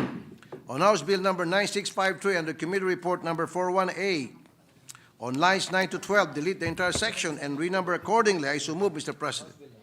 Any objection to the proposed amendment? Hearing none, amendment is approved. On House Bill number 9655 under Committee Report number 416, on lines 9 to 12, delete the entire section and renumber accordingly. I so move, Mr. President. Any objection to the proposed amendment? Hearing none, amendment is approved. On House Bill number 10671 under Committee Report number 414, on lines 9 to 10, delete the entire section and renumber accordingly. I so move, Mr. President. Any objection to the proposed amendment? Hearing none, amendment is approved. On House Bill number 10774 under Committee Report number 405, on lines 8 to 9, delete the entire section and renumber accordingly. I so move, Mr. President. Any objection to the proposed amendment? Hearing none, amendment is approved. On House Bill number 10775 under Committee Report number 399, on lines 10 to 11, delete the entire section and renumber accordingly. I so move, Mr. President. Any objection to the proposed amendment? Hearing none, amendment is approved. On House Bill number 10777 under Committee Report number 390, on lines 10 to 11, delete the entire section 3 and renumber accordingly. I so move, Mr. President. Any objection to the proposed amendment? Hearing none, amendment is approved. On House Bill number 10778 under Committee Report number 409, on lines 9 to 10, delete the entire section 3 and renumber accordingly. I so move, Mr. President. Any objection to the proposed amendment? Hearing none, amendment is approved. An act upgrading the offices of the Land Transportation Office in Baguio City by converting the LTO District Office into a Class A District Office and the LTO Licensing Center into a regular Class B Licensing Center, providing positions thereto and appropriating funds thereof. Therefore, on lines 2, after the word office, delete all succeeding words up to the word center in line 4. Section 1 will now read as the District Office of the Land Transportation Office in Baguio City is hereby converted into a Class A District Office, providing the appropriate personnel for their operation. I so move, Mr. President. Any objection to the proposed amendment? Hearing none, amendment is approved. On line 7, delete the phrase and Class B Licensing Center. Section 2 will now read as follows. The Secretary of Transportation shall include in the department's program the operationalization of LTO Class A District Office, the initial funding of which shall be charged against the current year's appropriation of the said office. Thereafter, the funding of which shall be included in the Annual General Appropriation Act. I so move, Mr. President. Any objection to the proposed amendment? There being none, amendment is approved. On lines 11 to 12, delete the entire section 3 and renumber accordingly. I so move, Mr. President. Any objection to the proposed amendment? Hearing none, amendment is approved. Change the title of the bill from an act upgrading the offices of the Land Transportation Office in Baguio City by converting the LTO District Office into a Class A District Office and then the LTO Licensing Center into a regular Class B Licensing Center, providing positions thereto and appropriating funds thereof, to read as follows. An act upgrading the office of the Land Transportation Office in the city of Baguio into a Class A District Office, providing positions thereto and appropriating funds therefor. I so move, Mr. Any President. objection to the proposed amendment? Hearing none, amendment is approved. On House Bill number 10782 under Committee Report number 392, on lines 9 to 10, delete the entire section and renumber accordingly. I so move, Mr. President. Any objection to the proposed amendment? Hearing none, amendment is approved. On House Bill number 10784 under Committee Report number 395, on lines 10 to 11, delete the entire section and renumber accordingly. I so move, Mr. President. Any objection to the proposed amendment? Hearing none, amendment is approved. On House Bill number 10838 under Committee Report number 401, on page 1, lines 1 to 5, delete the entire section and replace with Section 1. The LTO office in the municipality of Lamut, province of Ifugao, is hereby upgraded into a Class C District Office. I so move, Mr. President. Any objection to the proposed amendment? Hearing none, amendment is approved. On page 1, line 8, after the word Ifugao, delete the phrase and the regular Class D LTO office in Alfonso Lista, Ifugao. On page 1, line 10, delete the letters in the word offices. Section 2 will now read as follows. The Secretary of Transportation shall include the department's program and operationalization of the Class C LTO District Office in Lamut, Ifugao. The initial funding shall be charged against the current year's appropriation for the said office. Thereafter, the funding of which shall be included in the Annual General Appropriations Act. I so move, Mr. President. Any objection to the proposed amendment? Hearing none, amendment is approved. On page 2, lines 1 to 3, delete the entire section and renumber accordingly. I so move, Mr. President. Any objection to the proposed amendment? Hearing none, amendment is approved. Change the title of the bill from an act upgrading the offices of the Land Transportation Office in the province of Ifugao by classifying its district office in the municipality of Lamut into a Class C District Office and converting its extension office in the municipality of Alfonso Lista into a regular district office and appropriating funds therefor, to an act upgrading the office of the Land Transportation Office in the municipality of Lamut, province of Ifugao, into a Class C District Office and appropriating funds therefor. I so move, Mr. Any President. objection to the proposed amendment? Hearing none, amendment is approved. And finally, on House Bill number 10839, under Committee Report number 402, on lines 10 to 11, delete the entire section and renumber accordingly. I so move, Mr. President. Any objection to the proposed amendment? Hearing none, amendment is approved. That's all for the House Bill number 1810039 under Committee Mr. Report number. Mr. President, I move that we close the period of amendments. I so move, Mr. President. Any objection? Hearing none, period of amendments is now closed. Mr. President, at this juncture, I move that we approve on second reading House Bill number 9048 under Committee Report number 378. House Bill number 9049, House Bill number 9469, House Bill number 9626, House Bill number 9627, House Bill number 8284, House Bill number 9653, House Bill number 9655, House Bill number 10671, House Bill number 10774, House Bill number 10775, House Bill number 10778, House Bill number 10780, House Bill number 10782, House Bill number 10784, House Bill number 10838, and House Bill number 10839. I so move, Mr. President. Any objection? There being none, the aforementioned bill seeking to reclassify LTO district offices is now approved on second reading. Congratulations to the distinguished sponsor for passing about 50 bills, if I'm not mistaken, on LTO offices. Thank you, Mr. President. Majority Leader. The gentleman, Mr. President, is asking if he needs to treat all of us tonight, Mr. President.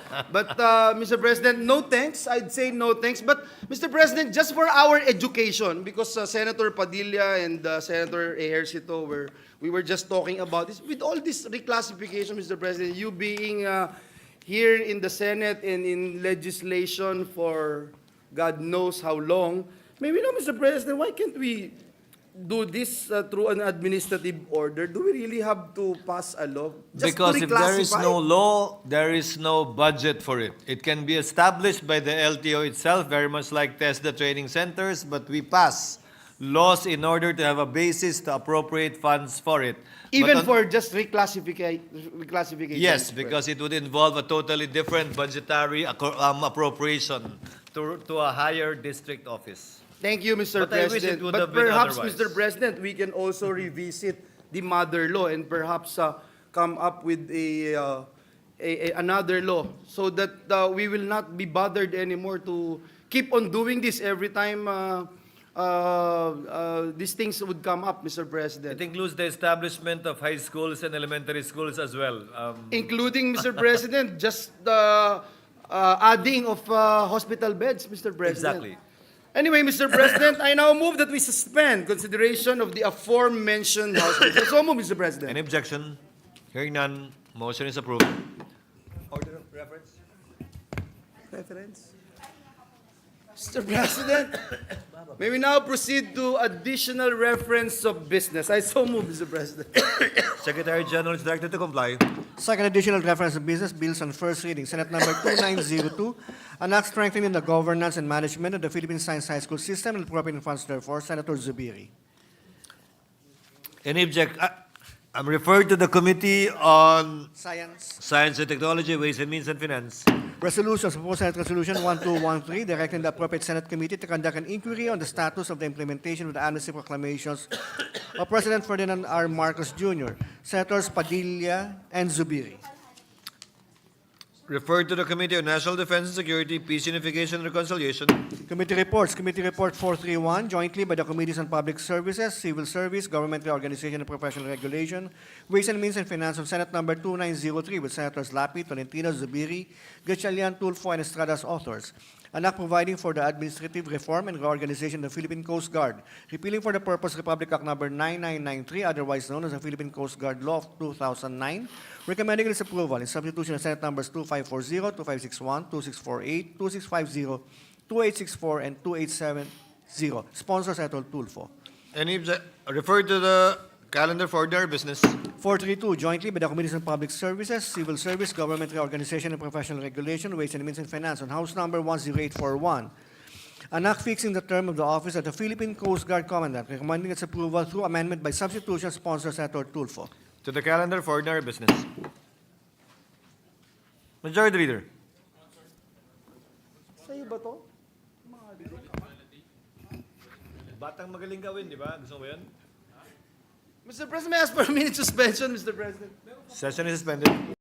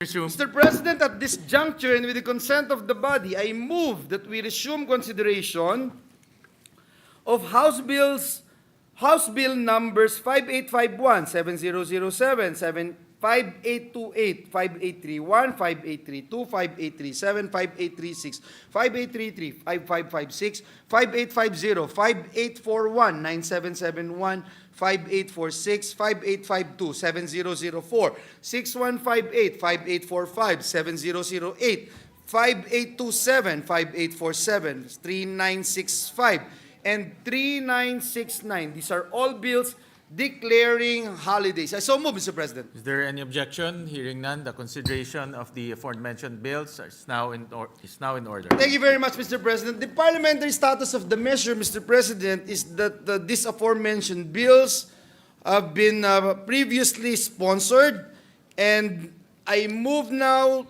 to open the period of interpellations and debate. I so move, Mr. President. Is there any objection? Hearing none, the motion is approved. Mr. President, I move that we close the period of interpellations and debate. I so move, Mr. President. Is there any objection? Hearing none, motion is carried. Mr. President, I move that we open the period of amendments. I so move, Mr. President. Is there any objection? Hearing none, the motion is approved. May we recognize, Mr. President, the distinguished sponsor of the aforementioned bill, Senator J.V. Ejercito, for his amendments. I so move, Mr. We President. recognize the sponsor, Senator J.V. Arcito. Thank you, Mr. President. Thank you, Majority Leader. House Bill number 5851, Senate Bill number 11797, under Committee Report number 168, an act declaring November 12 of every year a regular non-working holiday in the city of Valenzuela in commemoration of its foundation anniversary. The amendments are as follows. On line 1, delete regular and replace it with special. I so move, Mr. President. Is there any objection? Hearing none, amendments carried. Lastly, amend the title to read as follows. An act declaring November 12 of every year a special non-working holiday in the city of Valenzuela in commemoration of its foundation anniversary. I so move, Mr. President. Is there any objection? Hearing none, the amendment is approved. Next, Mr. President, is House Bill number 7007, under Committee Report number 348. On line 1, delete non-working and replace it with working. I so move, Mr. President. Is there any objection? Hearing none, amendment is approved. On the same page, line 3, after the word Isabela, insert a new last sentence to read as follows. Upon proclamation of the President, July 8 of every year shall be a special non-working holiday in the said city. So move, Mr. President. Is there any objection? Hearing none, the amendment is approved. Lastly, amend the title to read as follows. An act declaring July 8 of every year a special working holiday in the city of Isabela, province of Basilan, in celebration of the feast of Saint Elizabeth of Portugal, to be known as Fiesta Alegria de Isabela. So move, Mr. President. Is there any objection? Hearing none, motion is, the amendment is approved. Next, Mr. President, is House Bill number 5828, under Committee Report number 350. On line 1, delete non-working and replace it with working. I so move, Mr. President. Is there any objection? Hearing none, the amendment is approved. On the same page, line 4, after the word Santiago, insert a new last sentence to read as follows. Upon proclamation of the President, January 29 of every year shall be a special non-working holiday in the said municipality. So move, Mr. President. Is there any objection? Hearing none, amendment is approved. Lastly, amend the title to read as follows. An act declaring January 29 of every year a special working holiday in the municipality of Santa Maria, province of Bulacan, to be known as Francisco Santiago Day, in honor of the life and music of Filipino musician and composer Francisco Santiago. So move, Mr. President. Is there any objection? Hearing none, the amendment is approved. House Bill number 5831, under Committee Report number 351. On line 1, delete delete non-working and replace it with working. So move, Mr. President. After na lang. Is there any objection? Hearing none, the amendment is approved.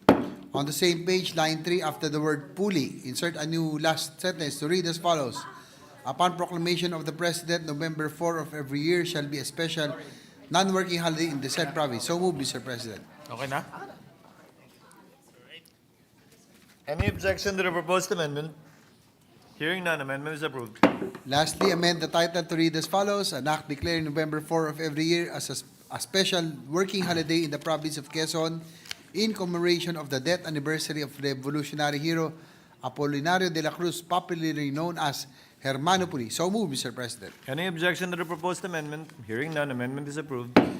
House Bill number 5832 under Committee Report number 352 on line 1, delete non-working and replace it with working. So moved, Mr. President. Any objection to the proposed amendment? Hearing none, amendment is approved. On the same page, line 3, after the word cross, insert a new last sentence to read as follows.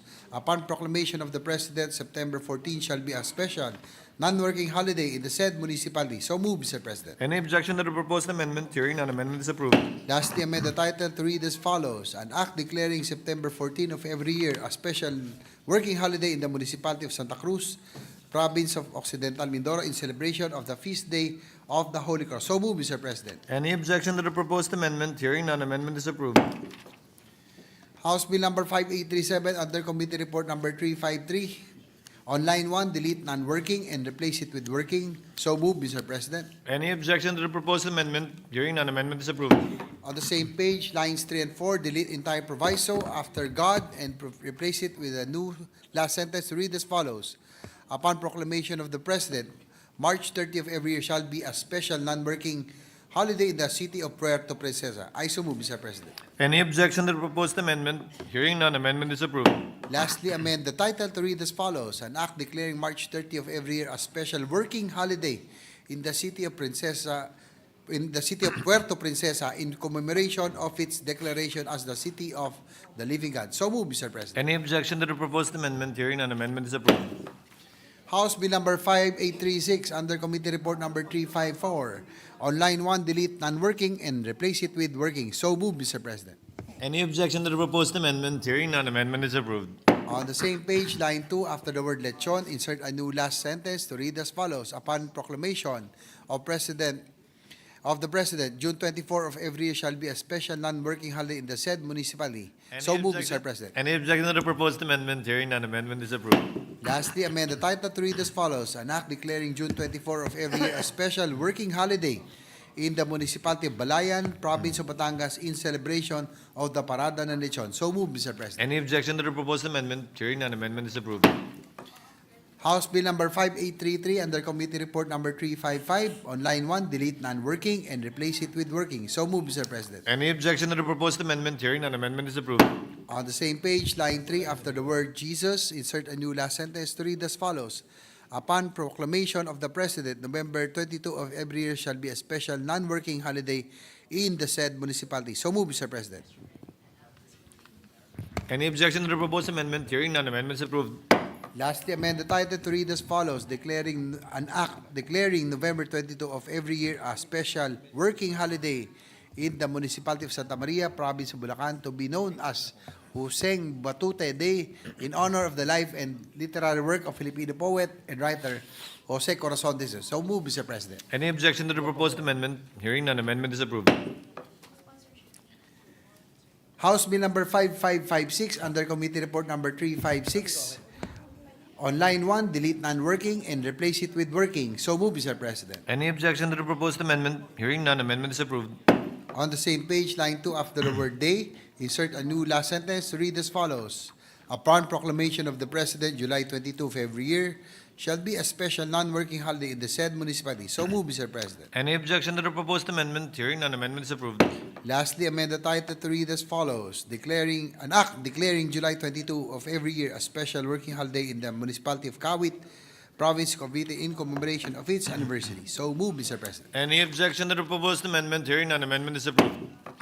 House Bill number 5850 under Committee Report number 357. On line 1, delete non-working and replace it with working. So move, Mr. President. Any objection to the proposed amendment? Hearing none, amendment is approved. On the same page, line 3, after the word Katipunan, insert a new last sentence to read as follows. Upon proclamation of the President, January 26 of every year shall be a special non-working holiday in Quezon City in commemoration of the said anniversary. So move, Mr. President. Any objection to the proposed amendment? Hearing none, amendment is approved. Lastly, amend the title to read as follows. An act declaring January 26 of every year as a special working holiday in Quezon City to be known as Tandang Sora Day in commemoration of the birth anniversary of Melchor Aquino, also known in the Philippine history as the mother of the Katipunan. So move, Mr. President. Any objection to the proposed amendment? Hearing none, amendment is approved. Sa opisina mo. House Bill number 5841 under Committee Report number 358. On line 1, delete non-working and replace it with working. So moved, Mr. President. Any objection to the proposed amendment? Hearing none, amendment is approved. On the same page, line 3, after the word anniversary, insert a new last sentence to read as follows. Upon proclamation of the President, September 6 of every year shall be a special non-working holiday in the said municipality. So moved, Mr. President. Any objection to the proposed amendment? Hearing none, amendment is approved. Lastly, amend the title to read as follows. An act declaring September 6 of every year a special working holiday in the municipality of Mendez Nunez, Province Cavite, in commemoration of its foundation anniversary. So move, Mr. President. Any objection to the proposed amendment? Hearing none, amendment is approved.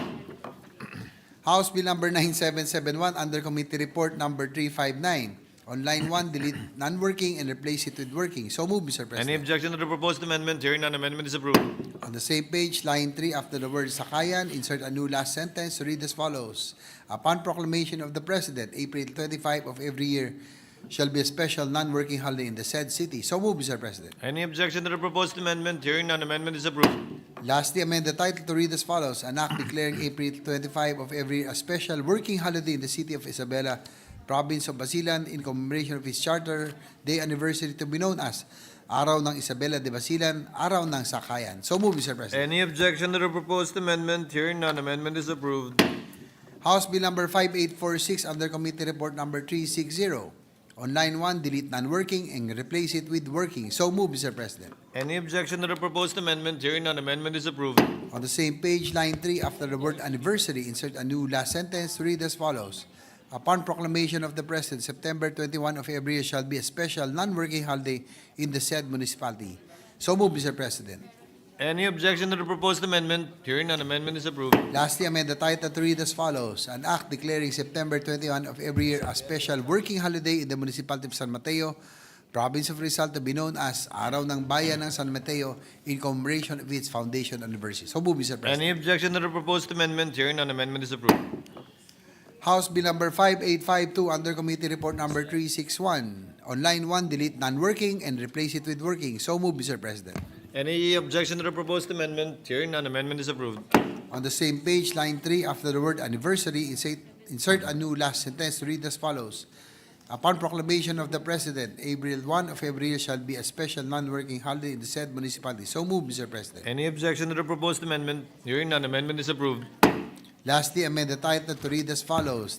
An act declaring April 1 of every year a special working holiday in the municipality of Santa Cruz, Province of Occidental Mindoro, to be known as Araw ng Santa Cruz, in commemoration of its foundation anniversary. So move, Mr. President. Any objection to the proposed amendment? Hearing none, amendment is approved. House Bill number 7004 under Committee Report number 363.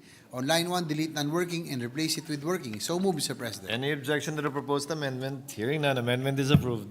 On the same page, line 2, after the word festival, insert a new last sentence to read as follows. Upon proclamation of the President, the last Friday of May of every year shall be a special non-working holiday in the said province. So move, Mr. President. Any objection to the proposed amendment? Hearing none, amendment is approved. Lastly, amend the title to read as follows. An act declaring the last Friday of May of every year a special working holiday in the province of Catanduanes in celebration of the Abaca Festival. So move, Mr. President. Any objection to the proposed amendment? Hearing none, amendment is approved. House Bill number 6158 under Committee Report number 365. On line 1, delete non-working and replace it with working. So move, Mr. President. Any objection to the proposed amendment? Hearing none, amendment is approved. On the same page, line 3, after the word country, insert a new last sentence to read as follows. Upon proclamation of the President, October 27 of every year shall be a special non-working holiday in the said province. So move, Mr. President. Any objection to the proposed amendment? Hearing none, amendment is approved.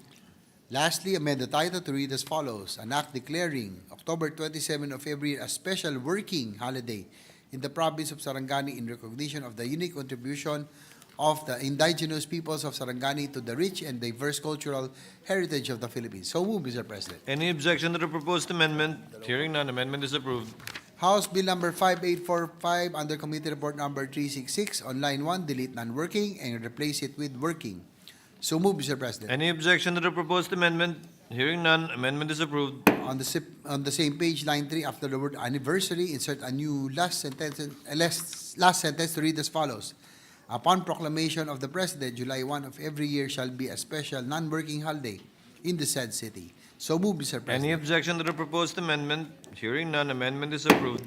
Lastly, amend the title to read as follows. An act declaring July 1 of every year a special working holiday in the city of San Carlos, province of Negros Occidental, in commemoration of its foundation anniversary. So move, Mr. President. Any objection to the proposed amendment? Hearing none, amendment is approved.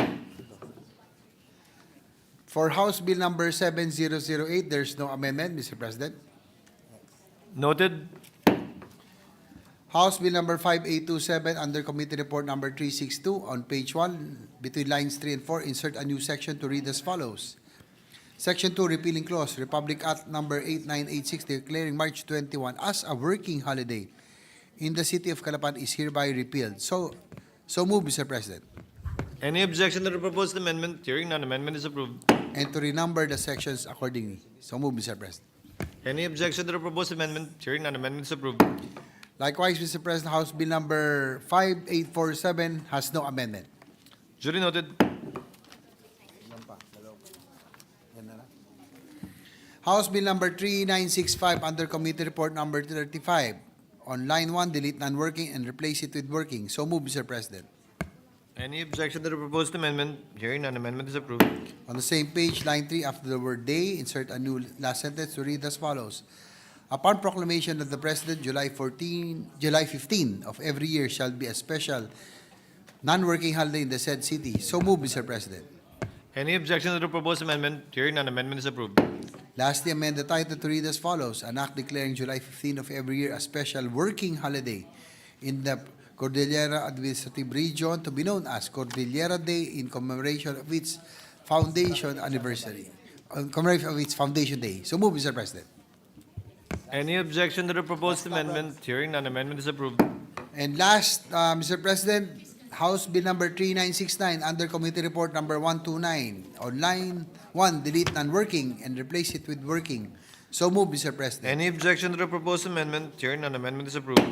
On the same page, line 3, after the word day, insert a new last sentence to read as follows. Upon proclamation of the President, March 7 of every year shall be a special non-working holiday in the said city. So move, Mr. President. Any objection to the proposed amendment? Hearing none, amendment is approved.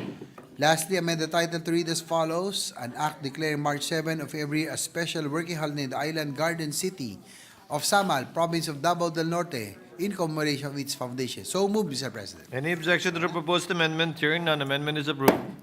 That's all, Mr. President.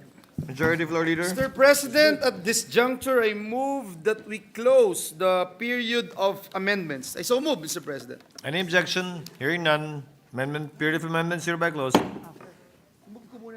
Majority Leader. Mr. President, I move that we approve on second reading House Bill number 5851, 7007, 5828, 5831, 5832, 5837, 5836, 5833, 5556, 5850, 5841, 9771, 5846, 5852, 7004, 6158, 5845, 7008, 5827, 5847, 3965, and 3969. I so move, Mr. President. Any objection? Hearing none, the aforementioned bills are hereby approved on second reading concerning local holidays. Thank you very much, Mr. President. Mr. President, Senator Sherwin Gatchalian, the gentleman from Valenzuela, is seeking the floor. I move that he be recognized, Mr. President. What is the pleasure of the Honorable Sherwin Gatchalian? Thank you, Mr. President. Thank you, Majority Leader. I know this is a belated sponsorship speech, Mr. President. Nevertheless, as we all know, I hail from the city of Valenzuela, and with the permission of the body, let me allow me to spread into the records my sponsorship speech on this measure, Mr. President. May the gentleman specify the House bill so that we can attach the speech of the gentleman It's House- for record purposes to the aforementioned bill. Yeah, for the record, Mr. President, it's House Bill number 5851 under Committee Report number 168. The gentleman may proceed. Thank you, Mr. President. Mr. President, distinguished colleagues, a pleasant day to you all. I stand today before you not just as a legislator, but as a proud Valenzuelano. It is with great honor to co-sponsor House Bill number 5851, which seeks to declare November 12 as a regular non-working holiday in the city of Valenzuela in commemoration of its founding anniversary. Many of you may know that Valenzuela holds a special place in my heart. Having served as the city mayor for 3 terms, I witnessed firsthand the resilience, the spirit of innovation, and the unwavering passion that defines our city. November 12 marks a pivotal moment in our history, the day Valenzuela was formally established. Its date etched in the memories of our residents, a day we celebrate the journey that brought us to where we are today. Ginong Pangulo, ang pagdiriwang ng araw ng pagkakatatag ng aming pinakamamahal na lungsod ay tunay na makabuluhan para sa aming mga Valenzuelano, lalo't na't sumasalamin ito sa aming katangi-tanging kasaysayan. Ang dating tahimik na bayan ng mga mangingisda at magsasaka, ngayon ay isang sentro ng mga pinakamahusay na kasanayan sa pamamahala at mga inobasyon. Sa bawat sulok ng Valenzuela, makikita rin ang mga bakas ng ating makulay na kasaysayan, mula sa mga lumang gusali at simbahan hanggang sa mga modernong pasilidad at institusyon. Mr. President, through this proposed measure, we give Valenzuelanos the opportunity to celebrate the accomplishments and progress of Valenzuela City. It is a day for us to remember our roots, pay tribute to the generations who came before us, and to inspire future generations to continue our legacy. Before I end, allow me also to commend Senator J.V. Arcito for sponsoring this measure. Mr. President, esteemed colleagues, let us pass this bill and give the Valenzuelanos the recognition they deserve. Let us honor Valenzuela's past, celebrate the city's present, and look forward to a future filled with promise. Thank you, Mr. President, esteemed colleagues. Thank you. Duly noted, entered into the records in the aforementioned House bill by the distinguished Senator. Majority Floor Leader. May I ask for a minute suspension, Mr. President? Session is suspended.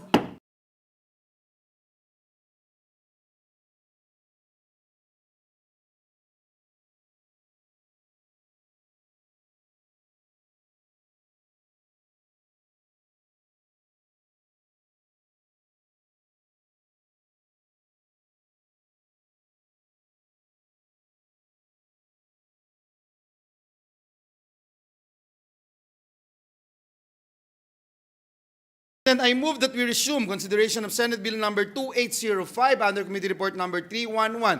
This is the bill on the Movie and Television Review and Classification Board Act. So move, Mr. President. Any objection? Hearing none. Motion is approved. Mr. President, having closed the period of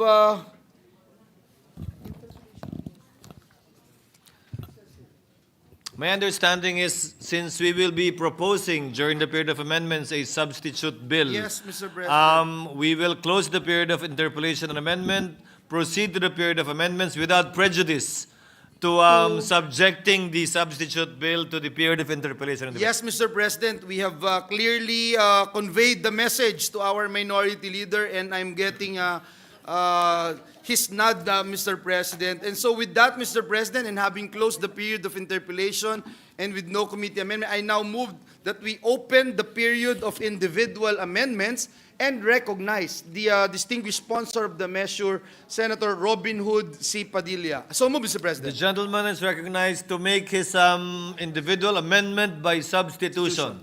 The gentleman may proceed. Maraming salamat po, Ginoong Pangulo, at sa atin pong pinunong mayorya. In accordance with Rule 29, Section 82, Paragraph 2 of the Rules of the Senate, and with the consent of the body, this representation seeks to amend by substitution Senate Bill number 2805 under Committee Report number 311.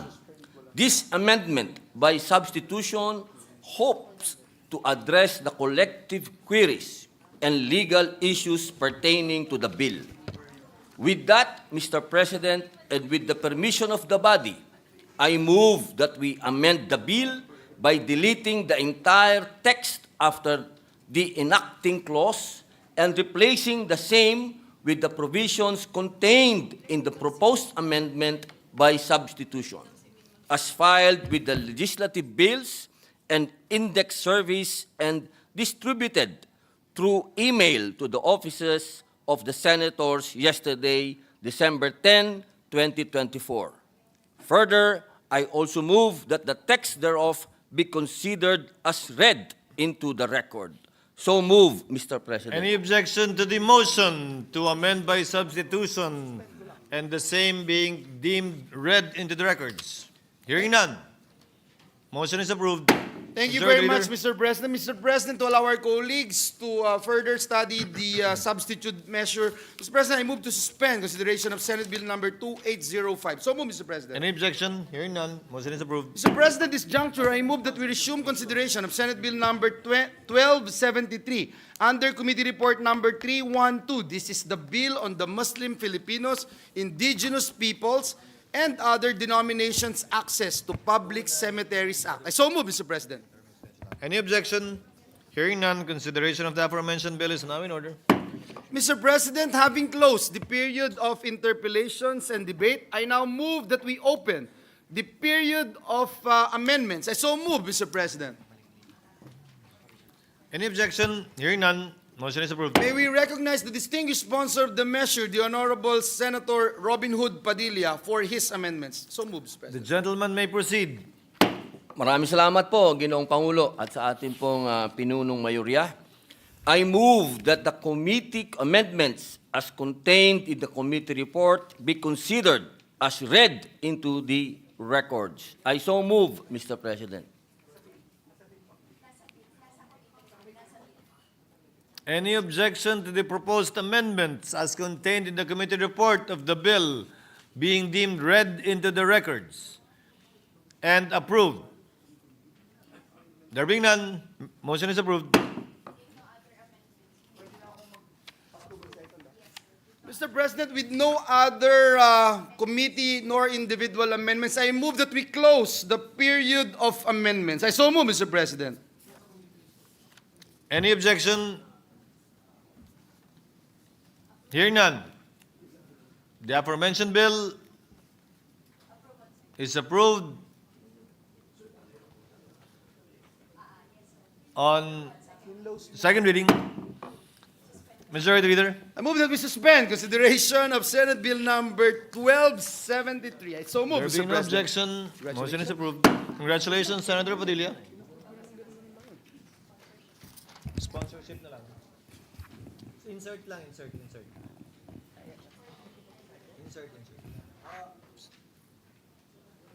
Mr. President, at this... What is the pleasure of the Honorable Padilla? Meron lamang po akong natanggap na sulat galing po ay kay Senator Tulfo requesting na maging co-author po ng the same measure. I move that Noted. he made co-author, Mr. Noted and entered into the records. I will take this opportunity, Mr. President, to put into the records of this August chamber the desire of this representation to co-sponsor the LTO aforementioned bills, and so as some of the bills, because I know that I'm one of the co-sponsor of that holiday in Santa Maria, Bulacan, Mr. President. Just to put that on record, Mr. President. Noted and entered into the records. Thank you very much, Mr. President. Mr. President, I now move that we transfer from the calendar for ordinary business to the calendar for special orders. Committee Report number 431 on Senate Bill number 2903. This is the bill on the reorganization of Philippine Coast Guard. I so move, Mr. President. Any objection? Hearing none, Secretary General is directed to comply. An act providing for the administrative reform and reorganization of the Philippine Coast Guard, repealing for the purpose Republic Act number 9993, otherwise known as the Philippine Coast Guard Law of 2009. Majority Leader. Mr. President, I move Okay lang po dito na ako. Session is suspended.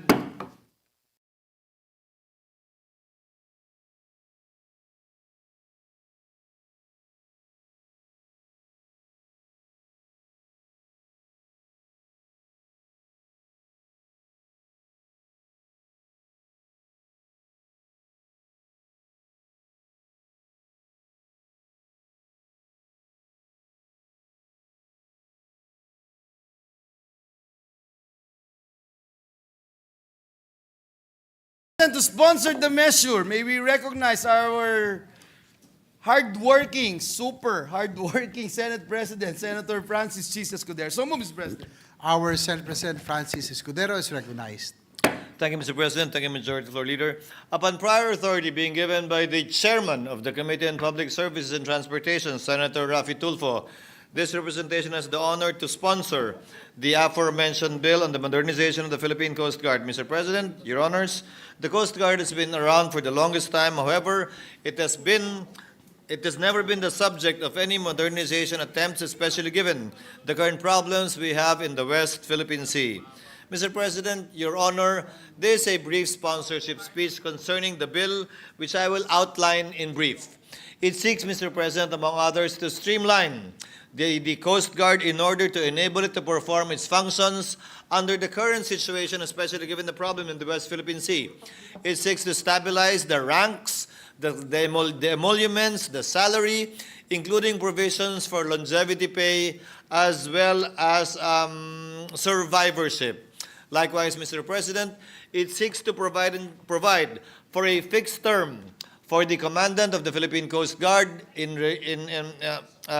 similar to the provision found with respect to the Chief of Staff of the Armed Forces of the Philippines in order to provide stability for the aforementioned office. Mr. President, Your Honor, in regard to the other details of this proposed measure, may I ask that the longer and more complete sponsorship speech be inserted into the records, together with the sponsorship speech of the distinguished chairperson and author of the measure, Senator Raffy Tulfo. I so move, Mr. President. Is there objection? There being none, motion is approved. Mr. President, to allow our colleagues to study further the measure, I move that we suspend consideration of the said measure. So move, Mr. President. Is there objection? There being none, consideration of Senate Bill number 2903 is hereby suspended. Mr. President, at this juncture, I move that we transfer from the calendar for ordinary business to the calendar for special orders, Committee Report number 432 on House Bill number 10841. This is the bill on fixing the term of office of the Philippine Coast Guard. I so move, Mr. President. Is there objection? There being none, motion is approved. Mr. President, I move that we consider House Bill number 10841 on the Committee Report number 432. So move, Mr. President. Is there objection? There being none, motion is approved. Consideration of House Bill number 10841 is now in order. The Secretary will read only the title without prejudice to inserting into the records the whole text thereof. An act fixing the term of the office of the Philippine Coast Guard Commandant. Mr. President, to sponsor the measure, I move that we recognize our Senate President, Senator Francis Chis Escudero. So move, Mr. President.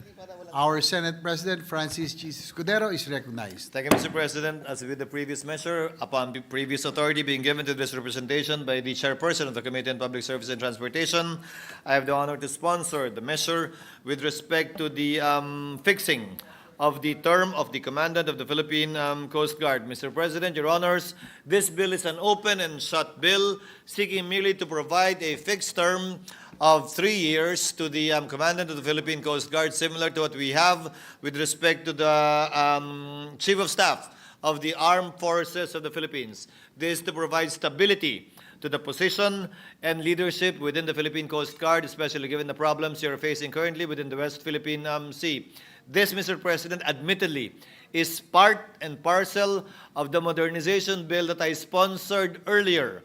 However, given the intent to provide such a stability within the Philippine Coast Guard to include the current Commandant of the Philippine Coast Guard, which we do not hide nor keep from our colleagues, we carved out this particular portion of the modernization bill in order to give it a fighting chance of being approved ahead and within the time prescribed prior to the retirement of the current Commandant of the Philippine Coast Guard, given the complexities involved in the modernization bill en toto or as a whole. However, while the modernization bill increases the retirement age to 57, we did not touch that provision, retirement age still at 56, but with a provision for a fixed term of 3 years, which may go beyond the retirement age of 56 years old unless sooner terminated or removed by the President, again, similarly to the situation with the Chief of Staff of the Armed Forces of the Philippines. Again, Mr. President, we thank you, and upon being given prior authority, may I ask that the sponsorship speech of the distinguished chairperson, Senator Tulfo, of the Committee on Transportation and Public Services be inserted into the records. Thank you, Mr. President. Thank you, Majority Floor Leader. Majority Leader. Thank you very much, Mr. President. Mr. President, may we just insert into the records the sponsorship speech of Senator Sherwin Gatchalian on this particular measure, House Bill number 10841, together with the other measure that we previously tackled concerning the Philippine Coast Guard. I so move, Mr. President. Objection, there being a motion is approved. Mr. President, I move that we suspend consideration of House Bill number 10841. So move, Mr. President. Is there objection? There being none, consideration of said House Bill is now suspended. Just some administrative matters, Mr. President. I move to transfer the committee referral of Senate Bill number 2888, the bill on the Davao Light and Power Company Incorporated franchise, from the Committee on Rules to the Committee on Public Services. I so move, Mr. President. Is there objection? There being none, motion is approved. Mr. President, pursuant to Section 18 of the Rules of the Senate and upon the instruction of the distinguished Senator Rafi Tulfo as chairperson of the Committee on Public Services, may I manifest the creation of a subcommittee to deliberate on the following bills on the Davao Light and Power Company Incorporated, Senate Bill number 2888 and House Bill number 11072, and such other bills which may be referred to the Committee on Public Services covering the same topic, with Senator Juan Miguel Zubiri as chairperson. I so manifest, Mr. President. Manifestation is noted.